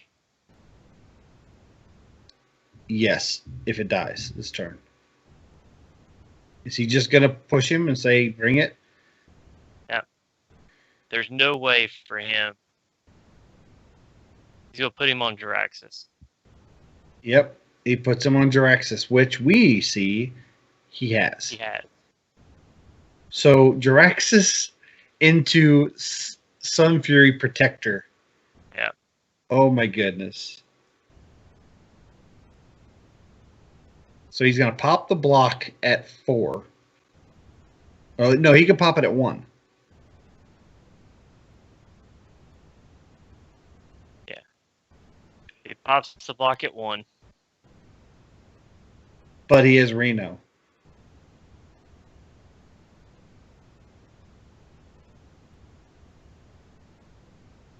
Oh, this is such a tight match. Next turn, Nibble gains 10 armor, effectively putting him to 25. Well, -6, but yes. And he'll freeze Reno. This should lock it up for Nibble. Yep.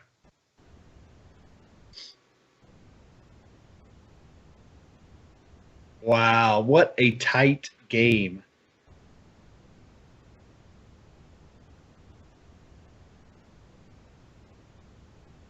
Both 8/8s would have to go. Don't see that happening. Well, here he gets rid of the weapon, but is there a way for him to survive a turn? I don't think so.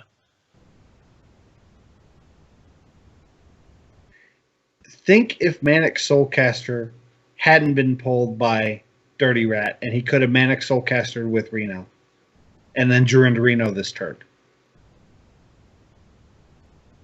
I think this is over. So the Manic Soulcaster pull by Dirty Rat helped Nibble Swap finish this game. What can he even draw?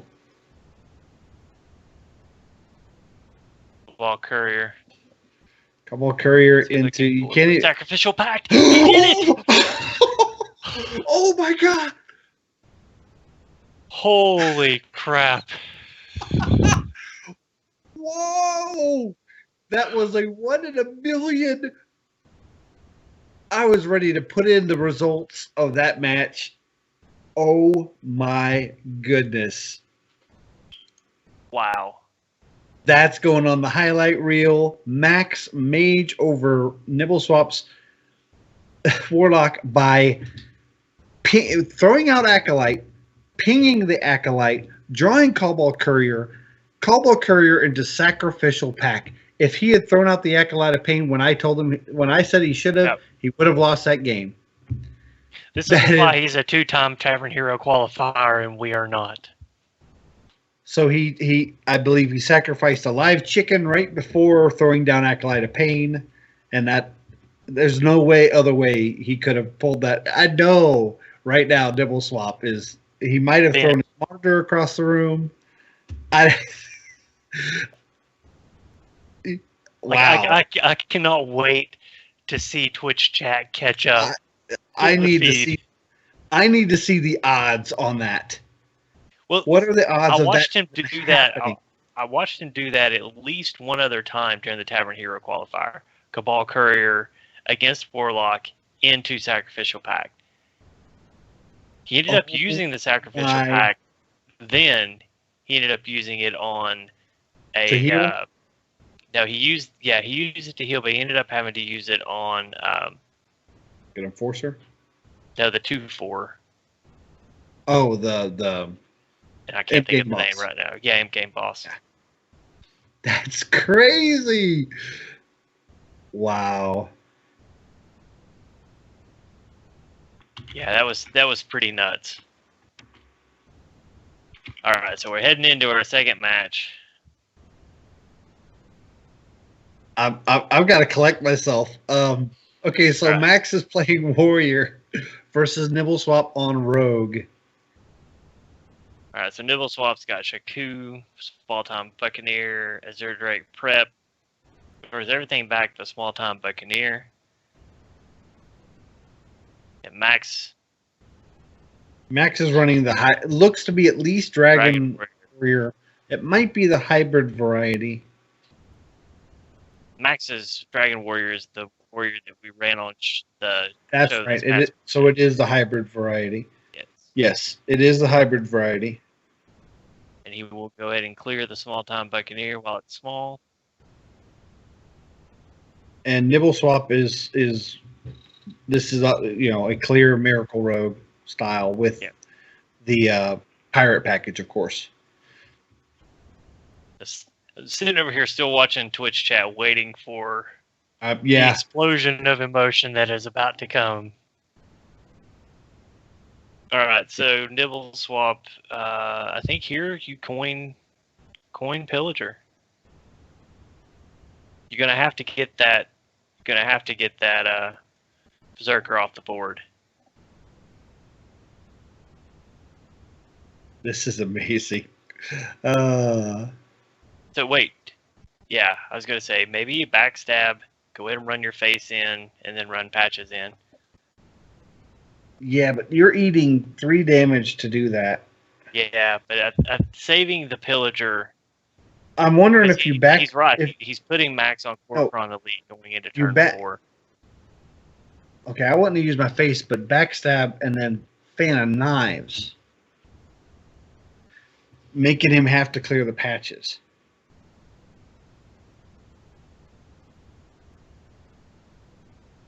And here comes his own patches. Clears the patches, which Twitch chat is currently up to Drax's point, and they're on the turn that Max is supposed to lose. Cannot wait. All right, so Tomb Pillager does come down. Backstab on Small Time Buccaneer is not unexpected. You already have your response typed into Twitch, don't you? I was going to say wait for it, but no, that would give too much information. I'm not going to do that. Okay, so this match, it's pretty solid so far. Yeah, into the Pillager, giving the coin. He has two coins to play with, so it's going to make for a nice auctioneer turn.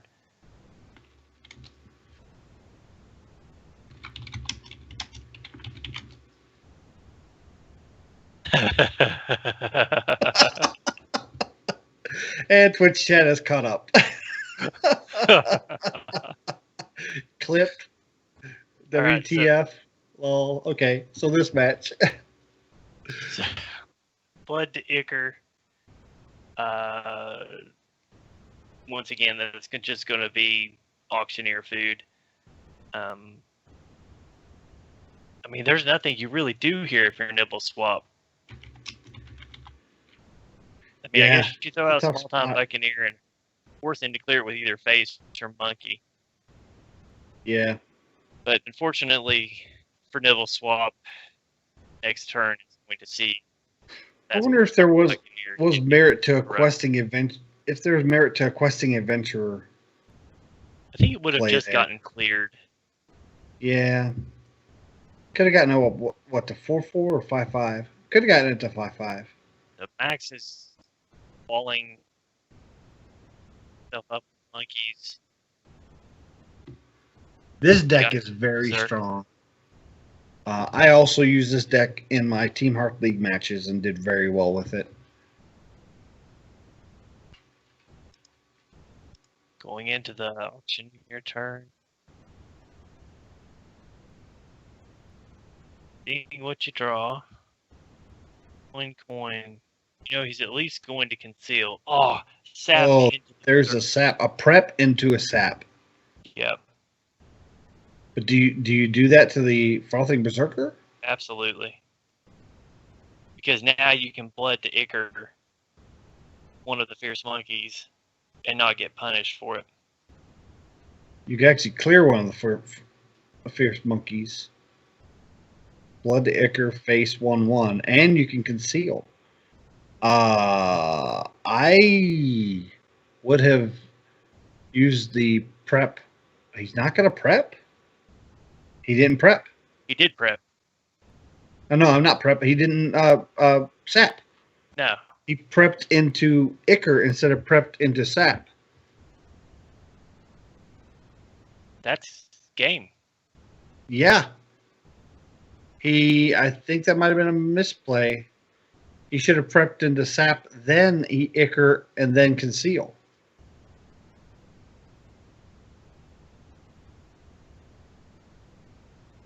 I'm wondering if there isn't some effects of last game still going on. Oh, you know there was. The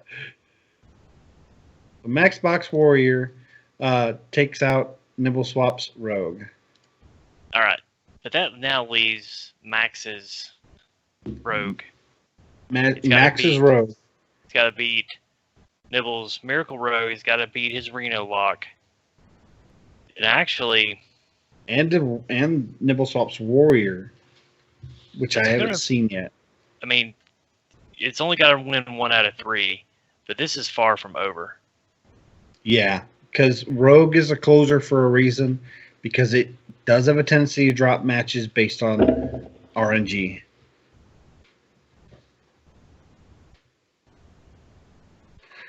Chad is saying, someone check Nibble, make sure he hasn't died of salt overdose. Yeah. I was going to say, I think you throw back the Corsair if you're Nibble. He drew into his second Fiery War Axe. I mean, he's just... His hand is... Yeah, and you hate eating up a weapon with Rusty another hook. weapon. Yeah. But if the Small Time Buccaneer comes out, you almost have to hit it with a Fiery War Axe.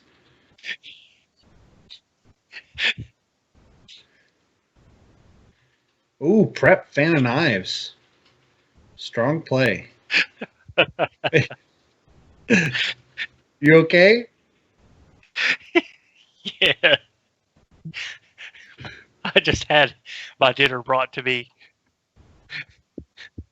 by someone who didn't want to be on stream. Okay. Did you get gravy in your hair?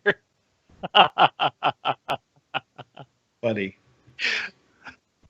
So we have Max Box here getting a huge advantage. It's all right. Max Box here getting a solid advantage over Nibble Swap with the prep Fan of Knives on board. I wonder what hero power he's hoping for here. I'd say Druid power. Probably Warlock. Can he afford the Warlock? Well, there's Steady Shot. Doesn't need more weapons. And there's the Fire Blast. He can Fire Blast the patches and not have to use his weapon. Overseek is officially broken. You can tell we've been doing this all day, guys. All day. So, Nibble Swap has a 5/3 Blood Cell Raider on the board. His options are, there are not many options. Coin SI Agent into using the patches. And Nibble can clear the SI Agent easily with the Fiery War Axe. and we re-equip the Fiery War Axe. He actually buff up the Fiery War Axe with Bloodcell Cultist, and that's what he's going to do. I really like that play. That was a very this play here has turned the tide for Nibble Swap. What do you think, Brasika? I agree. I think actually he's going to have to eat a little more damage. Yeah. Max is going to have to eat a little more damage. He's going to need to be patient because next turn he can Blood Mage into Phantom Knives. But so does he have to hit the Cultist this turn? Puts him at 24. He's going to take another 10. That puts him at 14, which puts him well within burst range of this deck. I think he's got to. I think he's. It's a calculated risk, but I think he has to. He'll take 11 points of damage this turn. And no, he'll take 12 points of damage this turn. So the Frothing Berserker denies the Bloodcell Phantom Knives turn. Yeah. I mean, at this point, there's nothing Max can do. He's going to have to draw into Eviscerate. And by the time he actually... A sap would help, but... See, I think next turn, he's just going to ping... He's just going to ping Sir Finley. And is that lethal? It is. Yeah. A ping to Sir Finley is lethal. There's nothing Max can do. This game is over. Yep. Sure is. Ping to anything. So yeah, see, the Fan of Knives isn't going to help him because it takes a lot off the board, but it puts so much back on the board. Puts another 3 points of damage on the board. So then he'll hit the Cultist. He was hoping for what? I was going to say, I don't think there's anything. There's nothing. He would have needed backstab first for that to work. So Nibble swaps Warrior over Max Box's Rogue.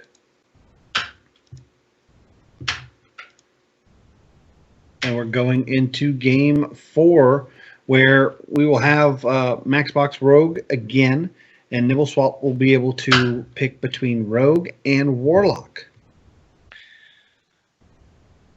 I'm going to be muting my mic in between conversations this round while I eat my dinner, which was getting cold, which is why my wife crawled on the floor to keep from being on camera to deliver it, where she promptly drug her hair through the gravy of my mashed potatoes.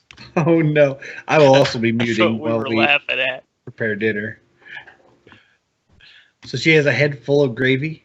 Yeah, that's what we were laughing about. Was she got it in her hair and then couldn't get it out? So it was pretty funny. All right, so Rogue Mirror.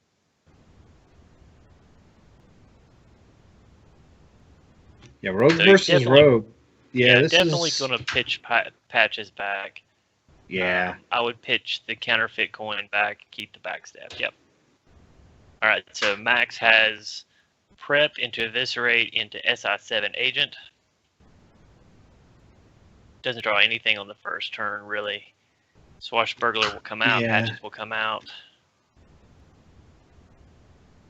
I mean, Prep Fan of Knives, but what does that really accomplish? It doesn't. It's better used in the next turn. So you just go ahead and take your 1 damage this turn. I would have actually just pushed the dagger to face.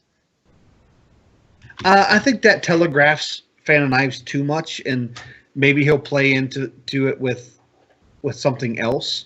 Like right now, he has the Buccaneer in his hand. Right. He might that he got off the Swashbuckler. He might. If he saw the dagger go to face, he might think, well, I don't want to put the Buccaneer out. He clearly has Fan of Knives. Yeah. Which it worked out because this will be Fan of Knives. He doesn't even need to prep it. Yeah. Ooh, an Edwin.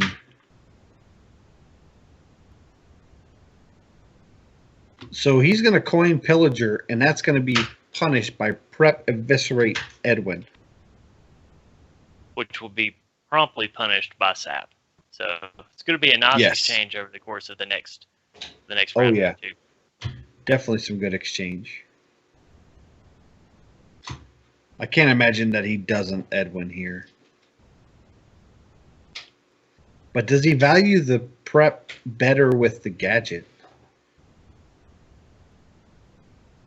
I mean, he could have just Blood Mage Eviscerate. Yeah, but I think this is better now because it draws out a Sap, which prevents him from being able to use Sap in conjunction with Auctioneer. He pretty much has That's to have it definitely true. early, but Yeah. that's making sure that he doesn't have Backstab Eviscerate in his hand, which he does. So if you are Nibble Swap, how much do you value that Sap? I think you value it a lot. I think I'd rather just for go ahead and questing get rid adventure. of the Edwin. So Backstab Eviscerate? I think that's what I would do. Backstab Eviscerate, I think, is the line that I would choose.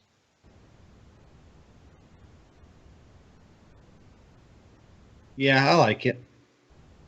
Takes away some power from your gadgets and turns, which may be what he's thinking. Here comes the Sap. That's what he's thinking. Sap Dagger up. Make him go through the process again.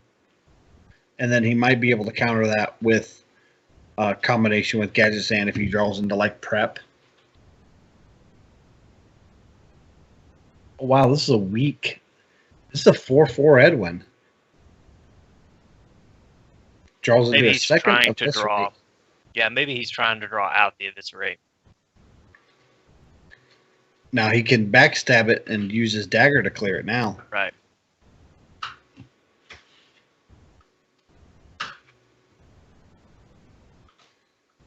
Hmm. You definitely don't want to sap The Azure Drake now. Azure Drake. But you want to get your Auctioneer turn started. But so you almost have to prep sap it, right? Well, you prep and then see what you draw. Yeah. And I mean, now you have to sap it.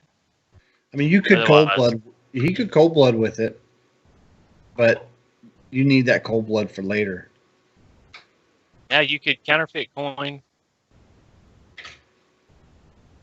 He's hoping for the conceal. Right. He didn't get it. I don't know if I like.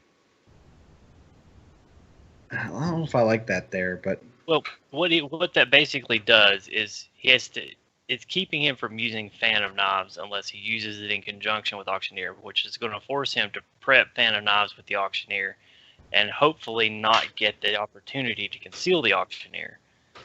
yeah, If he chooses to clear it with his face, he takes 5. It puts him down to 16, which puts him within the burst potential of the deck. So that's true. really made it problematic. You almost have to sap Blood Mage now instead of sapping the Auctioneer. Forcing an Eviscerate on. Yeah, I like that. It forced. Yeah, He didn't really have the answer that he wanted, so he forced Nibble Swap to come up with an answer that was not desirable. that's true. Again, I'm not the best rogue player. It's my least played class. Next to Shaman. The chat's Rip Versika.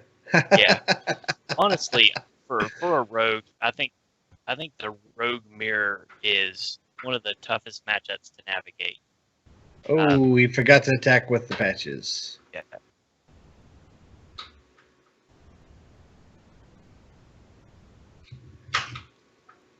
There's the Fan of Knives. There's the Fan of Knives. That'll be nice. Prep into Fan of Knives. Really wish you could use it with the Azure Drake right now, but it is what it is. And I would imagine that you will eviscerate Tomb Pillager. Uh-huh. And then take the 3 to face. Yep. Take 3 to your own face. And he's got Questing Adventurer now in hand for a pretty solid Questing Adventurer turn. Now he put it on Snap Max Drake. to get rid of the Auctioneer, which he can't unless he uses.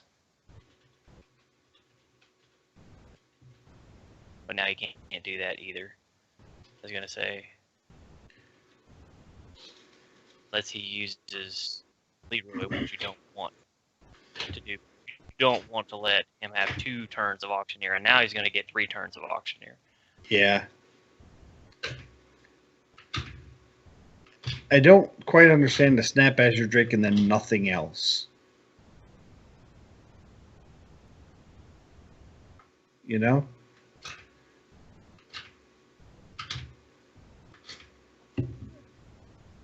I didn't see any other plays besides the Azure Drake.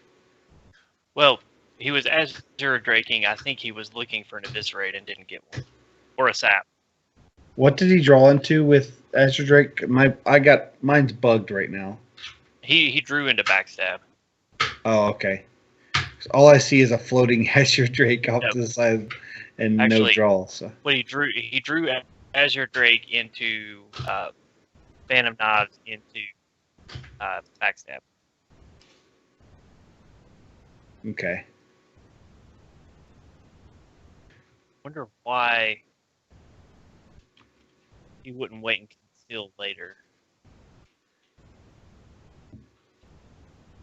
I think Nibble changed his line of play there at the end. You see a lethal that I don't. See 7, 7, 8. So it's gonna be 6, 13, 15.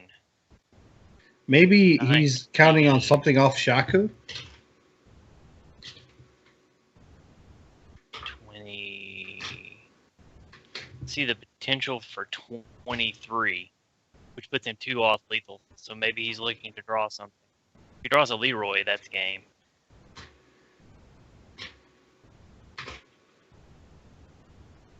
And that takes Max out of lethal range by getting rid of the 2 small-time Buccaneers.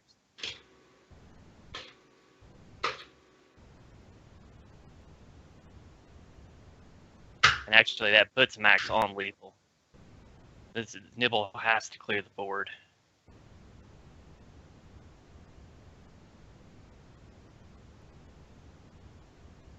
Okay, sorry about that. My Spectate client kind of bugged out on me. No, you're fine.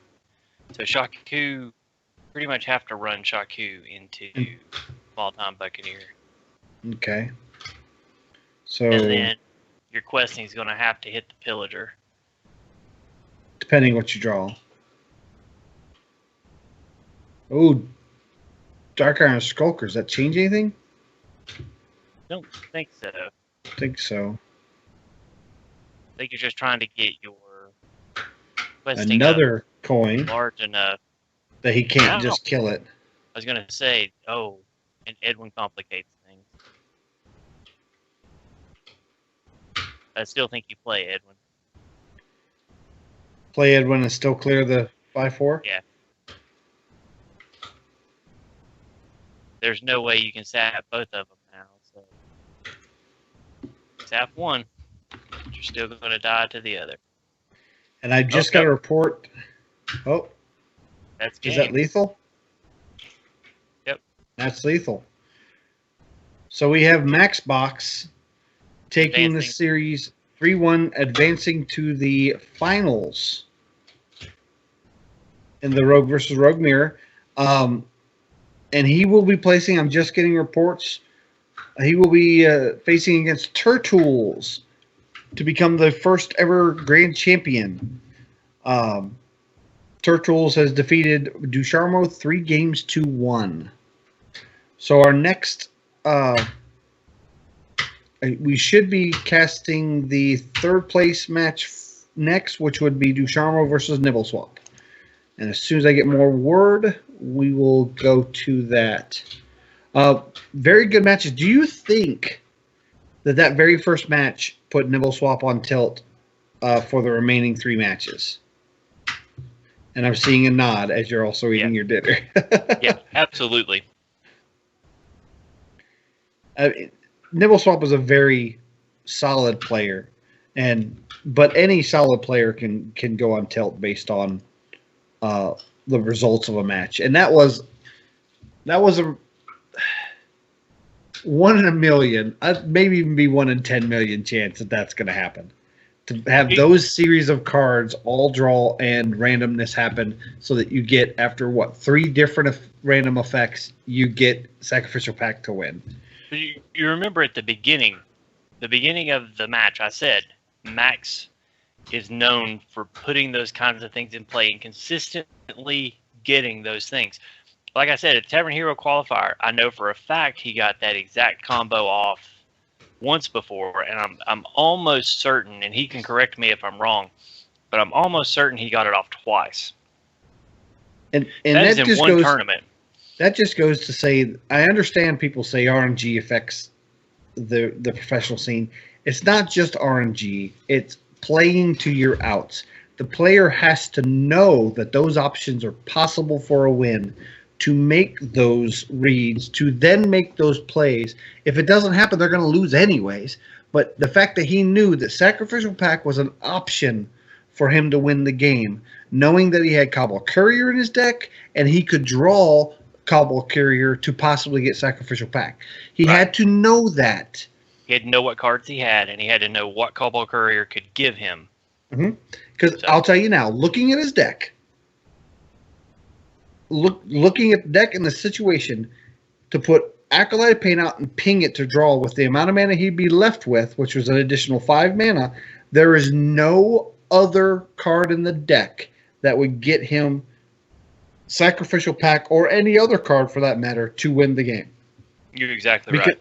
Even if he got some form of Twisting Nether while playing Mage, he would not have the mana to play it.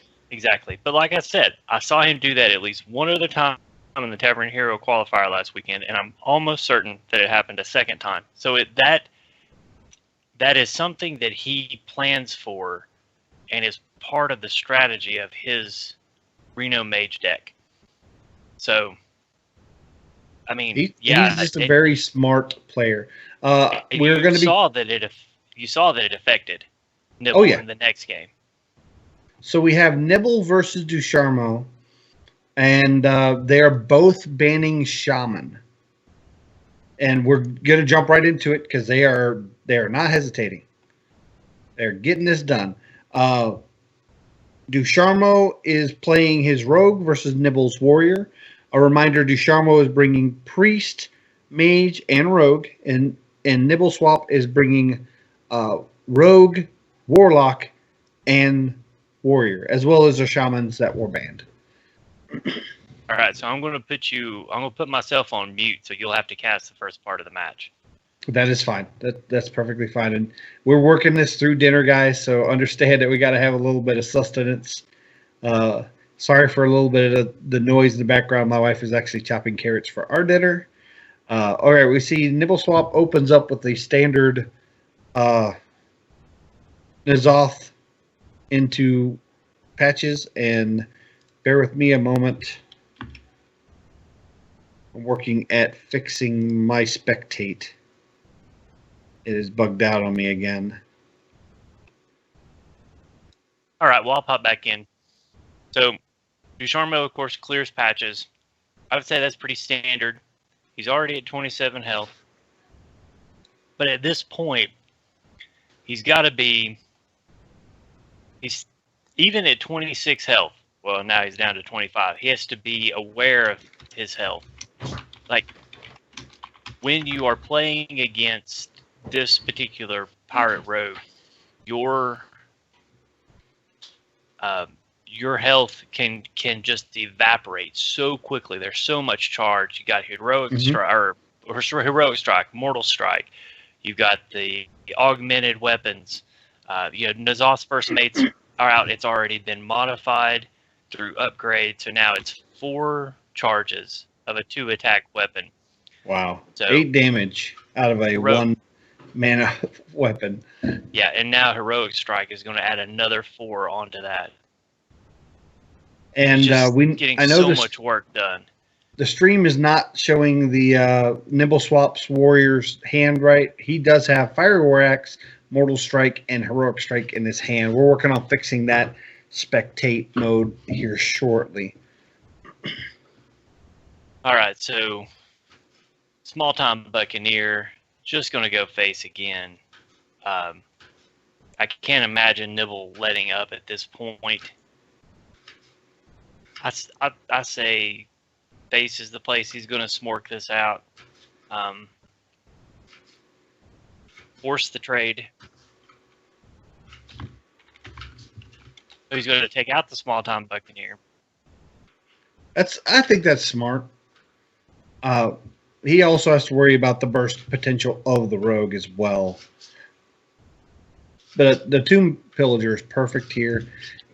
He's hoping to exhaust some of the resources that he would use to finish him off on some of those bigger minions.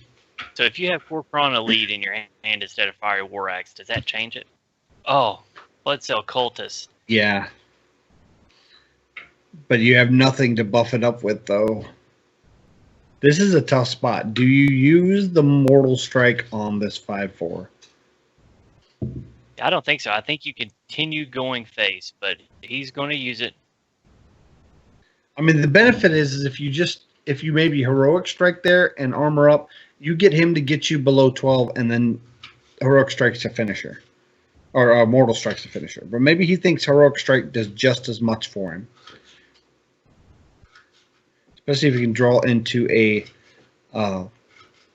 Pirate next turn. South Sea Deckhand would be the best draw for Nibble Swap next turn. Yes.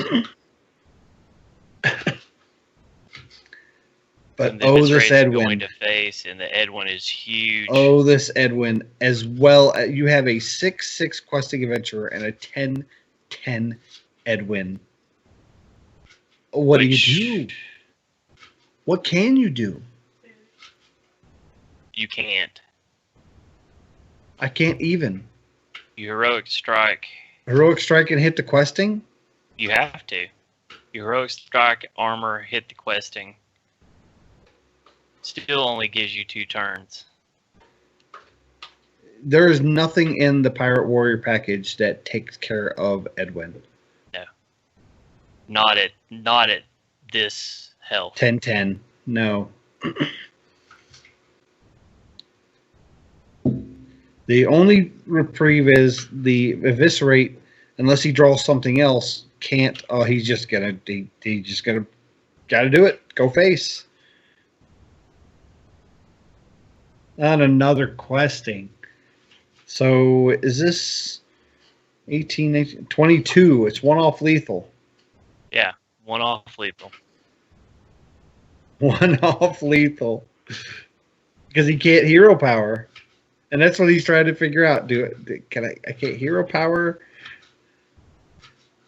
He's at 1 health. One more mana would win the game for Ducharmo, but there's nothing. 17 points of damage cannot come out of Nibble Swap's hand this turn. Nope. He just got outsmorked. Yep.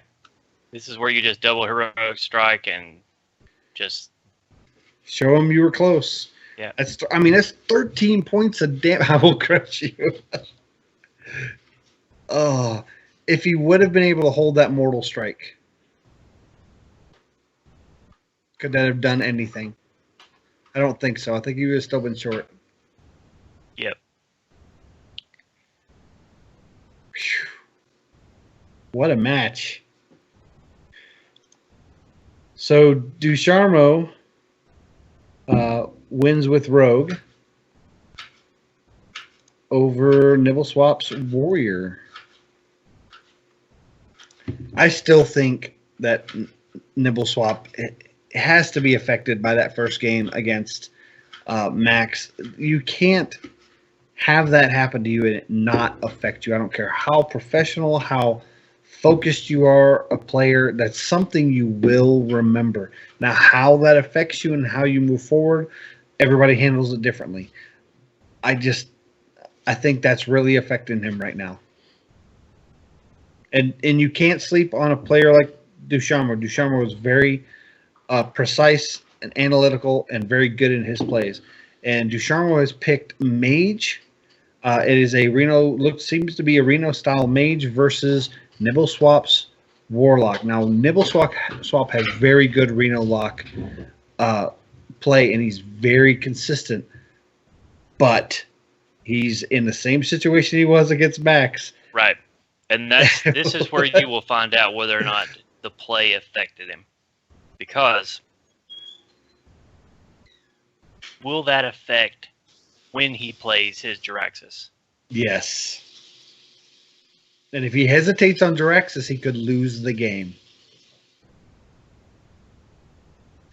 Maybe he thinks, I can't Jiraxis until after he Cobalt Couriers and I see what the spell was.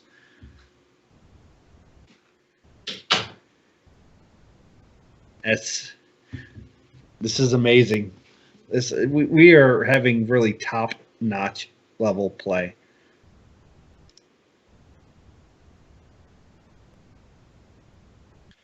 And if you're watching on stream and you're wondering why we're not taking a break to eat, it's because there are some time constraints to the tournament, which prevented us from being able to take a long enough break to get something to eat. I'm actually waiting on my dinner, so I am hungry right now, but that's fine.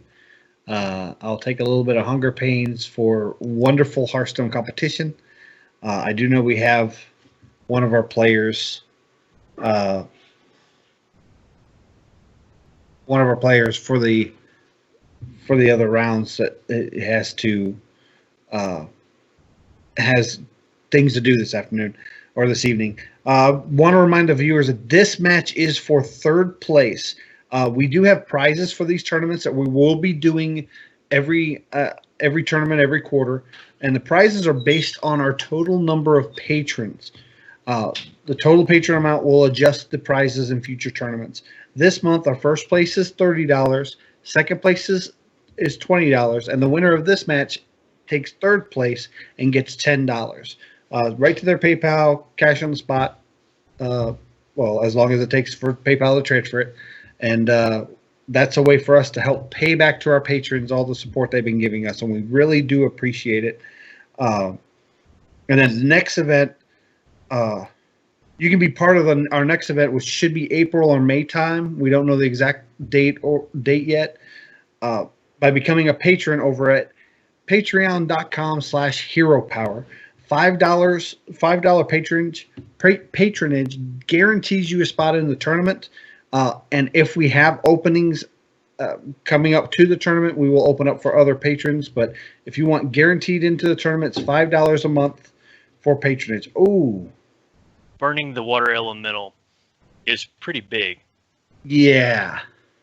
And that's a big body. That's one of the things you use to clear in Reno Mage. So that was a pretty significant burn. And it's going to be hard to play anything this turn with Doomsayer in play. Is he stacking his own Doomsayer? You can't put out Blood Mage Thanos because you'll draw a card when it dies.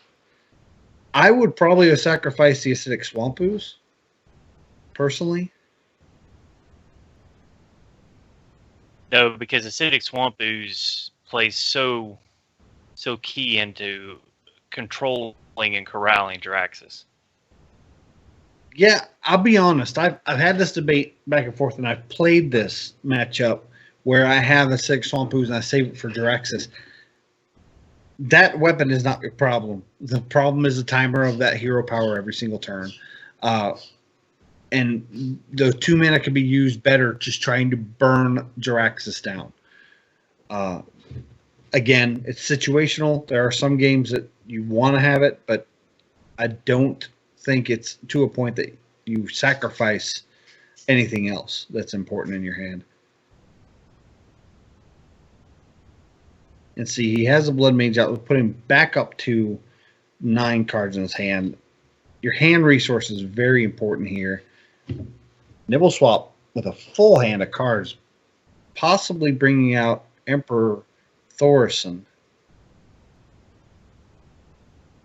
I wonder if coin tap is smart there to get a better value off of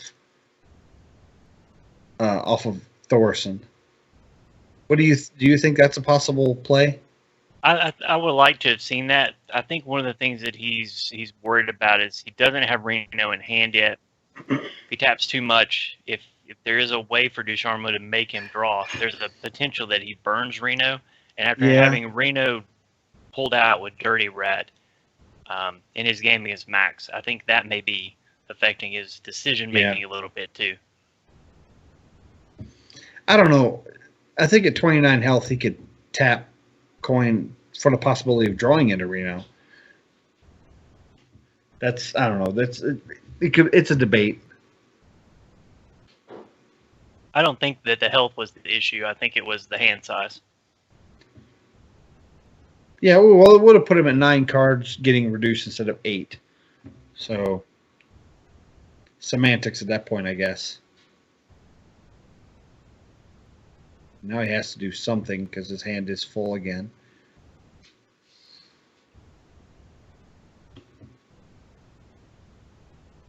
And there's the ice block. That's important in this matchup.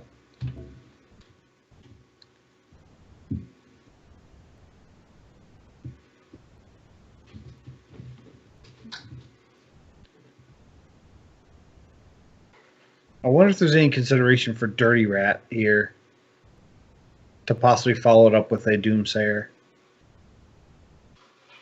It helps you with your hand size.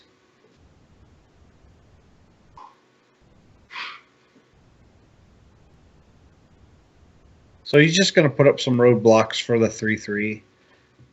I think Dirty Rat at this point, because you've not seen a lot of minions from Nibble Swap at this point, I think Dirty Rat is, at that point, low value.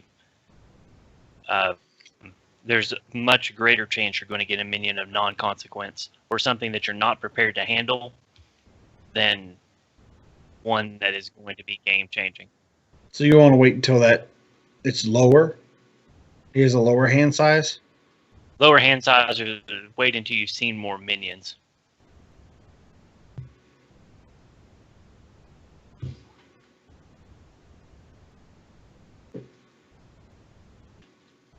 So this is a very good mountain giant.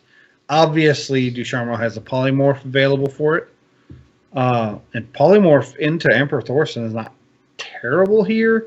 You're not getting a lot of stuff reduced.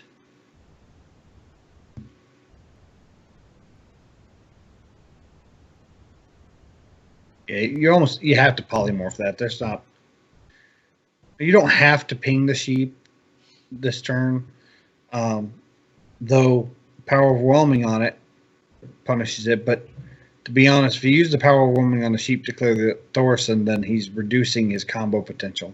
Exactly, and at this point, you're probably hoping to pull Siphon Soul or Blast Crystal Potion, which Nibbleswap has both of those in his hand. He has to get rid of Emperor Thorson, so he's probably going to use one of those. Yeah, so, there's a Blast Crystal Potion. There it is. So now you feel like the rest of your stuff is a little safer. Yeah. This is a really low value Cult Apothecary. Yeah, Nibble, well, in this matchup, something on the board. In this matchup, are you expecting any value out of Cult Apothecary? I would at least wait until I was able to heal for 2. Well, I mean, he had 10 cards in his hand, so he had to cast something. Oh wow, Dirty Rat right into Flame Strike. Oh, he's considering doing Doomsayer instead. Do you get any better value from Flame Strike than this turn? I don't think so. No, Flame Strike would have been the play there. And see, here's the problem with this, is if he has a way to clear the Doomsayer, he gets value off of his brand. You could easily see Defender of Argus into Siphon Soul on the Doomsayer. And then use the Cult Apothecary to clear the 2/6. I don't think I would have. I think I would have used the Flame Strike. Well, really, not really great value out of that Dirty Rat. Do you See, consider? I actually think grabbing Acidic Swamp Ooze and Maniac Soulcaster both were actually pretty big value. You think so? Well, now you can't Manic your Reno, so he's only going to be able to Reno once. And now you don't have to worry about playing Jiraxis and getting your weapon oozed. Which, That's true. With Nibble Swap already having a little bit of anxiety from losing because he played Jiraxis last time, I would say that I would say that this helps ease that anxiety just a little bit. Okay. I could see that.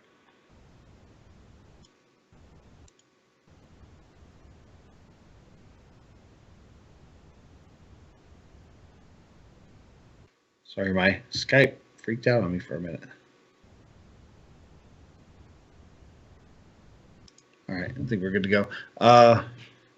Yeah, and he took a lot of tools out of his hand with that. And getting the double Kazakus before his brain died was pretty key.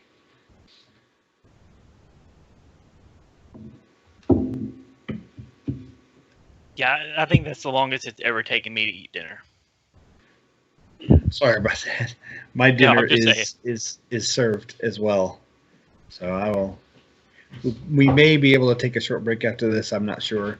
We'll have to find out where the other match. I'm sure they're waiting for us to finish this set. So, yeah. All right. So Kona Cole is going to slow down the 8/8. You pretty much just have to pressure damage. Right. If you're Ducharmo here. Nibble's in a really good spot. I think what you want, if you're Ducharmo, is you want to get that. You want to get one more point of damage on that. On that demon, so that you can run Babbling Book in and Flame Strike. Well, you can still run Babbling Book in, Flame Strike, and ping it. Right. That's what I'm saying. I think that's what you're wanting, but basically Shambler is going to come down and just make that inconsequential. Well, he still has it with Flame Strike, Volcanic Potion. Now you have the Volcanic Potion, Flame Strike. So you're using 2 board clears to clear 1 board. Yeah.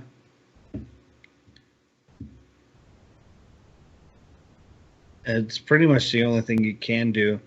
And you're using a lot of your heavy spells when you have Medivh as an option next turn.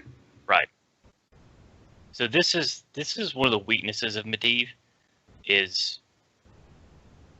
playing spells you need to play and getting low value out of them in comparison to playing high impact spells.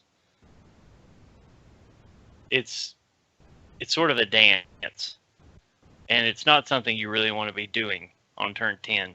It's having to dance around whether or not you can play a Frostbolt next turn to remove a troublesome minion. So is there any merit to Frostbolt the Twilight Drake, or because of the ice blocks you're not really worried about it? Because you're pretty sure that this is going to be dealt with in some way, even though he doesn't really have anything in hand that clearly gets rid of the Medivh cleanly.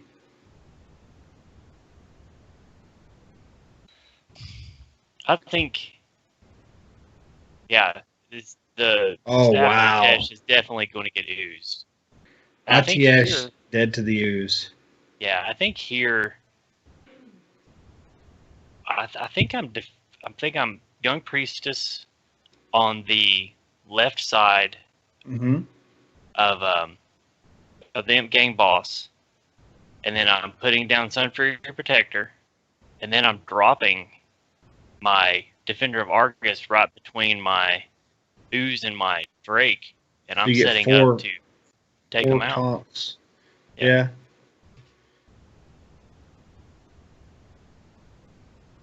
Oh, he's pinging the Imp Gang boss to guarantee value from the mind control. Oh my goodness. Drake. Wow. What an awesome play. Heads up play by Ducharmo. Huge. Huge, I say. It's huge. Huge play. And next turn he can ping the Imp Gang boss into Blizzard. So now this makes this turn really unique. I think you have to Reno here. So that's obviously No, you don't have to necessarily Reno. You could Kazaka's Potion for 10 armor. right, but You should Reno. I agree, but he I would take could. the 14 over the 10. Now, granted, That's you still true. die to Alex Straza. I think you should tap first, though. If you Kazaka's Potion, you don't die to Alex Straza. That's right. So actually, in this case, Kazaka's Potion is going to be a better play. I still think you should tap first. Well, he's down to 3 cards, so probably tapping gets him to fatigue faster. So Right.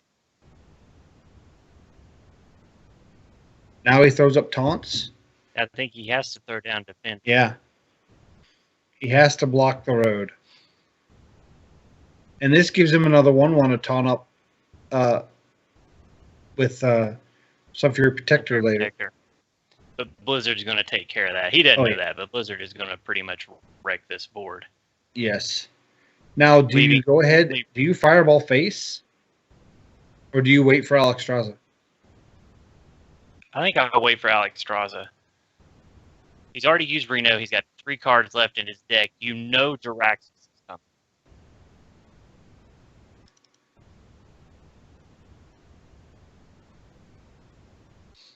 Oh, this Reno Mage does not have Alex Straza.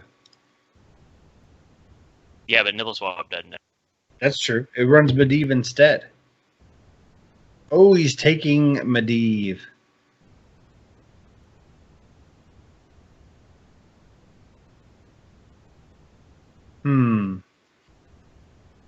With Jiraxis, it pops a block next turn if he can't clear it. But he can't because he drew Fireland's Portal. So that takes care of Medivh. Harrison Jones is left. Teeing off the Priestess. So you can't possibly Jiraxis here. No, this is the Kazaka's Potion turn. Because Jiraxis is... You lose the game. Right. But he thinks if you Jiraxis and then Kazaka's Potion, and that's going to be lethal. That's lethal. Yep, 6, 9, 10, 15. And Ducharmeau's going to take game 2 while Nibbleswap is in Jiraxis form again. Wow. I understand having 15 points and then 10 armor is appealing. I would have done the 10 armor and then gone to 15. But, you know, hindsight, he thought he saw all the burn. 6 of one, half a dozen in the other, I guess. Yep. I still wonder if he made that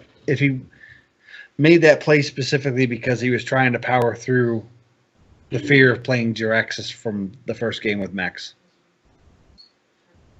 Yeah, we can never really know that. At this point, I'd be surprised if he cues into something other than Reno Lock. I think this is 2 losses to.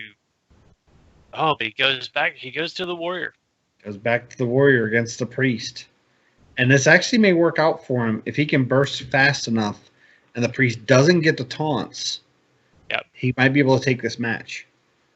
And you're going to forgive me. I am going to take a couple bites of this nice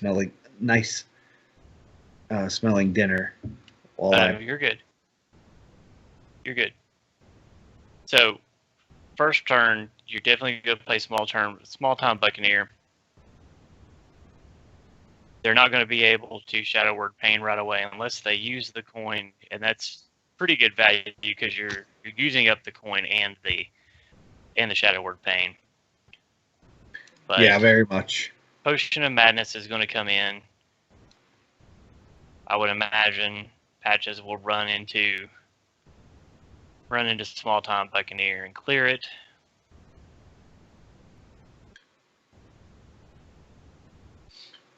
Patches won't kill. He won't kill small time Buccaneer. No, kill Patches. But there's a case to be made for or Worm Wrist here. Worm Rest or Northshire Coin Power Word Shield.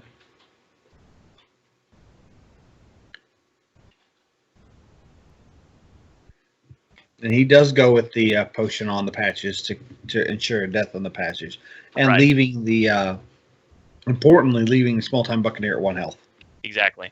So now it dies. Dies to Northshire Cleric. It dies to Netherspite Historian. It dies pretty much everything. And as a priest, you're not as concerned with the 3 attack of Small Time Buccaneer. And this is strong because he can coin out the Power Word Shield, making this a 2/6. Yep. Which currently is 1 point out of range of what he can do.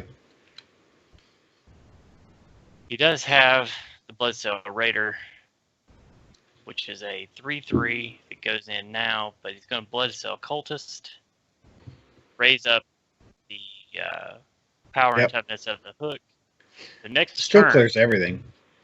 next turn, Bloodcell Buccaneer, Bloodcell Raider will come down as a 4/3, which is going to be tough for Ducharmo to handle.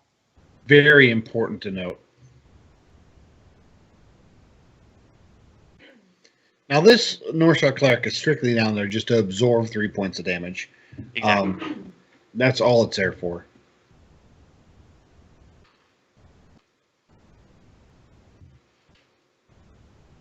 There comes the Raider in at 4/3.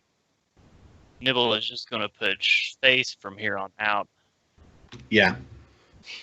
I would imagine at this point you'll see Defender of Argus come down on this player. Yeah, Ducharmo's fallen behind, unfortunately. Dread Corsair will come down and pretty much take this game out of reach. I believe so. I'll clear the Cleric with his face and just go face. This is a tough matchup. Unless you can... He hasn't seen a single Twilight Guardian yet. Yeah. And now it's almost too late for the Twilight Guardian to do anything. This next That'll turn, help some next turn. Yeah, this next turn, though, will be Heroic Strike on that hook. And that is going to be a lot of damage. That's 10, 16, so it'll be too short of 2 lethal. damage off of lethal, which Leroy will take care of next turn regardless of what Ducharmo does. He would need a flash heal, and I don't think he runs it in this deck. No, I don't believe so either. Because he can't Dragonfire Potion and cast a taunt. Or a heal or anything. He will Dragonfire Potion because it's his only opportunity to clear this board. Even Holy Nova doesn't help him. And Leroy will seal the deal. So Nibble Swap gets a little vengeance and comes back with his warrior against Ducharmo's priest. Respectfully, just hitting him with just the Corpron. It's so very polite. A gesture of respect from Nibble Swap. That is awesome. Great sportsmen between all these guys. They're all wonderful patrons, supporters of the show, and wonderful players and sportsmen in their own rights. So we're going into game 4. They are not hesitating. They're just jumping right to it. And we have Ducharmo on the priest, of course, again. Nibble Swap going rogue. He's going to sit back and let the warlock simmer a little bit before he plays him again. Well, warlock is his worst matchup against that priest. So yes, trying to gain a little bit of momentum. This rogue is not terribly favored in this matchup either. So I think this is going to be an uphill climb for Nibble Swap. But I don't know. When I'm playing Dragon Priest, I don't like seeing Warlocks because right when I'm slowly doing my damage because I don't have Burst, they are able to Reno, and then they're able to then follow up with a Jiraxis.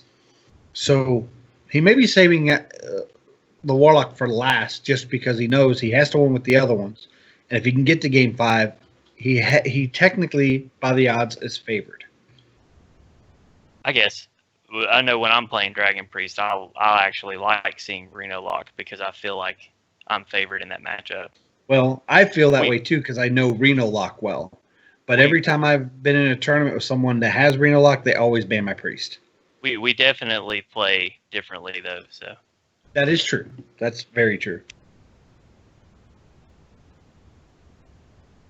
So here, you can backstab Eviscerate, but is it really? What are you gonna follow that up with? There isn't really anything to follow it up with. So I think if I'm Nibble Swap, I'm probably just passing the turn. Yeah, I mean, you don't even want to run your face into it. It seems bad to do that, but yeah. Oh wow. Punish. Yep. And with no sap in hand, that is and he not draws good. the patches. Even worse. Okay, so here you can patches Cold Blood Eviscerate and take it down. That's horrible. It is, but now it's gotten out of reach, and you've got to be concerned about your sap targets. This is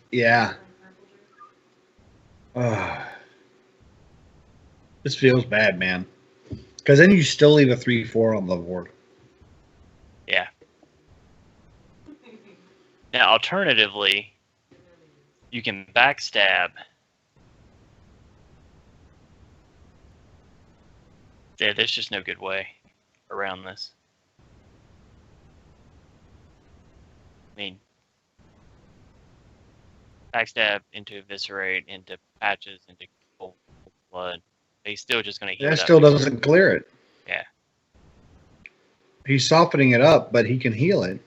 Right. But then what that's doing is it's taking 2 mana out of Dusharmo's usable mana pool. But following up with Twilight Guardian, it's a 3/6 and a 2/6. Rogues don't deal with 6 health very well, so. No. He's already used the backstab. He draws into Edwin, but this looks bad. I mean, I think you... Do you really want a Leroy to clear? No, I think you have to patch his Cold Blood. Face to clear. You do it to clear the Guardian. And I mean, you gotta gamble on Edwin and gamble that he doesn't have a Shadow Word for Death. And we see that he does. So this will be promptly deathed. Followed by another Spite Historian. And what is the Nether Spite going to give us? He wonders if he has to heal that 2/6. I don't think he does. I think no, because it's damaged. I mean, backstab's really the only thing we're worried about. The turn, or is the play here? I think so too.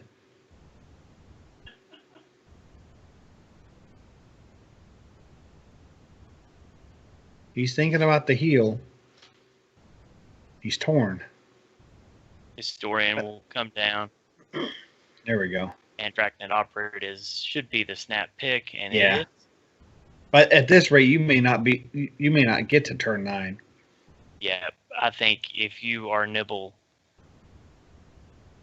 you're in trouble. Oh, Gadget Sand into prep. You have to start drawing answers. The good thing is he can't clear. He cannot readily clear the Auctioneer. The Gadget Sand, no. You're going to get 2 turns out of it. And if he does clear it, that means he had to use a Holy Nova to do it. If he Gadget Sand preps and draws a minion, what? You have to send the 7. You have to send the second prep through. That's horrible. It is.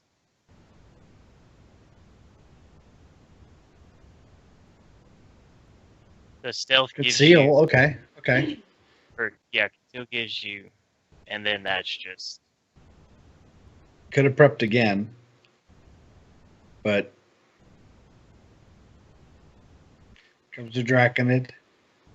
Swashbuckler. I'd Swashbuckler all day. Yeah, Swashbuckler's got to be the pick here. You know, he does have Holy Nova in hand. You could have made a You case. could backstab. Yeah, backstab Holy Nova is a possibility. Oh my gosh, Betrayal. Oh, the Betrayal. It's so... If he puts down the Azure Drake, it's just going to get punished. That's true. Oh, he's going to put down Small Time Buccaneer, too. Just depends on which side he puts it on.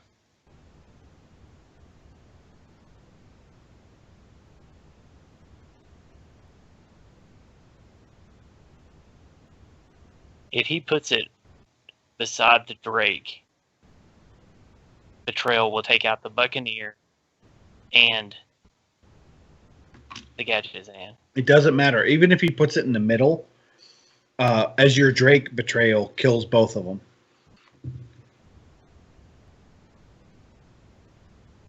The correct play is to play it in the middle.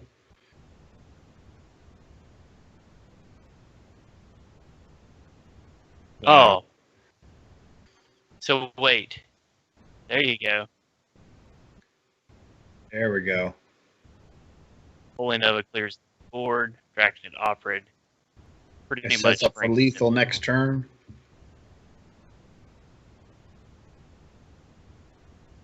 And we should see a concede come in from Neville Swap.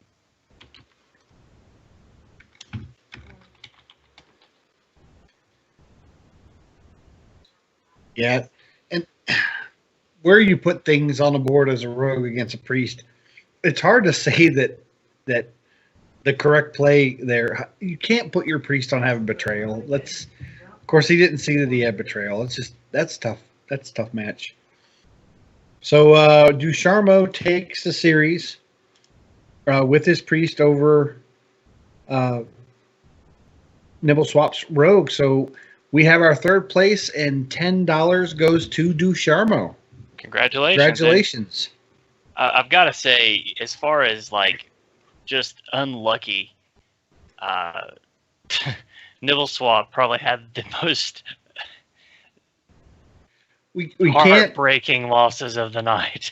We can't deny the fact that Nibble took fourth place, so he played very well. Yes. Yes, he made it all the way up to the third place match, and I really think the wins was just taken out of his sails in that game one against Max. And who can blame him? I mean, that's rough. That's a feels bad man moment right there. Yeah, and I mean, you've been playing for several hours pretty much straight. It takes its toll on you. The mental fatigue starts to set in. All we can say is thank you and get some rest. Definitely get some rest. Let's see here. We are waiting for the final match for our grand finals, which is going to be Maxbox versus Turtools. Looks like their bands are already in. Turtools has his Mage band, and Maxbox has his Shaman band. Let me see if they're already... I think they're waiting. They're waiting for their matchups right now. Turtools, to remind you, has Warrior, Shaman, Rogue, and of course his Mage's band.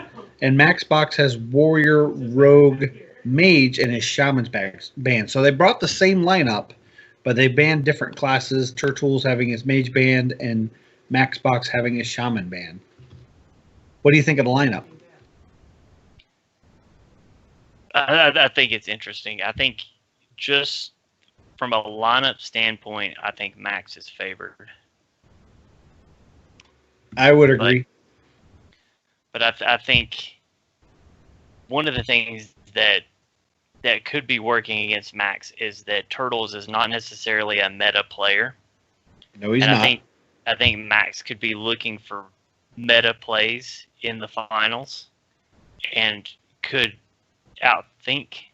overthink some of his plays and be a little taken by surprise by some of the tech that Turtles will have worked into his decks. I would agree there. It looks like we're ready. I'm getting in we are getting into the spectate portion right now. And it looks like we have a Warrior Mirror match. Opening with the Warrior Mirror. Max sporting the golden garage, and Turtles sporting the Magni skin. Awesome.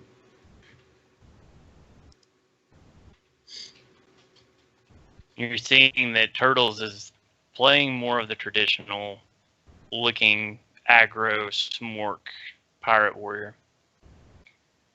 And of course, we talked about it earlier. Max is playing a hybrid dragon warrior pirate package build. Max throws back Ragnaros, of course, and he has all of his early game. Yeah, Max has so much early game. The best curve. It's just going to be. I think Turtles is going to struggle to keep up. Yeah, because I mean he has the fairy dragon to follow up with the fierce monkey. There's he has an Alex champion. Yeah, that will be helpful. Get some work done. Very much. He has the activator, which will tell Max exactly what he's playing. Does he go to face here? I think so. Put it on Max to clear. It's a 3 health minion, and it's going to require both minions and a hook to the face. Or a hook to the champion, so he'll still get another 3 through to face. Okay. The only way that doesn't happen is if he plays Ravaging Ghoul after he runs the 2 pirates in, which for the most part does the same thing. So Max is going to decide to go to face instead. Oh wow. Taking Turtles down to 25, and he's actually going to pay for it a little bit. I'm surprised by this. I would have expected, if he was going to go face, to coin out the Fierce Monkey. I think you go ahead. I know it seems like a waste to use the Heroic Strike, but I think while your health is still high, you Heroic Strike and you take out that dragon. But he decides instead to armor up and send Alexstrasza's champion to face once again. So Max draws his Alexstrasza's champion, but plays the Fierce Monkey.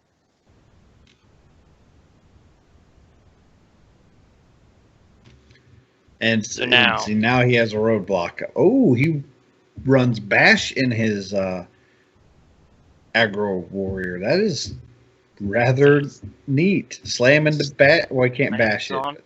Yeah, slams on to Fierce Monkey.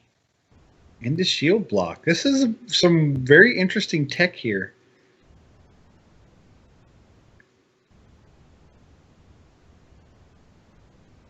Okay, so here's where Max starts to really put on the gas. I would say that this is going to be, the Azure Drake. Just send it home. He wants to get him below the threshold, so Draken and Crusher on 6 is a 9/9 and basically seals the next turn. And ladies and gentlemen, we have a grimy Gadgeteer siding. Wow, this deck is great. I love it.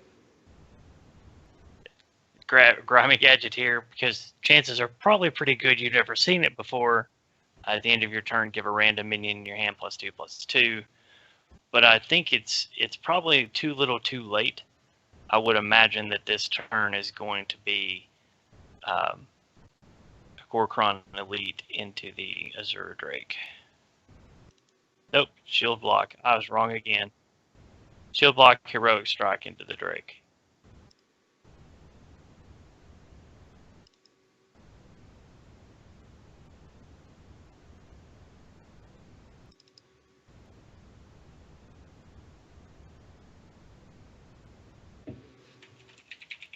Interesting. This is a very interesting deck. Calls it a Dragoon deck. It's good mixture of mid-range and control. I like it. I like it a lot too. This is one of those turns where I feel like kind of might take Max out of his comfort zone. Twilight Guardian's going to come down. He's going to do the more defensive turn, and that's all right. Yeah. Max still has to get through. I would imagine that this is going to be face with the hook, executes, and the rest of it to face.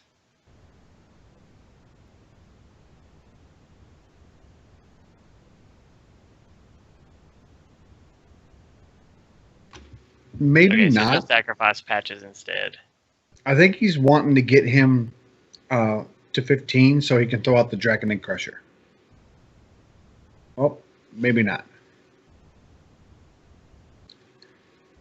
He's maximizing his damage to face this turn. Possibly setting up. Oh, okay. I see what he's doing now. So he definitely has. He's setting up for Ragnaros lethal. Right. Uses minions to clear whatever Ragnaros lethal. Of course, that's not for 2 more turns.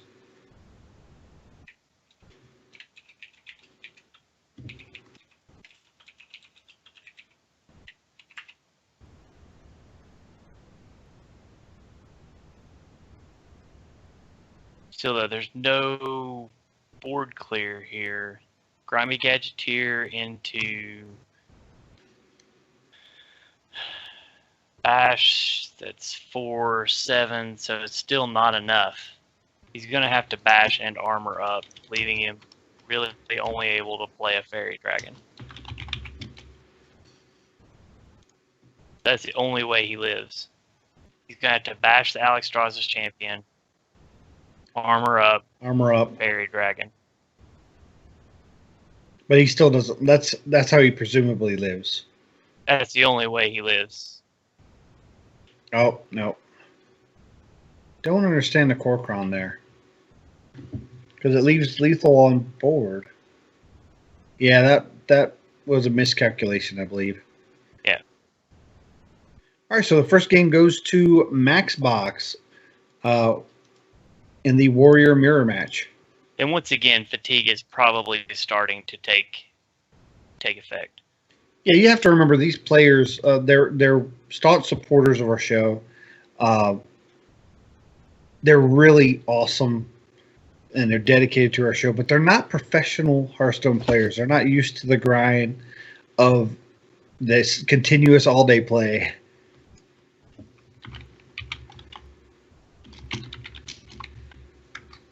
Been going at it for 5.5 hours now. This is old hat to Max and Neonic and Nibble Swap.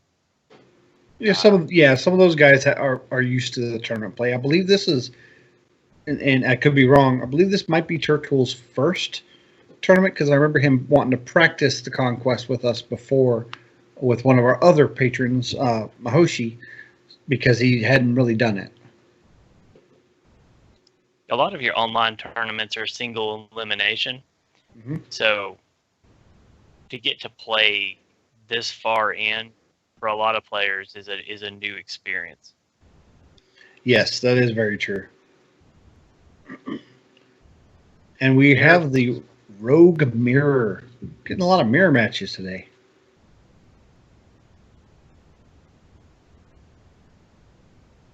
I'm surprised by the face there.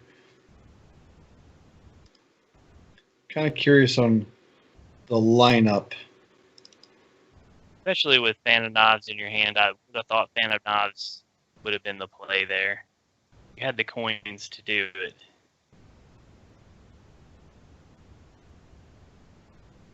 Yeah.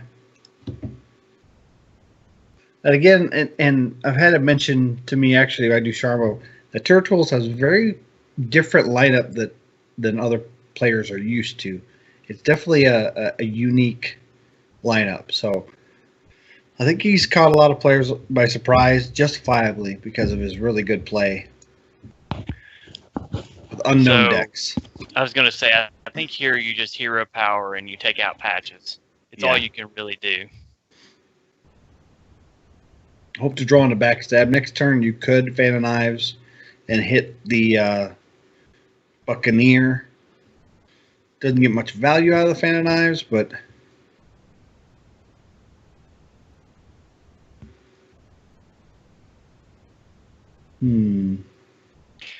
So you don't put Max onto having 2 saps in hand.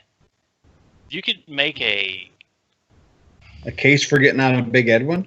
Yeah, well, you can make a case for putting down questing and then coining twice into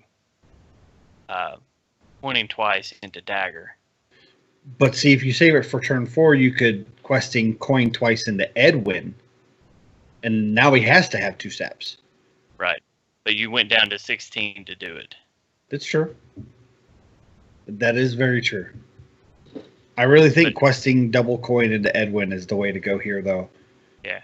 Of course, we see the I double agree. saps in hand. Right, but I mean, it's still. But they're double saps. I mean, they're not double eviscerate or anything like that. Right. It still puts both of them back into your hand, and now you have to deal with them the old-fashioned way when they come back into play. Yep.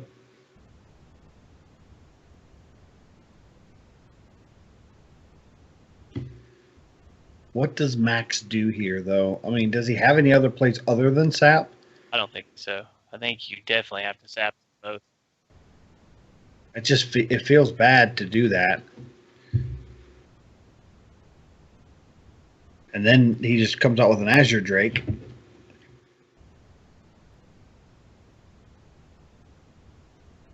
Oh, and a Swashbuckler, which is going to make the Edwin and questing even better in the future turns. Yeah. I think you have to Azure here, though. Yeah, you have to Azure here. Then this turn, Max is behind. This turn is probably going to be a Tomb Pillager turn. Nope, he's going to go with Azure Drake. Azure Drake into Small Time Buccaneer. Yeah. And he draws the Leroy. All right, so this turn, Backs to have fan. I think you absolutely fan Edwin. Backstab fan Edwin is the play.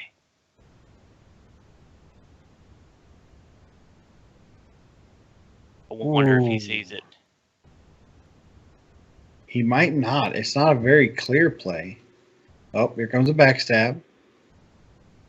Here comes the fan. He sees it. He sees it. He sees it. It's not a huge Edwin, but he's already used both saps. Yeah. And once again, there's that 6 toughness that Rogue just struggles to deal with. And Max knows he has the questing in his hand, so he's going to have to deal with something else later. Setting him up. He's setting him up for the Leroy lethal. He has to. Is there any merit to sapping the Tomb Pillager here? Absolutely. You sap the Tomb Pillager, eviscerate the... what a questing adventure first. No, because you're going to eviscerate. Yeah, you're going to conceal, and you're going to swashbuckler and conceal. Well, my thing is this. Why eviscerate the 3/3 when you can eviscerate face and just run Azure Drake in since you're going to conceal? Because throw out another. Okay. Because if you don't eviscerate the 3/3, then you lose to Leroy Coldblood, which is getting ready to happen right now. Is that lethal? That's lethal. Yep. Oh. Didn't play around a Leroy Coldblood. Very good matchup, though. Yep. I think there was a little bit of... obviously, that matchup is not commonly known to Turtles, I believe. Right. So if he saps the Tomb Pillager, he eviscerates the SI7 agent, he sends everything to face, he Swashbuckler sends everything to face and conceals. Swashbuckler is going to give him a rogue spell. Yeah. There's a good chance that rogue spell is either going to eviscerate help him in some way or help clear the way for him in some way. And so Max, I'm right, Max is up 2-0, right? Correct. Yes. And we have Max on his mage and Turtles on his rogue again. And this is really smart for Turtles. Because he was really a good just matchup, turn away. Right? Yeah. I feel like it is.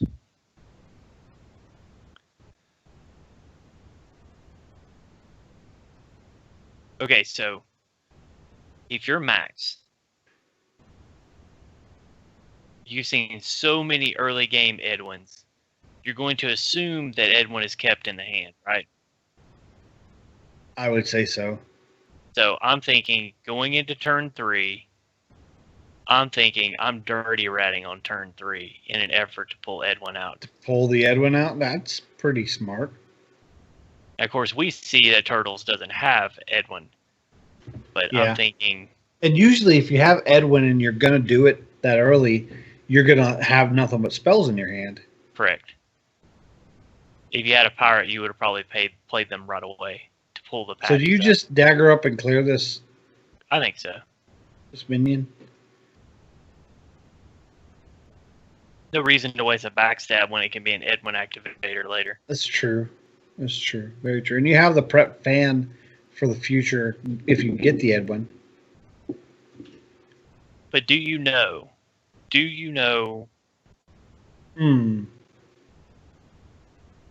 So he throws out the Blood I Mage. don't- Does he not value the spell power and is just looking for the draw?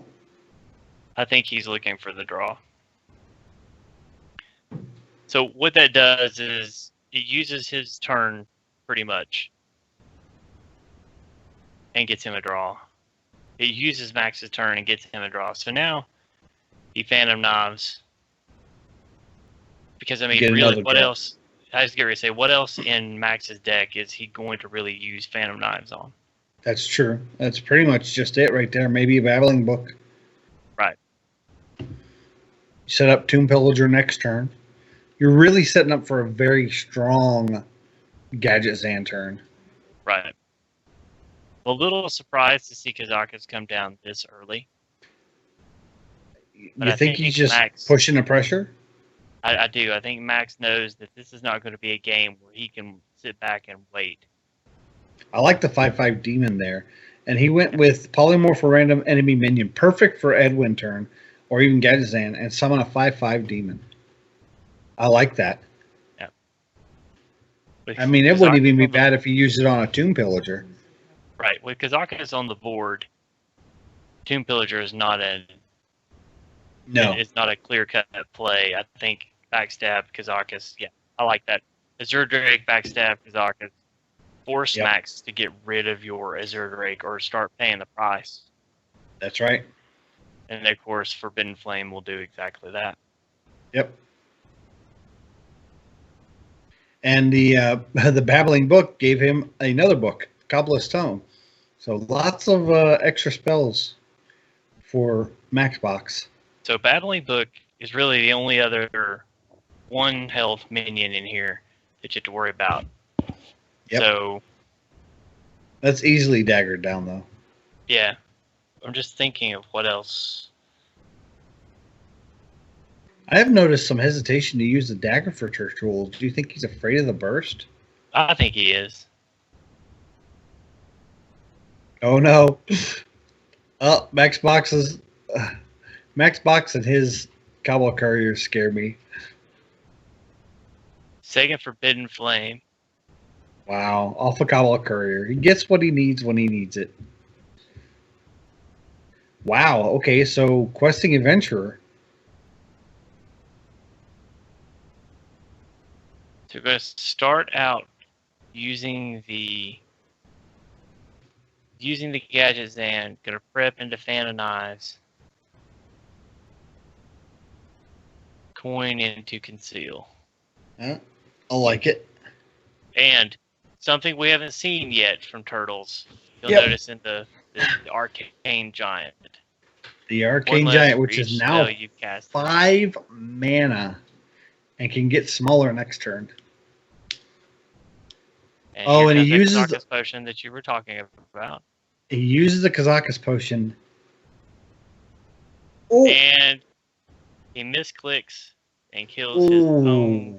minion instead of the... Is there any reason to do that on purpose? No reason to do it on purpose. Okay, so that was a misclick.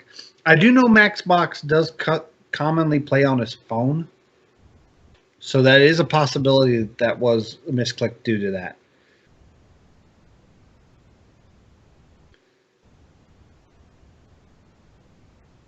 So eviscerate. Eviscerate this. Run the sheep Yeah. in and eviscerate. But the eviscerate, that makes the Arcane Giant playable. Yes. Do you play it now? I think so. I mean, you saw that Kazaka's potion with the polymorph already. Right. You might So have a all you have- polymorph. Right, but if you pull the polymorph out with that Arcane Giant, then you don't have to worry about it on one of your questings or your Yeah. Exactly. So he helps to go with the Tomb Pillager. Probably because he can make the Arcane Giant free with the questing later. My only thought on that. Flame Lance used on the Tomb Pillager. Again, another thing that would get rid of the Arcane Giant. Do you sap the Doomsayer at all? So let's look. You can backstab Doomsayer, taking it to 5, 3. No, you can actually take out. So he's going to sap it. He's going to sap it. Coin into Conceal. Coin into Swashbuckler.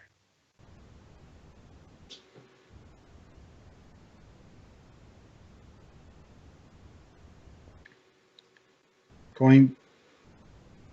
Well, does he coin backstab one of his own minions, Arcane Giant, and Conceal?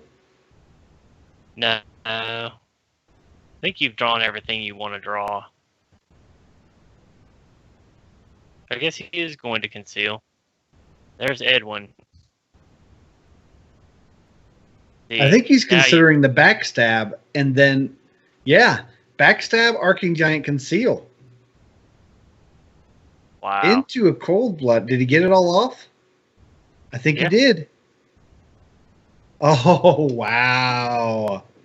Look at this board. That's what? 8, 12, 15 points of damage right on the into board. Flame Strike, though. But Well, fortunately it still for leaves him, the 8-4 up.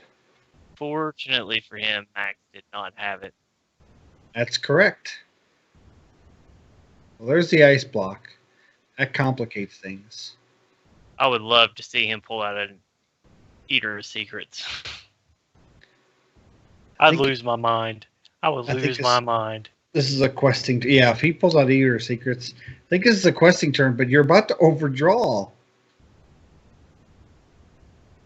Right? Yeah. You've got 3 cards left in your deck. Manic Soulcaster on the Arcane Giant.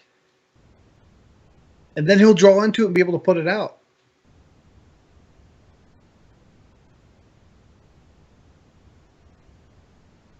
So 15. I think you Cold Blood Swashbuckler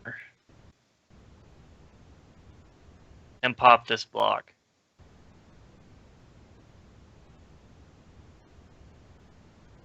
That's the safest target to put it on. Will it let you pop the block? I think You so. better hurry.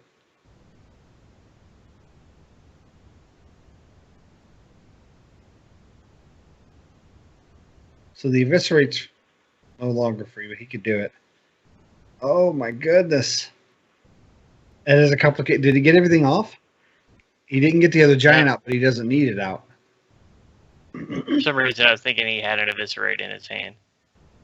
Well, he has an eviscerate, but not another eviscerate. Right, I wasn't expecting to draw his cards, though. I was thinking he had an Eviscerate in his hand and he could dagger up and do what he needed to do. But it was a small-time Buccaneer. So My screens, I'm getting a glitch where I'm seeing like triplicates of the cards in my spectator. Yeah, I had to end my spectator earlier because of that. So he could dirty rat without putting anything out, but that doesn't really do anything. Ice barrier is a band-aid. Yeah, but it's a pretty effective band-aid. Doomsayer's gonna die. But it's still a 0/7 taunt.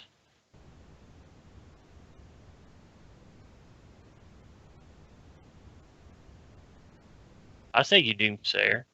Force him to run into it. Well, he can pop the block. He needs to dirty rat. Well, he can't do both. Oh, that's really not what you want to see. So he can pop this block.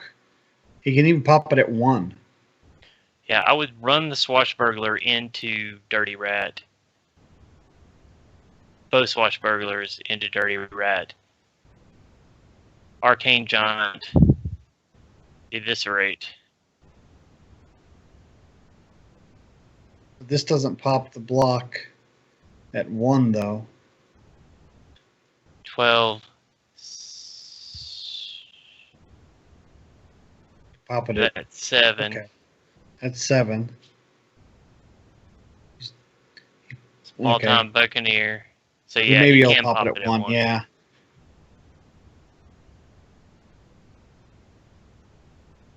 Popped in at 3. It's still in the range of Eviscerate. So Right. even Ice Barrier won't save him. He needs his Reno. And even if he Renos, he has 4 mana to deal with the rest of the board. Still dies. Right? He needs Flame Strike. He can't Flame Strike and Reno. No, I was going to say, he needs exactly Flame Strike into Barrier to survive. That won't work either because of Eviscerate kills him without the need of an attack. He's Wow. He's done the math. I think he could have popped the block at 1. It would have been. It's hard to figure out that math on the fly, though. Yeah. Oh no, we've seen him do this before. But there's no Draxus up this time. Does he get Dice Block? No, he doesn't get Dice Block.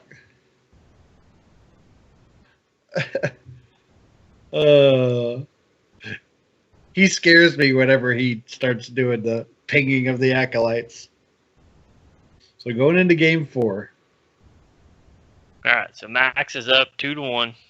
He's on his mage, of course. Yeah. So Turtles has to decide Shaman or Warrior. What do you go with?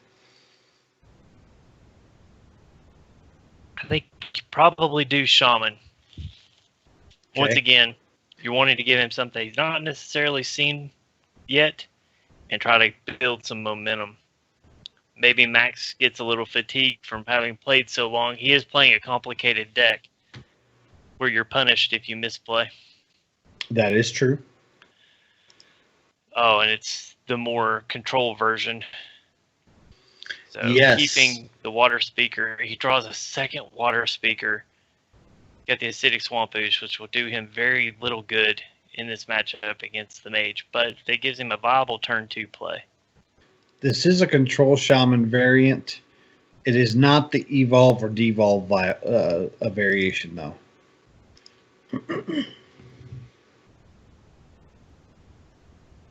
He's probably going to take these first few turns slow, which works out for both of them because they're both control style decks.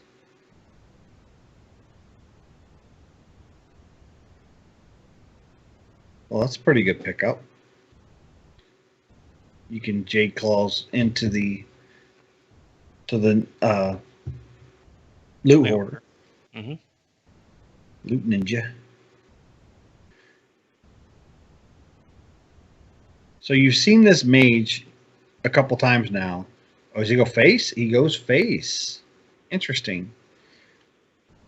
Well, but yeah, at this point, why not? You're going to force him to clear, and he's going to want to clear. Do you put the mage on having Medivh and needing acidic swamp ooze? No. Okay. No, you saw most of the deck last turn, or last game, but you have seen Medivh. I was going to say, you've seen Medivh in a Reno Mage deck today, but I don't think you put him on having it. That's definitely specific tech.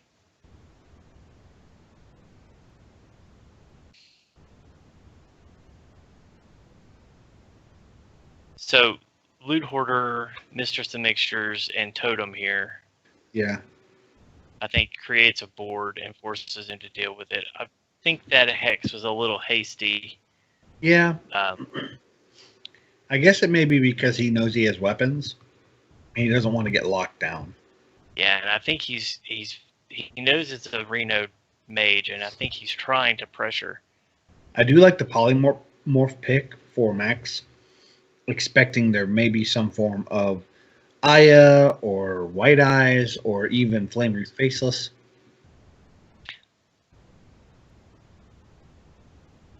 You got a Jinyu, right? Get the presence on the board. See, I don't know. I think here you probably Jinyu and Totem. If you don't Jinyu and Totem, you pretty much have to Mistress and Azure Drake, but I don't know what else is in his deck. I didn't get a chance to break down Turtle's Shaman deck, but I would imagine it features some form of Maelstrom Portal or Lightning Storm. You really want to save your Azure Drake to combo with that. So I think the play here is Jinyu Water Speaker and it does run and Totem. It does run 2 Maelstrom Portals and 2 Lightning Storms. Yeah, I think you as almost well as have double to. Hex. I think you almost have to combo that with the Azure Drake. Yeah. I mean, he has a Blood Mage in here too. And that's a cheaper way to do it, but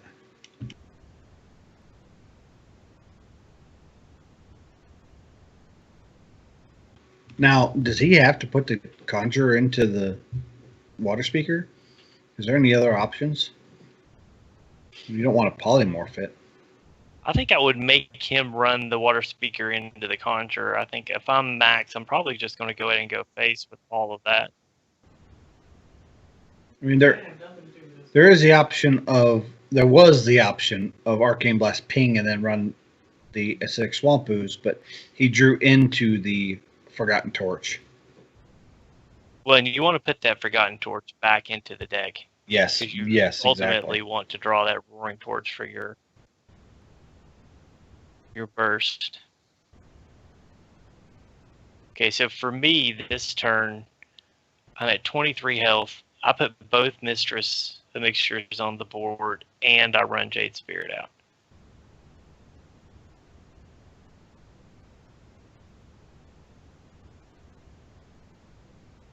I would have tried to bait out a Flame Strike. That Hex really surprises me. Yeah. He now has no way to deal with Antonidas. You think he did that specifically because he expected Flame Strike this turn? No. That's not a Flame Strike board. Well, it would have been if he'd followed the other line. Right. And maybe he didn't want to draw a Flame Strike. Oh, and Max goes for a 10 cost. He expects the game to go, so he's obviously scouted out that this is a control variant. And with N'Zoth, the Corruptor, in his hand, you got to expect... let me see if he is running White Eyes. And he is running White Eyes. I think there's a little early to use the Jinyu unless he's running Healing Waves. I don't remember seeing Healing Wave.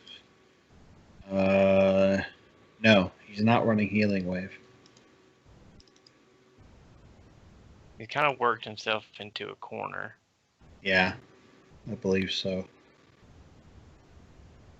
Oh, well, that helps. I would go ahead and Portal and Mistress here and start trying to pressure a little bit of damage. Yeah. Aha.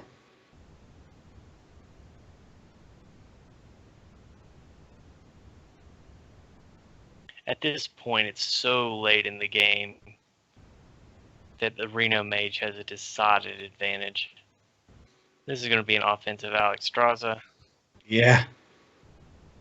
Max is ready to put this away. That is just so brutal. Does he have the damage? He's got a Fireball. He's got an Antonidas. Yeah. So it's got to be an Antonidas Ice Block turn, right? Yeah. I would have run my Mistress and my Deckhand in there, and the reason why I would have sacrificed the Deckhand would have been to get the healing from the Mistress. That Kazakus potion. Didn't really get anything good off of it. Oh, and right into Lightning Storm. Wow. Guess you got to roll the totem first. I would roll the totem first. He may opt for N'Zoth. What's he going to get back from N'Zoth, though? He hasn't. I don't know. Done anything. I feel like he feels like he's being more pressured than he is. He's literally getting. Yeah. I mean, he's getting Mistress and right. New Hoarder. He was playing like a player that was being heavily pressured. Just felt like he was being set up for lethal. Right. So I think he was looking to get those.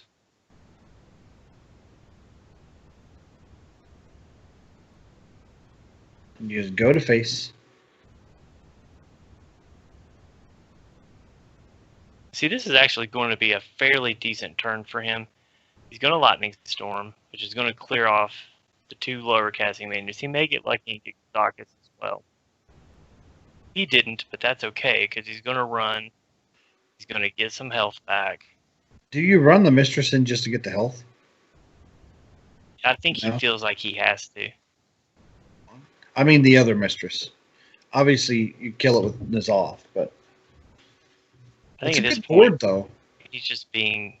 I think he's reactive. He's not to sound insulting or anything, but I think he's playing scared at the moment. Which may be what he needs, because obviously this is baiting out fireballs. True. So it might be paying off. Here comes a Jade Claws with another 6/6, baiting out another fireball. He's basically wasted Antonidas. Yep. By using these Jade Golems. And he's pressuring. That was 9 damage. No, I'm sorry, 11. that was 11 damage. Yeah. So he's within range of popping the block. He'll get him. He can get him really low. Yeah. This will be second rate bruiser turn. I expected a fireball instead of the polymorph. But now White Eyes and I are safe because, well, he has a second got a polymorph in his hand, yeah. And he'll get very little value out of Dirty Rat, so throwing it out for the body is a good play.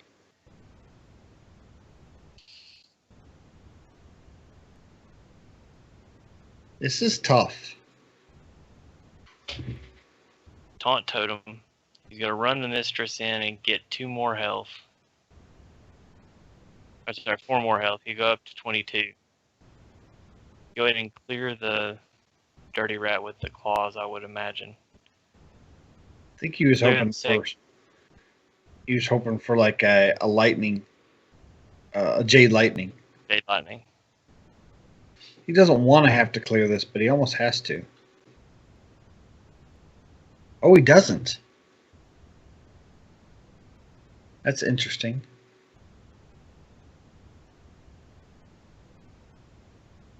Oh no, here comes Pigs and Acolytes. What's he going to get this time? Draws a courier. Nope. Doomsayer. Doomsayer. Does he throw the Doomsayer down? See, I think you do. I think you throw the Doomsayer down as like you've used both hexes. You can't get through the second rate bruiser without using your N'Zoth. Yeah. You gotta get rid of that Wrath of Air and Manatide Totem before they start getting even more value.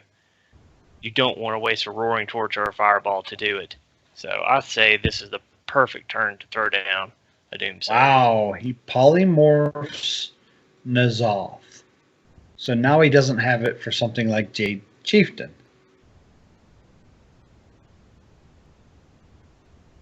That's huge. Does he think he has to pull the trigger yet? Oh, and he draws into White Eyes. I think you White Eyes this turn. Absolutely. Bait out the big removal. You're down to 6 cards in your deck. So the chance that you get the 10/10 taunt is high. Yes. Oh, Blood Mage. He's needing that Cabal Courier. Has he already used? I think he already used. No, there's a Courier. Oh gosh, what's he gonna get? Flash Heal. Flash Heal. It's actually not terrible. No, that's would be the one I would take. Because he hasn't Reno'd yet. Has he? Gonna take the explosion. Looking to pair it with Blood Mage Oh, with the Thanos. Blood Mage. Oh, that Yep. makes sense. He's not pairing it with the Blood Mage. That's interesting. Yeah. I thought for sure he needed to. Doomsayer.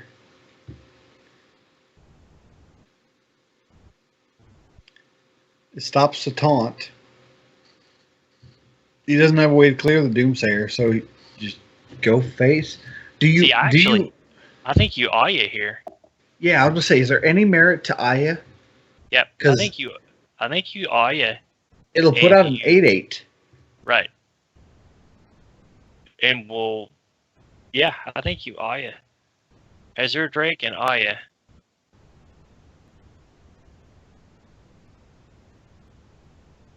He's thinking about it. Yep. There he goes. He'll get a draw and an 8/8. I'm trying to see. Has he used any of his Jade Lightnings? Yes, he used one Jade Lightning. Okay, so he has one more. Yeah. So the 8/8 and Jade Lightning pops a block, and he top decks into Flame Lance. Of course he does.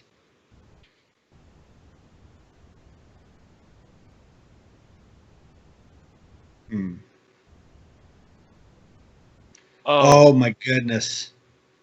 Oh, this is gonna be brand into Jade Chieftain.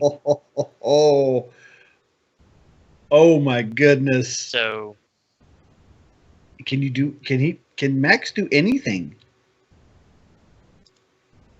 he's got Reno. Well, he's got Reno into the Manic Soulcaster. Sure, but you're leaving how much damage on the board? 26? A Jade Lightning still kills you. But you pop the block.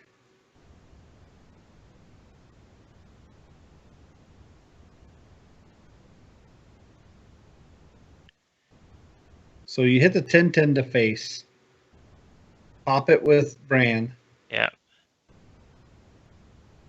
Then I would say you clear both those minions. Yeah, absolutely clear both those minions. And Reno doesn't help you because you have lethal on the board. You have to Reno and kill something. And you can't kill anything important. Wow. He's gonna have to waste both of his high damage spells. Wait. And he doesn't even. Well, there's Reno for 5. It won't help him. 8, he can't do it. 10. It doesn't work. That's lethal, right? Or the Azure Drake, Blood Mage. Oh wait. 8 and 7. No, 8 and 7 is 15. No, just short. 16. Yeah, he's got 16.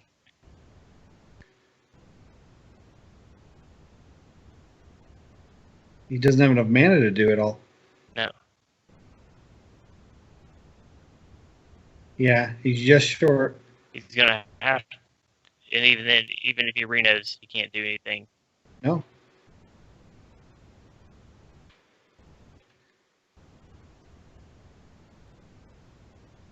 Yeah. Wow. What a matchup. So Turtles with his shaman upsets the mage. So we are going to see warrior versus mage. Turtles warrior versus Max's mage in game 5. This has been a wonderful, tiring tournament. Yes. But you know what? It just goes. I mean, the final match, as late as it is, the final match should always go to 5 games. I love it when it goes to 5 games. Yes. So, hybrid pirate non-meta warrior versus Reno Mage. Crazy control warrior is what I call it, because it is a control warrior. And Polymorph 4 off the Babbling Book. That is going to be huge. Wow. Yes, it is. You got to clear this. Before is playing just a burn to face didn't work. He has to clear the board. Yeah.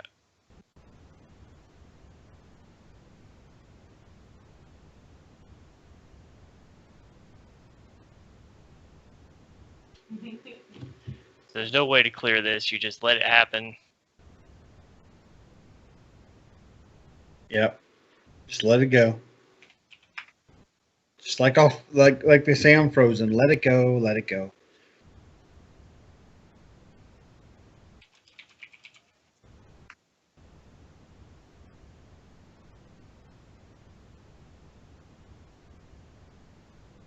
Do you think coin on the Twilight Guardian is worth it?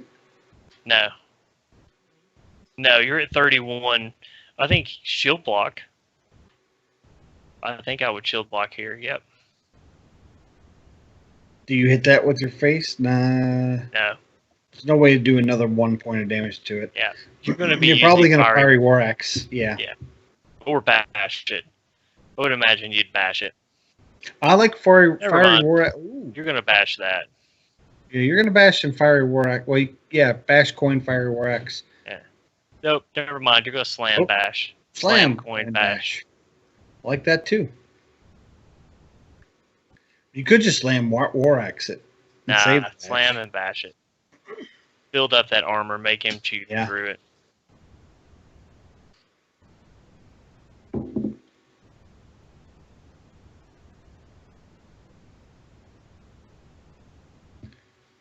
Macbox is the acolyte pingingest person I know. He will not put an acolyte out unless he can ping it. So I think this is a turn you play as your Drake. Yeah, I like that.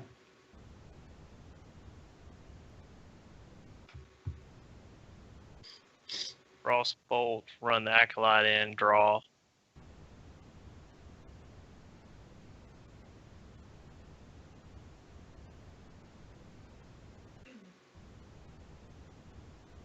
So this is a little bit tougher. I was going to say, do you put out the Twilight Guardian? I think you do. Yeah. I think, I'd go face with that. Yeah, because you're just going to use it to finish it this next turn. Yep. Is he going to Flame Lance it? He is going to Flame Lance it. And That's a little surprising. Well, the Water Elemental locks down the weapon. So any other weapons in his hand become dead. So this is going to be Twilight Guardian into Alexstrasza's champion, with the champion going face.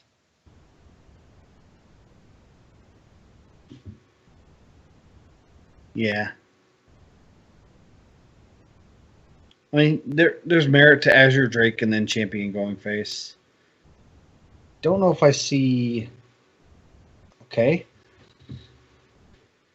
Guess he thinks he can't target those with spells? Yeah. Maybe there's no real board clear. So maybe he's smart. He's not seen Blizzard or Flame Strike. And maybe that's what he's thinking. Forcing the Water Elemental to have to clear. Yeah. That unlocks his face, so he can use his face to go, oh, wow. He can keep the pressure up. He can actually Draconid Crusher. Oh, I think he will. I expected... The problem with this is now he can actually kill the Draconid Crusher with like a fireball and the Water Elemental. I would have cleared the Water Elemental. Right, but then you're not clearing the 2 that's going to hit you for 6.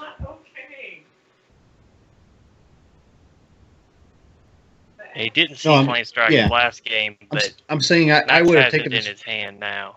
I would have Fiery War Axed to the Water Elemental and not left it up. Oh yeah, I would have too.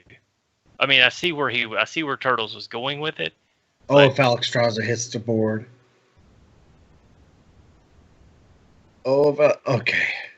See, that's out of range of the Flame Strike. I think he was hoping to get something in range of the Flame Strike. I think so too.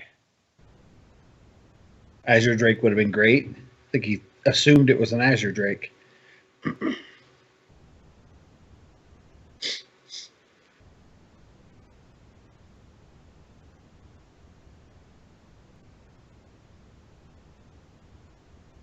So I think you Azure Drake here and slam the Dirty Rat.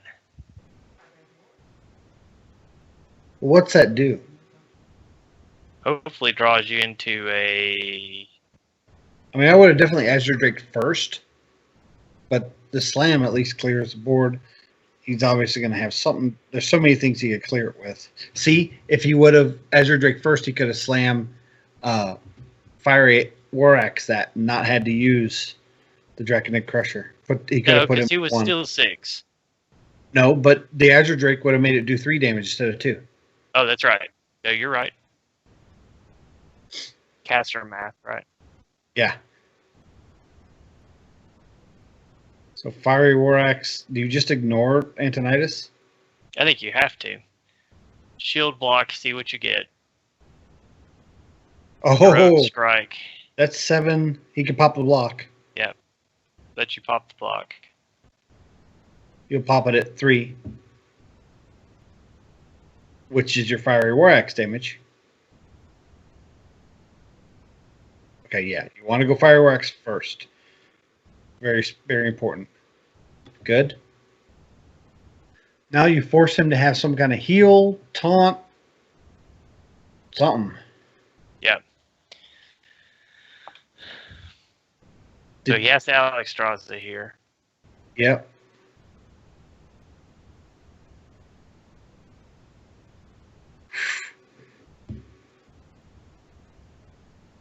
Well, he can't. I mean, can't really Alexstrasza. Won't do anything, but no. You may have to save it to defensively Alexstrasza anyway. But do you go face here? I think I would have cleared Antonidas. Yeah. She's about to just start getting fireballs again and again and again. I think this is going to lock him out now. Yep. Well, he does have the Alexstrasza. But I still think that locked him out. I think you're right. He took the 10 armor and 3 minions.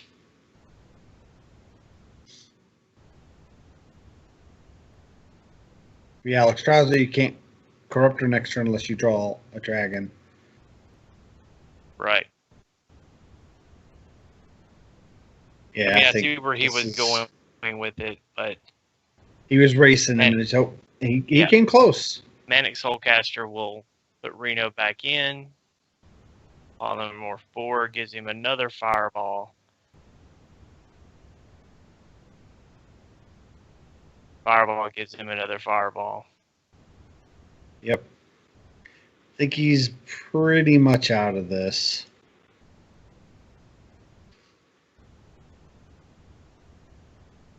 Yeah, there's nothing he can do. Pretty much done.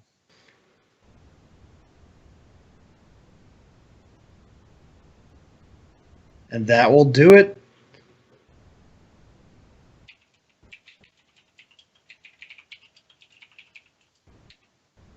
Fireball, fireball.